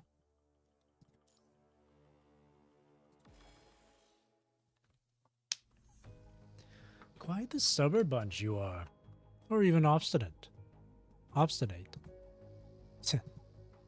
Vera, bruised and battered, staggers toward Roland, but for every step she takes forward, he takes one back. Babylonia seems to have achieved its goal of intercepting the Ascendants, but this feeling of being lured into a trap is giving Vera physical discomfort. This doesn't reflect the projections from the data. Roland, what did you do? Data? The little videos and photos the Grey Raven took? Bold of you to think good Roland would be so predictable. Well, guess you aren't. Cerberus, I wonder how the Grey Raven would react when they see dead puppies. Don't worry, I'll send your corpses over with a nice and shiny kind of packaging. Roland draws his chain blade. The blade unravels in the air to become a long, sharp whip. Become dog meat. Erg. What? A shell suddenly explodes behind Roland. The blast wave sends the corrupted flying, interrupting the trajectory of his chained sword. Roland and Vera both find their sights drawn in the direction of the explosion. Hello. Your ID denotes that you are a squad from Babylonia. We are the Actylite Commercial Alliance, and we will be providing artillery support. Hell yeah. You from that choo-choo afar? Indeed, choo-choo. You know, boss, we should have them withdraw first. Shells don't have eyes. Agreed. No, thank you. We are leaving just yet. Cut short by Roland continuing his assault without regard, Vera is forced back into battle. The arrival of the reinforcements only made dealing with the current situation even more urgent. Beware of the mighty choo-choo. Or at least, Roland so assumes. Looks like there's no other way. We're not here for charity or humanitarian acts, after all. Sophia, Changyu, prepare to open fire. I'll go down. Changyu, you shoot. Well, all right. You'll be Smith Veraeens if you don't fall back. Boss, you should retreat. Come on, 21. 21? No is no. We can't leave without at least capturing him. Ha! Of course you ain't running. You dare bail with your tail behind your legs, Chief? I'm gonna get you in the scruff of your neck. You rabid little mutt. If you got time to trash talk, why don't you haul your ass over here? I knew you folks wouldn't stay put. Asimov. Don't tell me. Your commandant is in the link chamber. ID code is 000. Wait, 0000. Okay. Cute number. You picked that one yourself? It's simply a system requirement. Nah, whatever. As long as it's usable. Come on, girl. Get the IDing going. Toils and troubles. Always coming double. Though Roland is unaware of what Cerberus is planning, instinct tells him to stop Vera at once. Memory link commencing. What's this? His blade does not connect with the target as expected. Vera, eyes suddenly aglow, has lowered her core and taken on an almost canine stance. His blade flits by, cutting nothing. And then, Vera charges at Roland head-on. In an attempt to dissuade Vera's advance, Roland pivots on one leg and whirls around, building up force enough to part the ground before the two with his weapon. Sit? Oi, girl, you getting rusty or rusty? Though not present to see with his own eyes, Noctis exclaims in surprise. Vera's attack was unsuccessful. Warm up, sweetie. He needs it. We need it. Interesting. You're like a completely different person. What did you do? I now have another one to share my pain with. Though not like you'd understand what that means.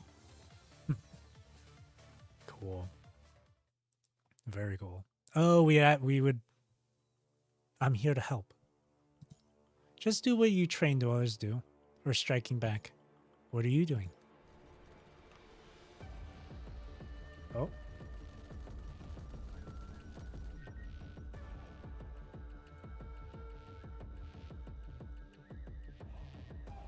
Now, open fire. Oh, well. There they go. Don't know what y'all are trying at, but hey, goody, a triple.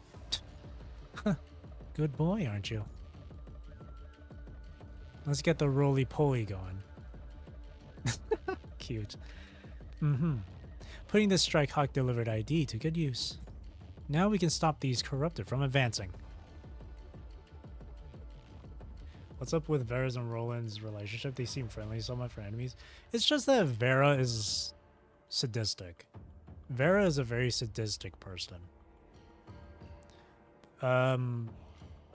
She enjoys the pain. She enjoys seeing the pain inflicted. And Roland is just very, what's the word? He's just a very, Roland is just Roland. Roland is kind of, there's the word, theatric. He's kind of theatrical. He gives off that sort of theatrical vibe. That's what it is. Yes, I was about to say that word. Yeah, I was thinking of the word, yeah, theatrical. That's what Roland is. While Vera is very sadistic. So they kind of revel in they kind of have fun in their own ways when it comes to like combat, it seems.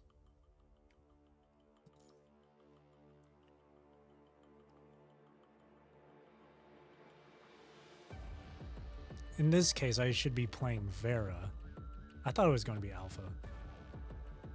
They're slowly approaching, menacingly. I'm shaking in my boots. That's awkward. An Ascendant helping us. Just a few cannon fodders. Don't be too full of yourselves, Babylonians. Let's see who's full of themselves, Ascendant. I'll take care of the enemies at the rear. I should be playing Vera.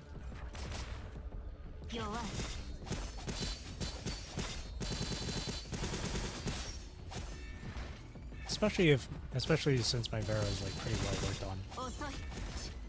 Okay. Oh well, it is what it is.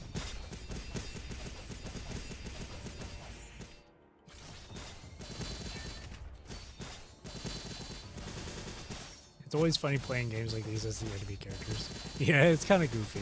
It's like, we just fought you a while ago and now you're working with us. Alright, I think we can call it a day here. Ah, Cerberus went out chasing after Roland. A real bunch of mad dogs, aren't they? Let us not worry about them. We should provide artillery support elsewhere. Oh no, I should have been Chung Yu in this case. Oh, that would have made a bit more sense, I think. Since Cerberus went after Roland.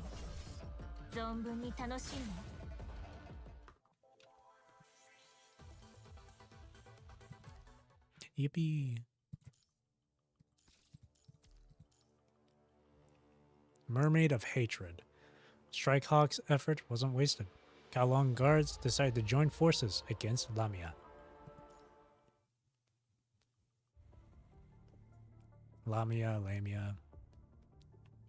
I will release them as promised, so you should. What is it this time? Why do things never go my way? Lamia is Kamui and Chrome surrounded by the corrupted, but her next command is interrupted by a ranged attack. Standing at the center of the street is a familiar-looking Fekta. Before Chrome could identify the figure, Kamui has already realized that it was the Fekta they saved in the industrial zone. Oh. You are constructs of Babylonia. Pick up your weapons. Quick. The Fecta fires at Lamia as he speaks. Without much in the way of defense, Lamia is forced to let go of the hostage to dodge the attacks. No! Kamui quickly retrieves his surrendered greatsword with a swift kick. In one flowing motion, he cuts a corrupted in half and catches the construct released by Lamia. Construct secured here too.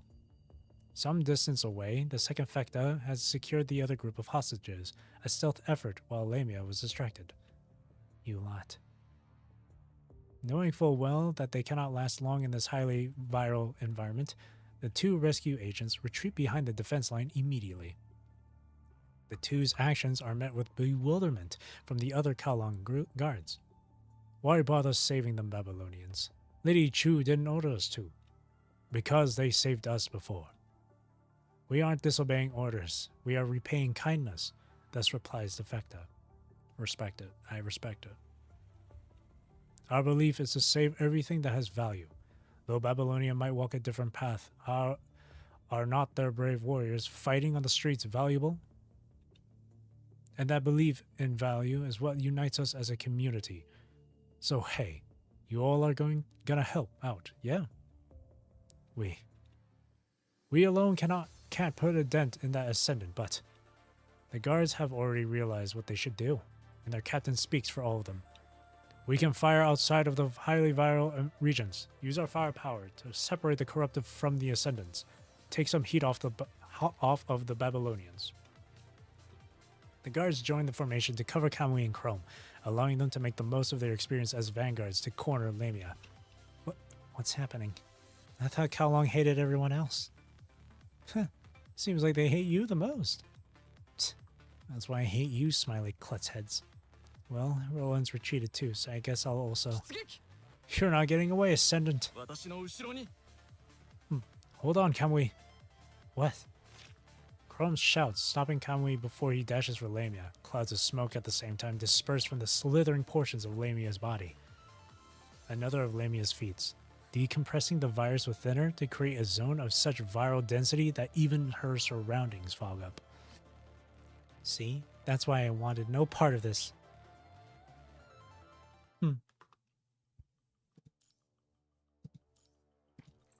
Well, back to playing Kamui.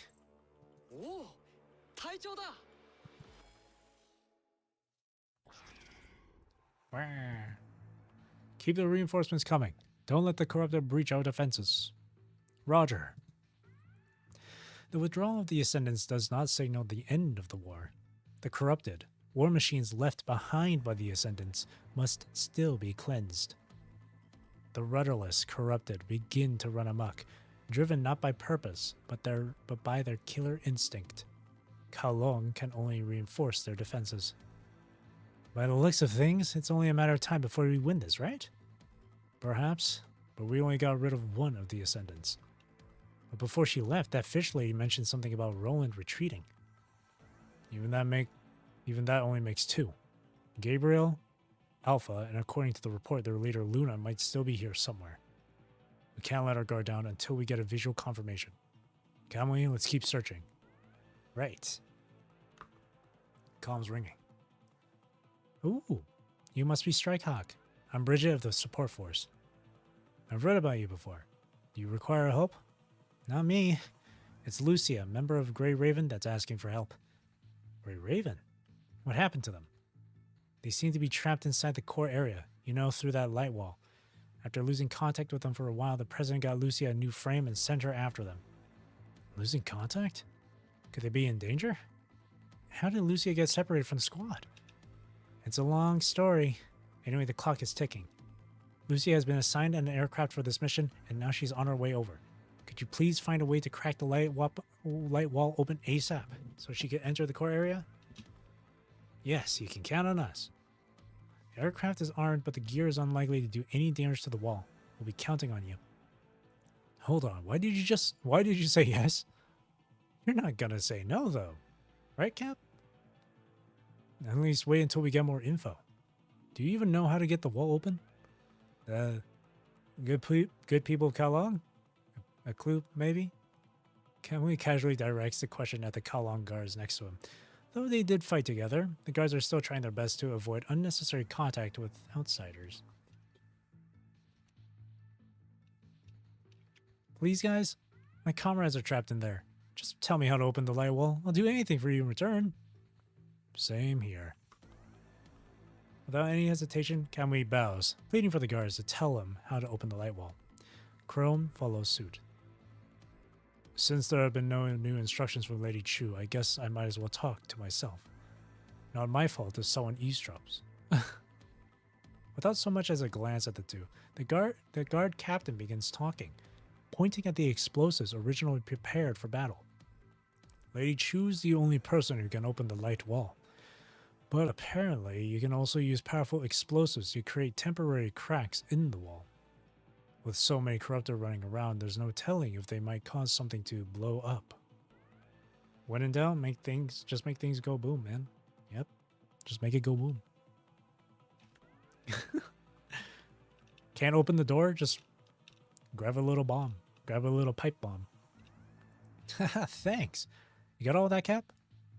Looks like we'll have to play as a pair of corrupted then. Nice.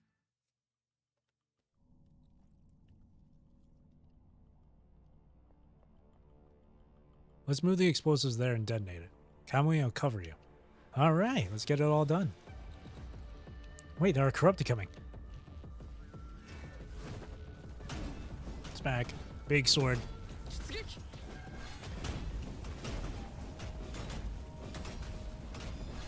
Wait, is there another Kamui fighting? I just saw...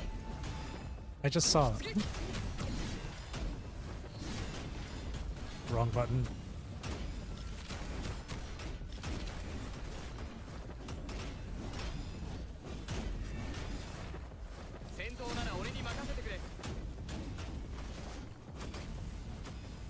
Oh, there's two Kamuis now. I don't have Chrome, man.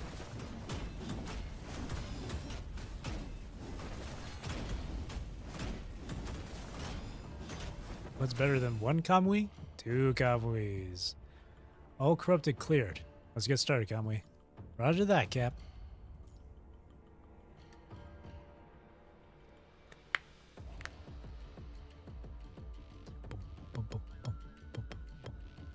Those must be the explosives the guards mentioned.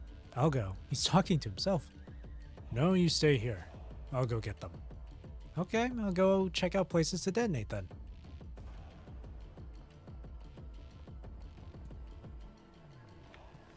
I'll collect the explosives.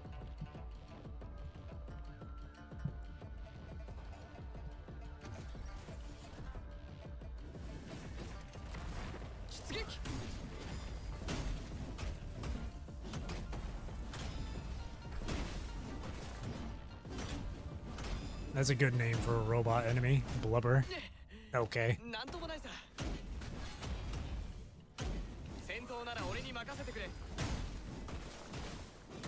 Ball wheel. Why not call just what's a good name for this enemy? Ball wheel. Yeah, perfect. Oh, I thought we were on the same team.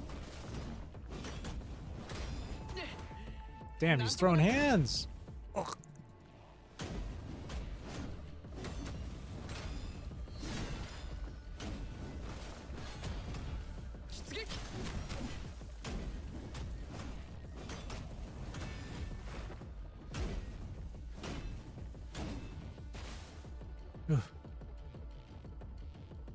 All right.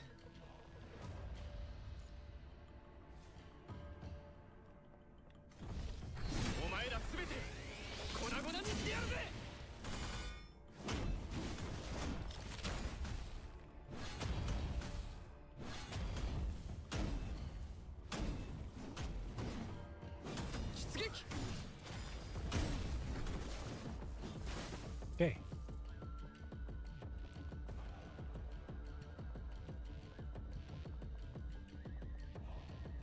There you go. This should be enough. Did you find a good spot, Kamui? All good to go. I'll get the fireworks started. Then I'll take care of the corrupted coming from behind.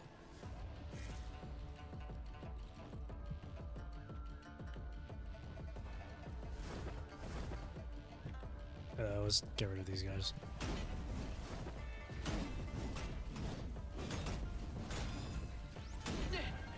Ow.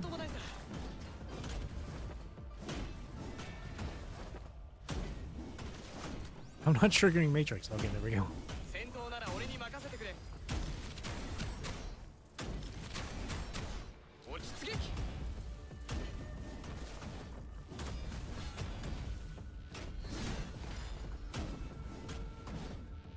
The explosives should have worked. No, it wasn't enough. The hole's too small. What? Rip.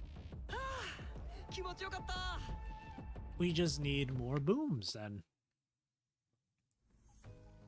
Kamui, what on earth are you doing? I'm keeping the hole open. As expected, the explosives tear a crack in the light wall. Yet the explosives were only meant for combat, not wall breaching. The light wall takes minimal damage. The crack seals itself almost instantaneously. In a last-ditch effort, Kamui tosses his weapon aside and dives in, forcefully keeping the aperture open with his back against one side. You idiot! Despite saying so, Chrome is already in action. He leaps across the idiotic Kamui, and together they hold the small crack open. The two close their eyes and grit their teeth out of the unendurable pain. Still too small. Only a kid can fit through. Keep pushing, Kamui. I know. The light wall behind them cuts open their clothes and grazes their skin. Their synth skin vaporizes almost instantly, revealing bare mechanical parts. Honestly, Chrome, this kinda hurts. Just kinda? Kamui, you need to get your pain receptors checked when we get back. Ugh, I hate getting body checks, though. Keep pushing and maybe I'll consider letting you skip one. Joining like a sword and a buckler, the two enlarge the crack to the size of a hatched door. The parts of their body in contact with the light wall, however, sinks deeper and deeper, letting off geysers of sparks. Dude, the way they're describing this stuff, could you imagine this being like a freaking anime or something? It'd be so good. You guys done yet? Lucia's almost here. All set. Let her dive through. I would love to see an animation of this, like an anime of this. An animation of the Kowloong chapter would be so good. Oh, we're almost done. There's like 2 more in the normal chapter. And 2 more in this one. The Scepter. Lamia owed Watanabe a favor.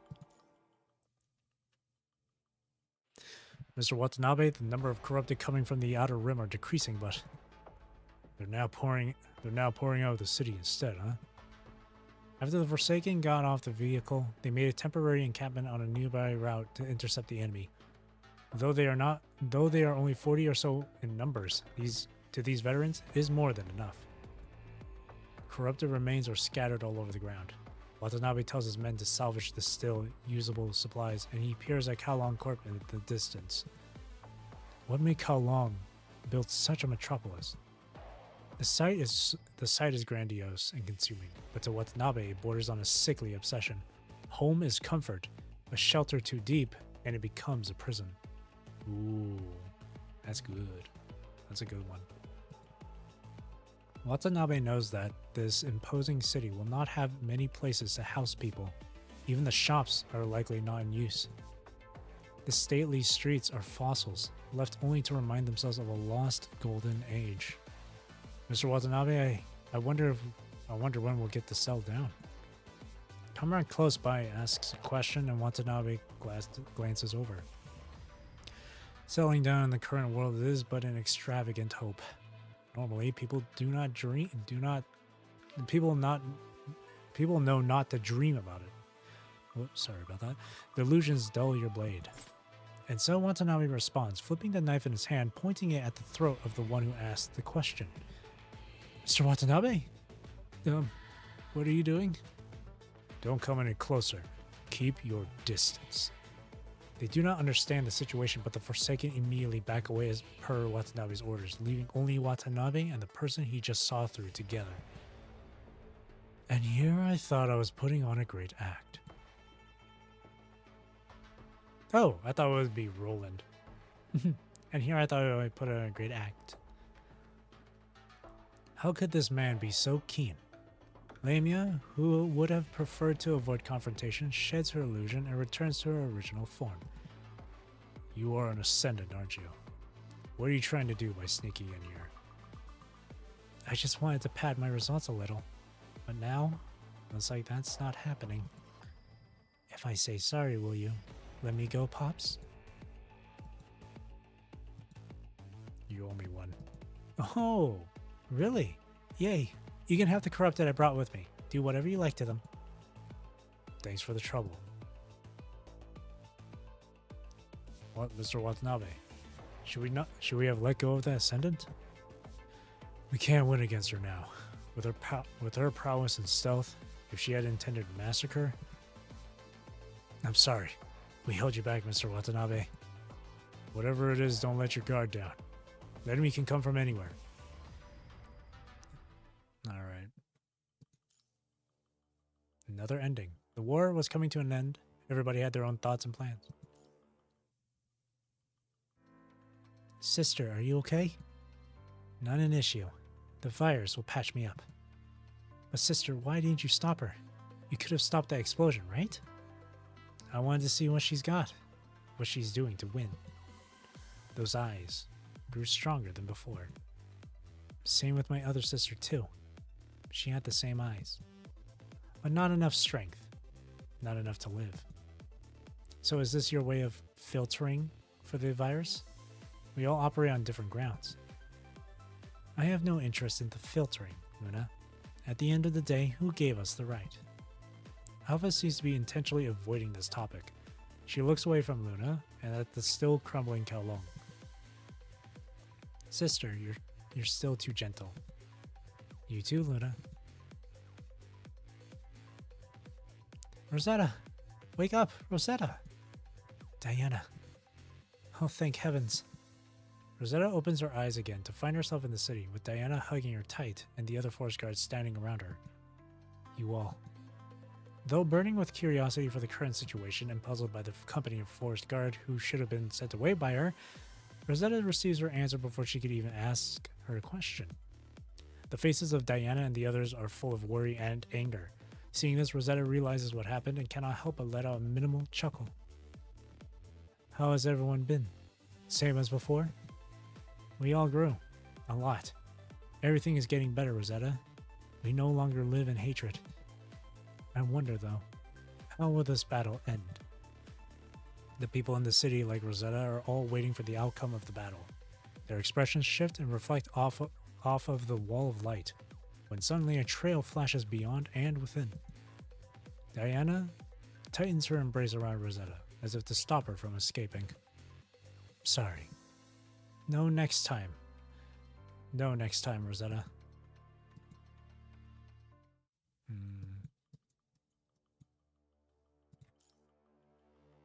The Warden.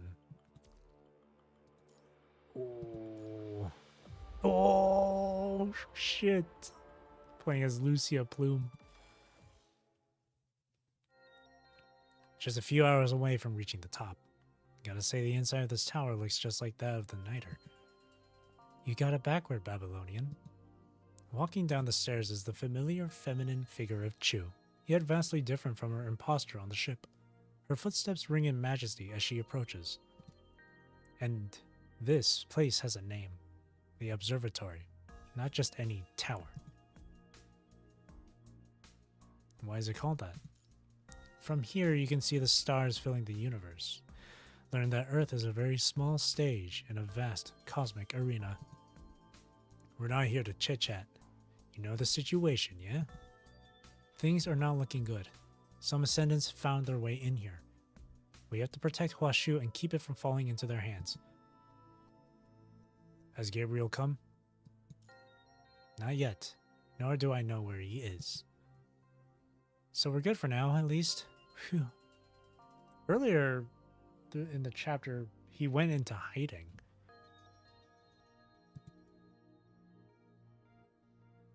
So, yeah, I'm guessing he just went through when there was a hole in the wall. Liv, you've been like this since we got here. Are you not feeling well? Isla is relieved to hear Chu's reply. Meanwhile, Liv's face turns grim as she fiddles with the device in her hand, as if beset by self-doubt. What's wrong, Liv? That Chu, the leader of Kowloong, is an ascendant. What? You sure? Yes, I've ran several scans to test. She displays similar viral reactions to Alpha and Roland. What the hell? If she's an ascendant, why would she start this war? To lure us here? The Ascendants wouldn't bother doing something like that, and neither would I. You make it sound like you aren't one of them. There's no rule that says all Ascendants have to band together, or that an Ascendant can't govern a human city. I'm an outlier, that's all. In order to contain the virus spreading from me, I cloistered myself in the observatory, running every aspect of the city in these confines. Oh. Isla tenses up as Chu approaches. Chu wears a smirk on her face, but her hands are still tightly held to her weapon. A dreadful silence reigns the tower. What is it that Kowloong wants? Kowloong Corp has but one goal: to preserve all that is of value on Earth. Preserve Earth? Babylonia has been doing something similar, I know, with historical artifacts, pre-pandemic data, and whatnot, yes? Are you talking about WGAA? But that is nothing compared to our grand design. How could you? Me, the president, everyone, we're all working in earnest to study and rejuvenate human cultures, to prepare for the day we reclaim Earth. That day will never come. What? All your talk about reclaiming Earth, reconnecting the world, is nothing but a joke. History ended the moment the virus broke out. We haven't ended. Ooh. We're all on borrowed time. How much longer do you think you can last? Foolish though your ideals may be, your words speak to something special. Tell me your name, Commandant of Babylonia. Tell her your name. Your name will be inscribed in a special place. Consider it a parting gift. Parting gift? Life will fade, machines will break down, the world will perish. That is why things that have value must be preserved. Kowloong will be the final epithet of Earth. When all lights go out, when all goes dark, this place will still burn. Like fire, we will stay a beacon for visitors in the eons to come. They will know that we, humanity, lived. Like fossils, we will leave behind a legacy. This is Kowloong. This is Tabula Akasha. Tabula Akasha. Resistance is futile. Accept death with grace. That's the way we, the once ruler of Earth, should bow out. And through this war, I finally realized that to complete the Tabula Akasha, the world must first be ended. You're going to... I came here expecting a certain ascendant first, but no matter. Earth's demise is set in stone. The question of who goes first and who goes later is inconsequential. Fall and become history, Babylonia. Interesting. Guys, guards are coming from downstairs. I knew it. She's ambushing us here. Commandant, we'll hold our position here. You go up. Are you asking me to abandon you? This is the best strategy. Go a few more floors up so that the reinforcements can pick up your signal. Yep, President Hassan will send reinforcements for sure. Run, Commandant. Don't look back. Oh, we're nearing the end. Lucia! This is where the signal came from. The aircraft couldn't go any higher than this altitude. Commandant, it's probably higher up. Before the real battle, I need to preserve strength.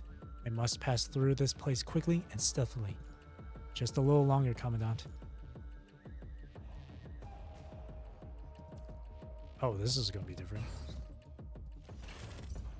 Oh, interesting.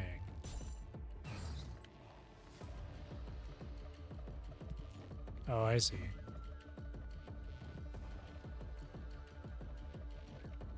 Stealth in my action-packed video game? Crazy.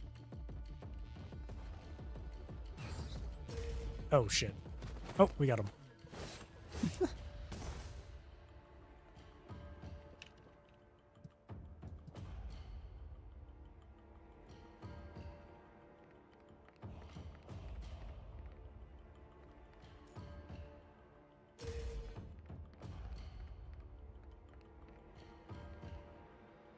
Shit. No, what the heck?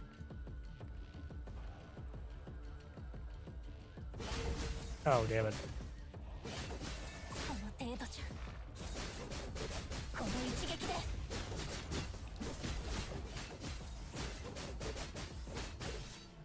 Well, okay, well. Ugh.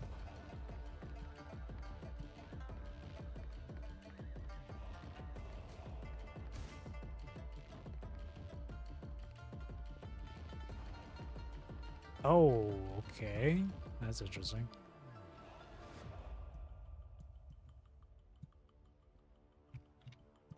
Gotta stay like this.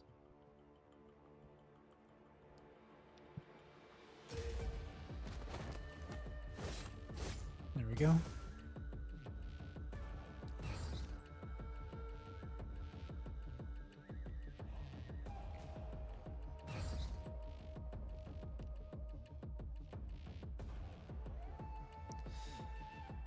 Ah.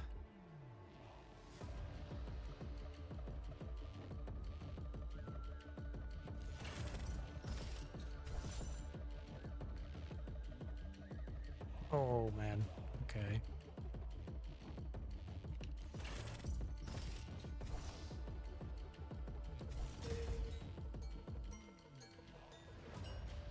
Oh, cute. Oh shit.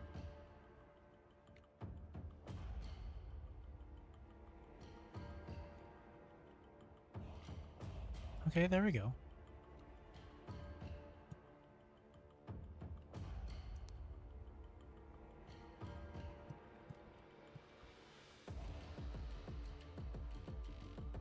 The one behind me won't notice me, right?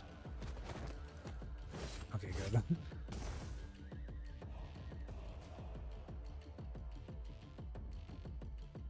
Okay, I didn't notice.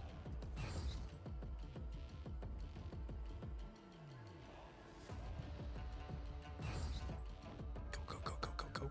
Ah, nice.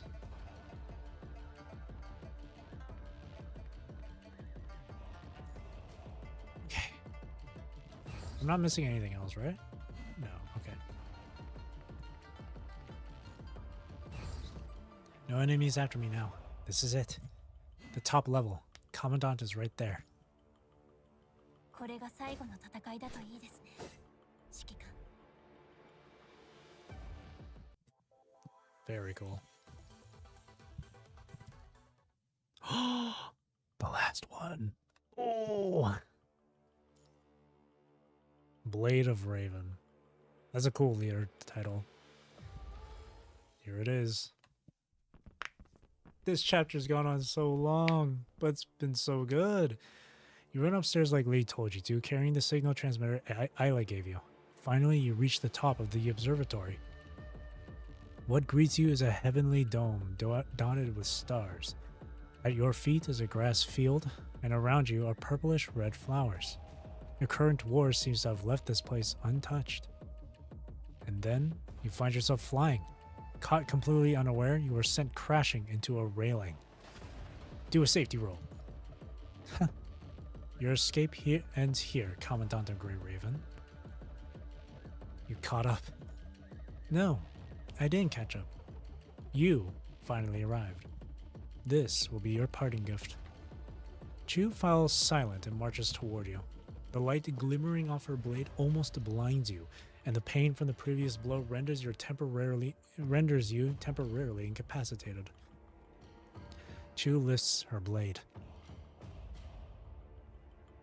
This is it. Become history, Commandant of Babylonia. No, you won't. Lucia. Someone descends from the air and interrupts Chu. She drives Chu backward with one cut, followed by others relentlessly. Each swing sends forth cold particles coating the nearby plants with rime. How? Black, red. Your rescuer is a most familiar, yet also a most strange figure. She perks up upon noticing your unease. Oh, are you okay, Commandant? Lucia? Yes, Lucia. You're Lucia, Commandant. Can you stand, Commandant? I'm a bit tied up right now. Chu slightly regains her posture and goes on the offense. Lucia too braces for it with her dual blades. Despite their apparent resemblance, Lucia's combat style makes it clear that it is a frame different from Lotus. Lucia punctuates her attacks with airborne moves. Chu is overpowered until she finally manages to gain distance by pushing Lucia out of range with a sweep of her blade. Oh, I haven't introduced you to my new frame yet. I came up with a name for it on my way over. Plume. Do you like it? Lucia speaks about her new frame as she adjusts her posture. The introduction, however, is tinged with a strange hint of sadness on her face. She sheaths her iceborne blade behind, then draws her two-handed blade for an upward slash at Chu. Huashu, what on earth is this construct? Construct ID is BPL-01. Consciousness name, Lucia. That's not what I need from you. To adapt to her frame, she's still currently initializing her mind. What? The weapons meet, equal in strength, but with the help of the boosters on her back, Lucia gains an upper hand in this contest of strength, breaking Chu's glaive. Chu is forced to go on the defensive to dodge Lucia's attacks.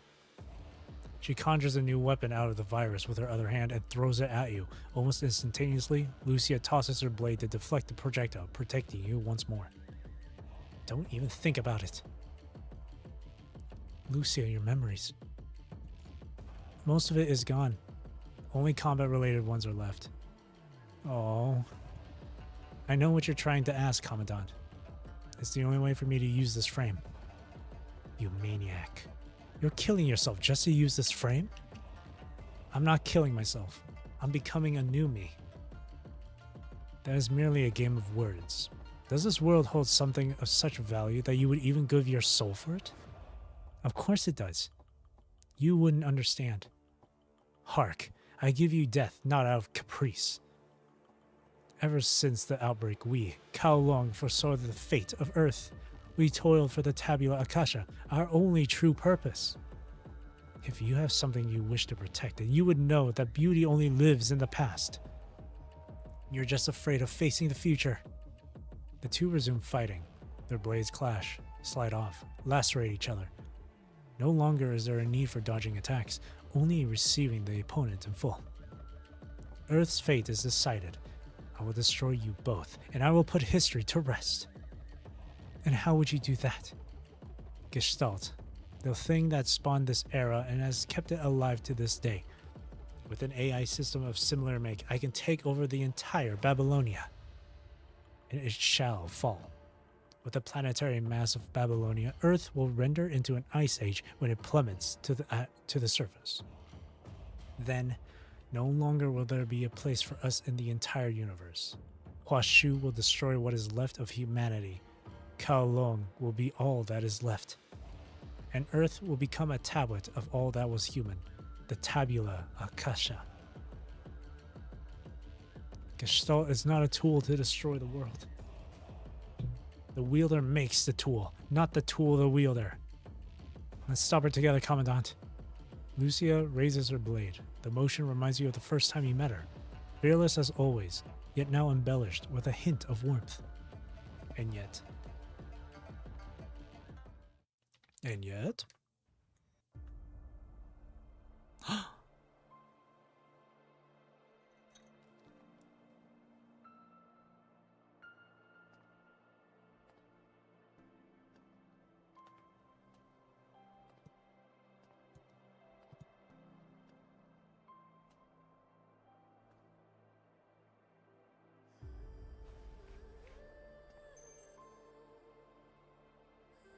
大丈夫です。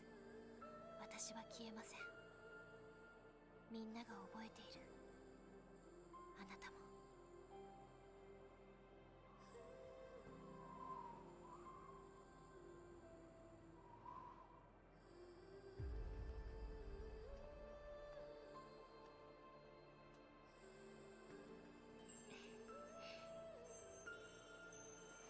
Aw. この戦い一緒に勝ちましょう、指揮官。 Let's do this. Lucia. この機体は最終調整を済ませていない。後からこれらのデータを読み込んだとしても、お前にとっては別人格も当然だろう。つまりこの戦いの最後に Oh god, it's so different right now. この程度じゃ。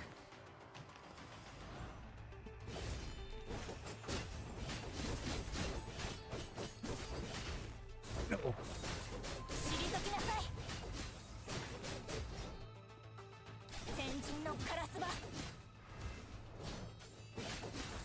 の程度じゃ。この一撃で。 Oh my god. She has so many combos. Oh, okay. この一撃で。この程度じゃ。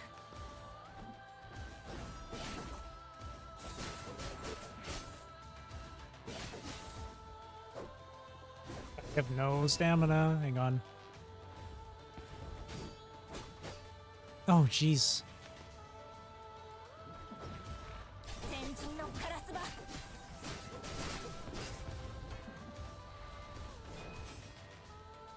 Nice stamina, bro. 程度じゃ。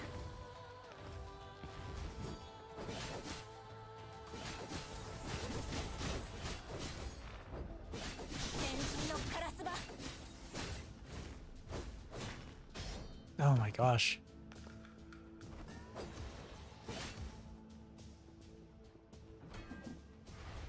この程度じゃ。 Oh man. Dude, it's just not enough dodge gauge. この一撃で。 You would go to such lengths that I'll give you my all.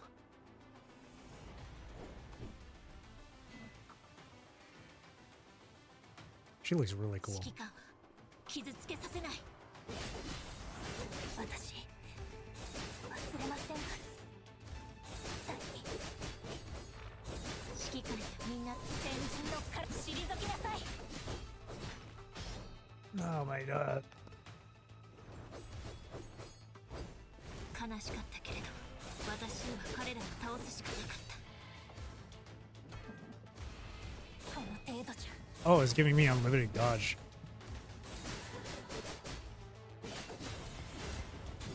この一撃で。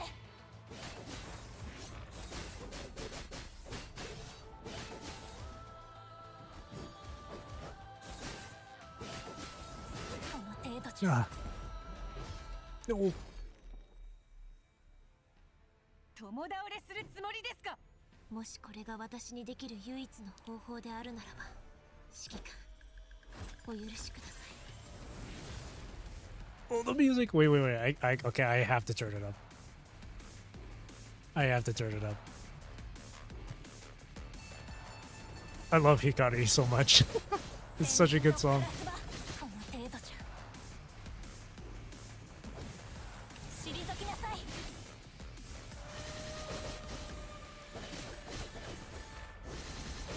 退きなさい。この一撃で。 Doo-doo-doo. Doo-doo-doo. This shit is just as good as Narwhal. 先人のカラスバ。この程度じゃ。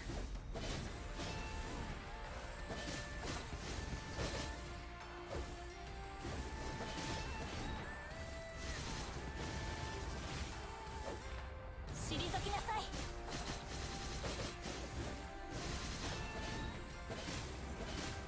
退きなさい。この程度じゃ。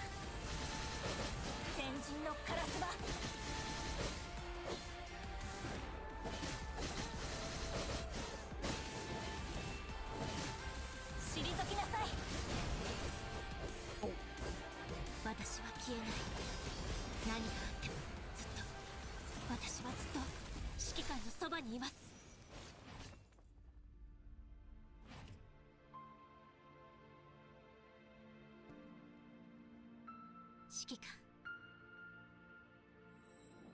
本当は Oh この後 no. 指揮官を連れてここを離れるつもりだったのですが、どうやら無理そうです。私はもう。それからのことはあまり覚えていません。たくさんの複雑な感情を感じただけです。正直に言うと、私は初めてほっとしたんです。私が欲しかったものが全てがここにあるから。私のこの両手は私自身をしっかり握れています。指揮官、私はあなたのおかげで生まれたルシアです。 Oh. あの日あなたと手をつないだから、私は生きる意義を見つけてこの世界の全てに触れ始めました。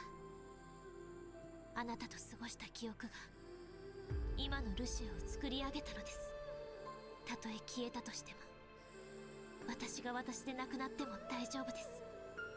あなたに触れた瞬間、私は生き返りますから。だから。 She's so precious. I love her. Oh, I love her. Precious. Oh, Gabriel.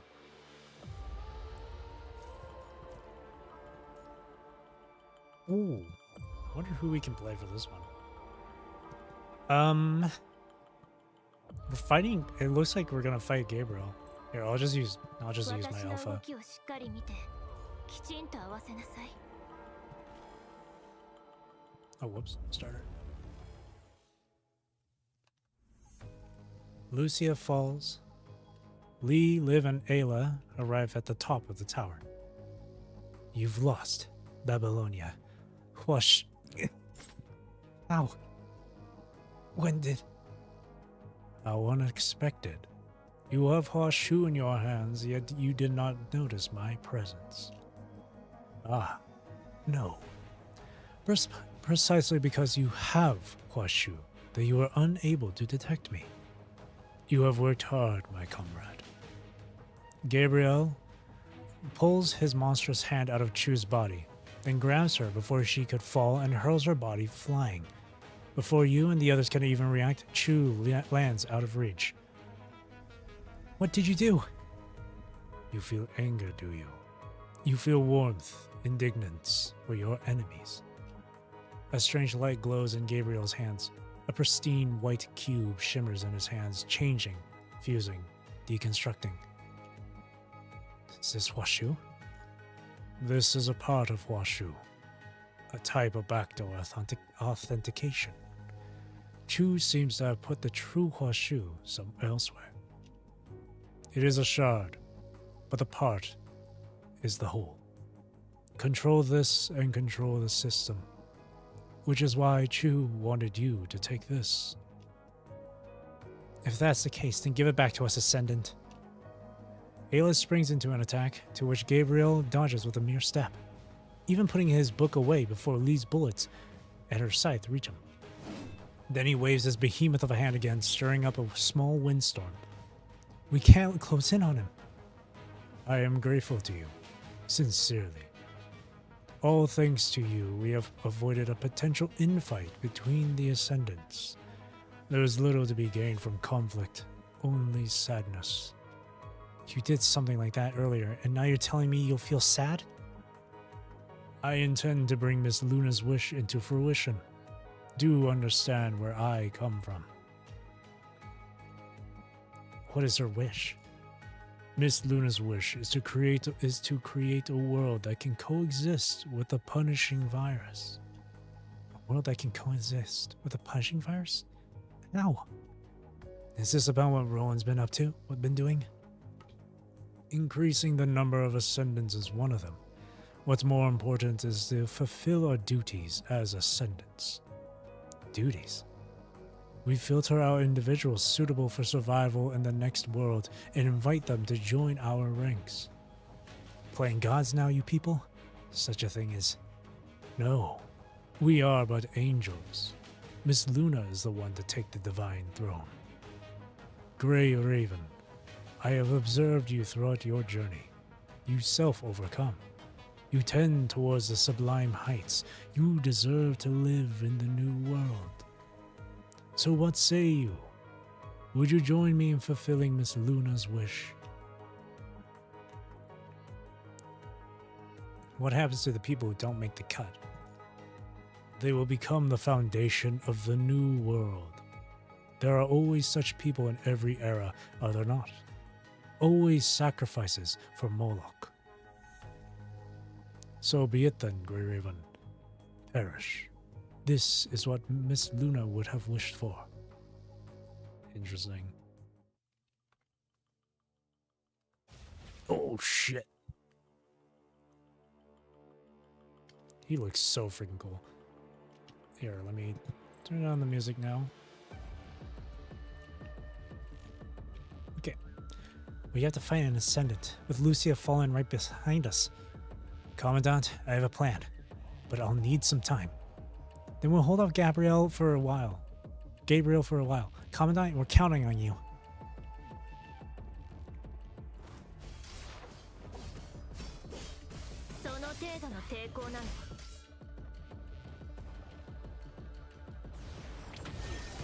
Oh, what the hell was that?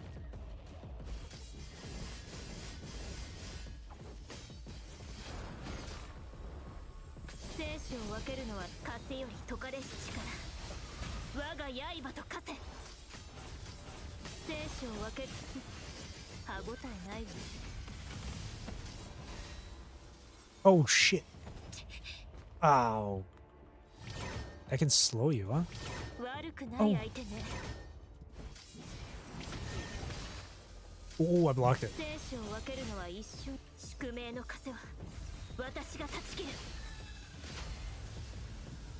Wait. What?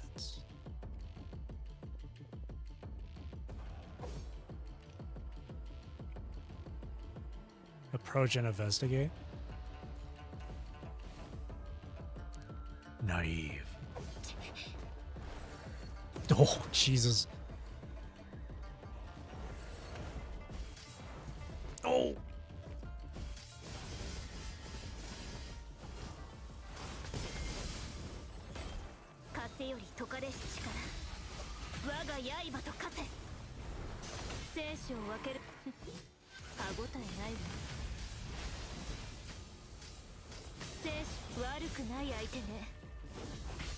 Oh shit. I got him though. That's all we can do. Theric. As I thought, the key lies in the other sister. Ooh.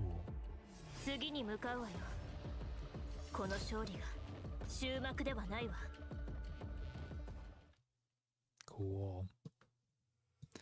This is the end, Grey Raven. All units brace for what's to come. Gabriel knocks Isla away violently, then spreads his hand, amassing a ball of energy. Too late. What? But in the middle of the charging up, a pillar of energy burns through the air from the sky, detonating the ball of energy, causing Gabriel's arm to explode from the chain reaction. Smokes surrounds Gabriel in an instant. Death from above.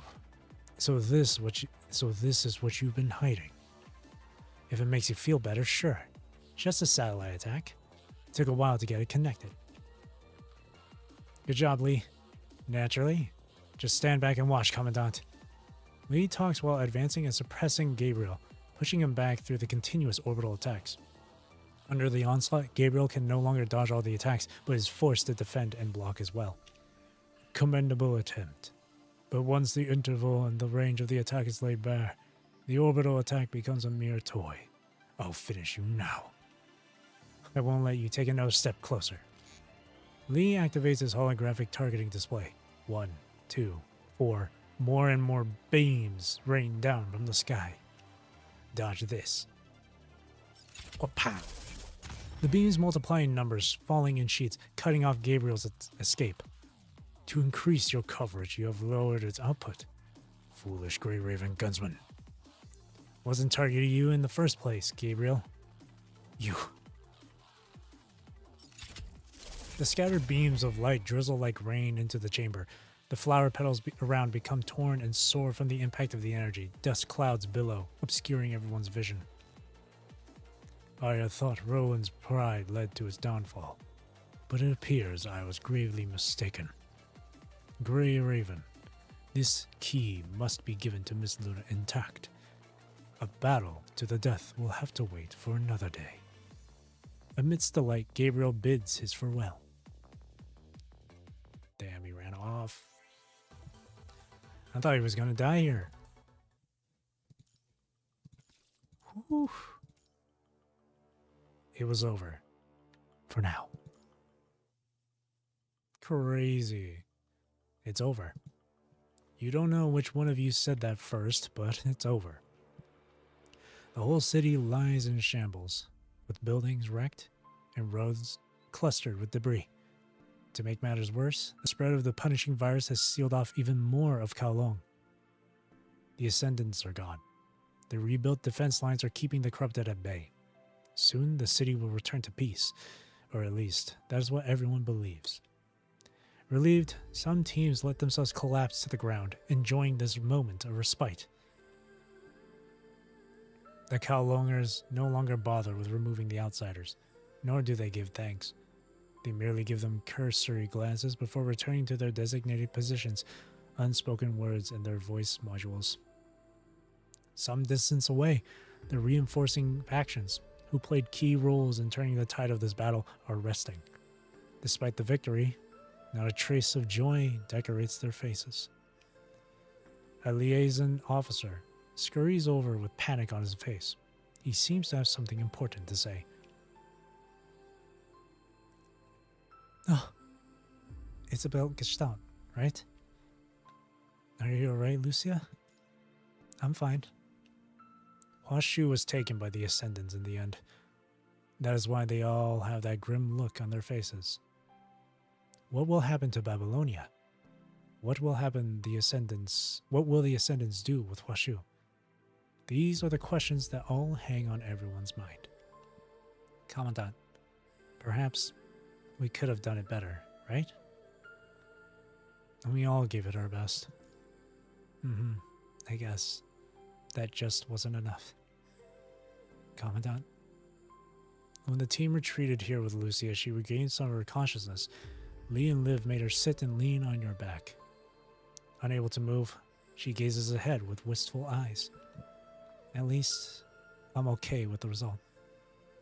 What's more, the battle's over, and I get to lean on your back like this. But still, I'm afraid. I'm afraid. I don't know how long it'll be before I'm myself again. Commandant, can I call you by your name? Sure.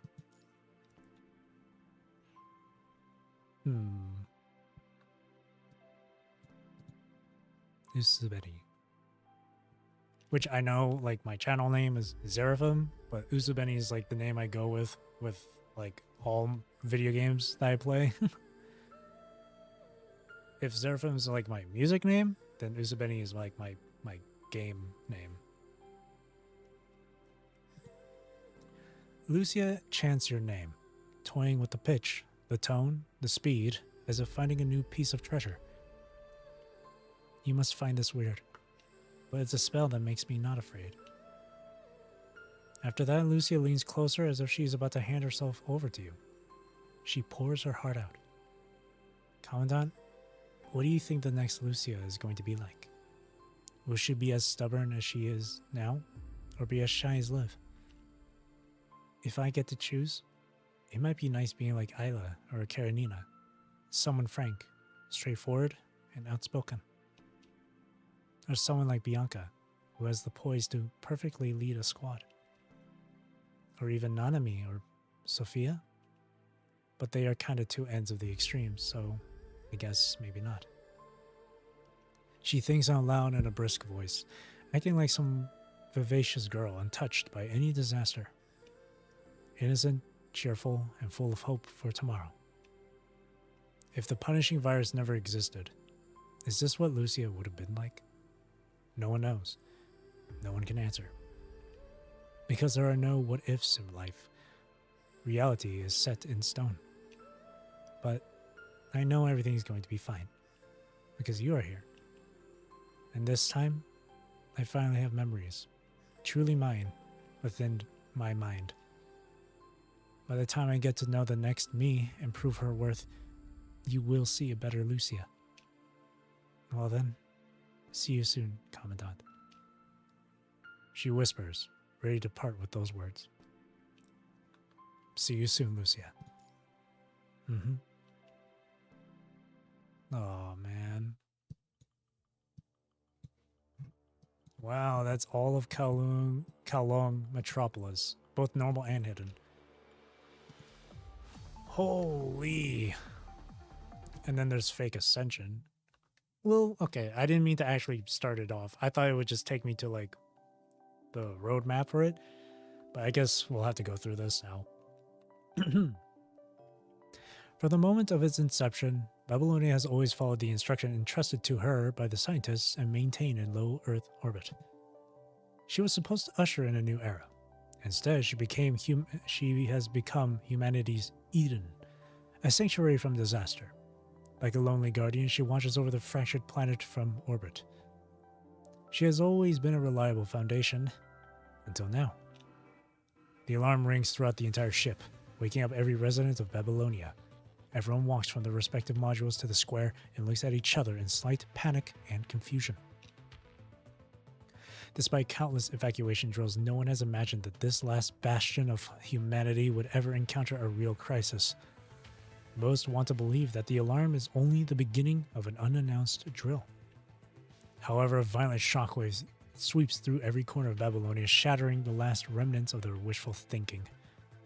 Someone starts screaming, signaling the unimaginable, and fear spreads rapidly throughout Babylonia. Oh shit. Hurry! Run! Proceed to the shelter on 37C! The ancient crowd is about to stampede like a herd of wildebeest when the support force arrives. Support Force Squad 2 assemble. Remain calm. Evacuate the residents first. Please evacuate this module within 10 minutes. The ship is in freefall. In order to avoid casualties, please leave your module immediately and follow instructions to the nearest shelter. Freefall. This is not a drill. Repeat, this is not a drill. Although the walls of the conference room have isolated most of the noises, everyone feels the oppressive and suffocating weight from the intermittent screams and alarms that seep in. Asimov is silent, and so everyone in the conference room, Lucia, Liv, Lee, Hassan, Celica, is also quiet, waiting for his response. Asimov turns to face you. He frowns as he begins to speak. As you can see, the ship is at 10% power, and reports show 4 groups of gravity engines being taken over and locked in to propel in the opposite direction at maximum capacity, causing our rapid descent. While we speak, Babylonia is plummeting towards the ground at an increasing speed. The cause of this crisis is unknown. I speculated that it was from an update made to Gestalt, but I have just discovered a vulnerability in the program. I'm sure you understand the seriousness of such ramifications. I know you have many questions, but there's no time for details, so consider the following in order. To identify and solve this problem, I need you to carry out an emergency operation.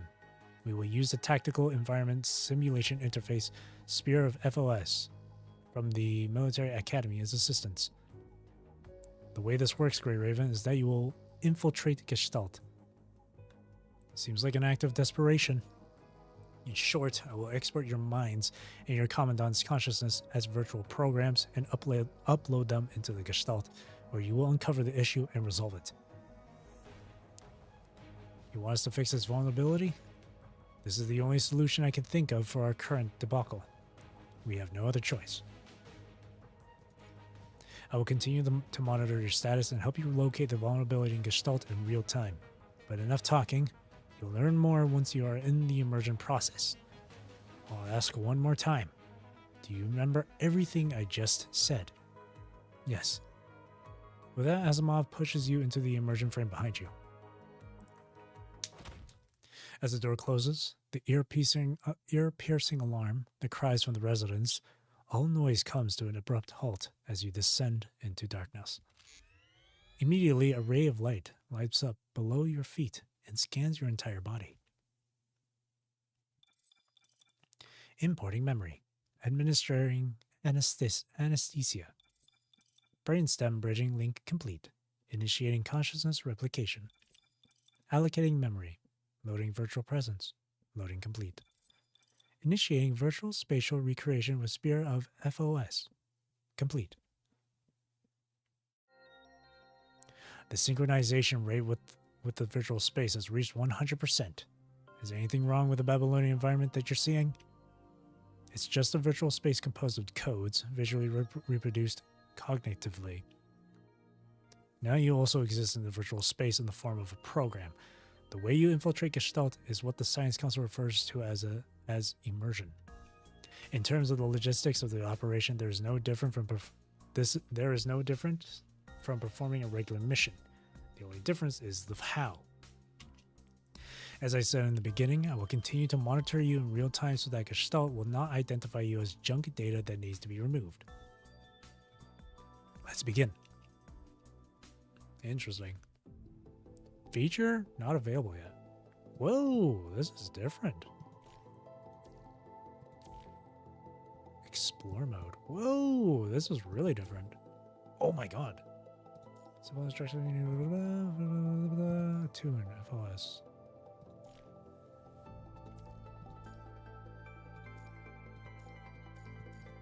That's interesting. Oh, I can't. Oh no. Is it bugged? I think it's bugged. Oh. Oh. Wait. Exit deadlock. I got stuck in that one. That's weird.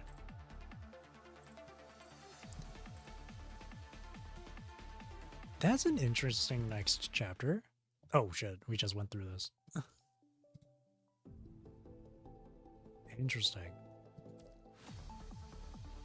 Very interesting. Okay.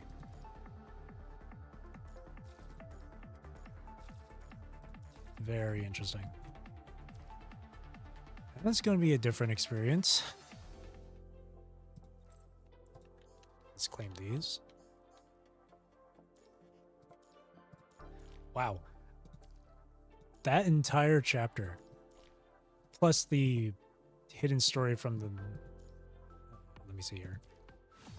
So, earlier, I did the hidden story for chapter 11. And then this, alongside the hidden story for this, for 12. So it was the one main chapter, then two of the hidden stories. But all of that combined, but the hidden story from the previous chapter I did took like, how long? Took like about an hour or so. This chapter combined with the hidden story took so long. I didn't expect it to be that long. But that was so good. Chapter 12 was so good. I really, really enjoyed that. Again, I really liked how so many of the different factions kind of came together to fight against the Ascendants. That was really cool. And then the whole thing with Lucia, that shit was... Man, that shit hurt. That shit hurt. But that was really good. Really good. Super good. Oh, I got... Let's see. Do I have anything here? No. Whew. That went on longer than I expected it to. It's 5 hours. So, I really thought I was going to go through just like chapter 12 and 13, but I guess it's just chapter 12. So let me just re-edit the... whoops. Let me just re-edit the stream title. There we go. Really good chapter. I really enjoyed that. Super good. Super good. Well, this stream has gone on long enough. Holy hell. I'm not sure how 13 is gonna go. It's very interesting. This. Oh, there we go. Oh wow, it's split off into multiple different things. Eden Fallen, Deserted Tide. Oh, this one's gonna be a crazy one to go through. Interesting. I'm definitely planning on playing this. I'm playing PGR again tomorrow. What I'm thinking, though, is... Let me see. These are far into the... Dun, dun, dun. Nanami. It's Watanabe's story.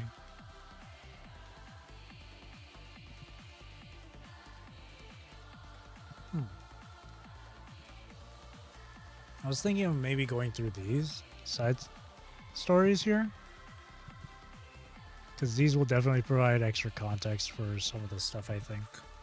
Like this right here. Yeah, I should probably do these. But I shouldn't get too ahead of myself with these. As well as interludes.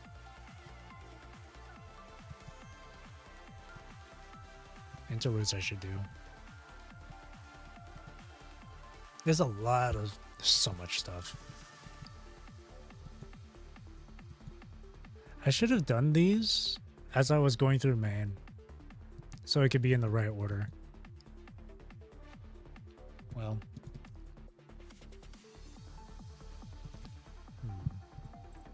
I might... Yeah, I might do the extra stories and interludes tomorrow then. I don't know about these. Event records, eh? Not sure about these, but extra story interlude I'll do tomorrow. Or at least I'll get as far as I can with extra story. Alrighty. So, with that being said, that'll be it for me for tonight. Holy. Great chapter. So, thank you for watching. Thank you for chilling with me. Thank you for chatting with me. I do appreciate it. I hope you have a great rest of your day or night, wherever you are in the world. Take care, stay safe, drink plenty of water, and I hope you enjoyed the stream. Again, I'll go through the extra... What was it? Extra story and interludes tomorrow. I guess we'll take a pause on the main story for now. Again, thank you for watching, and again, I hope you enjoyed the stream. Alright. I will see you tomorrow. Bye-bye. Thank you. Bye-bye.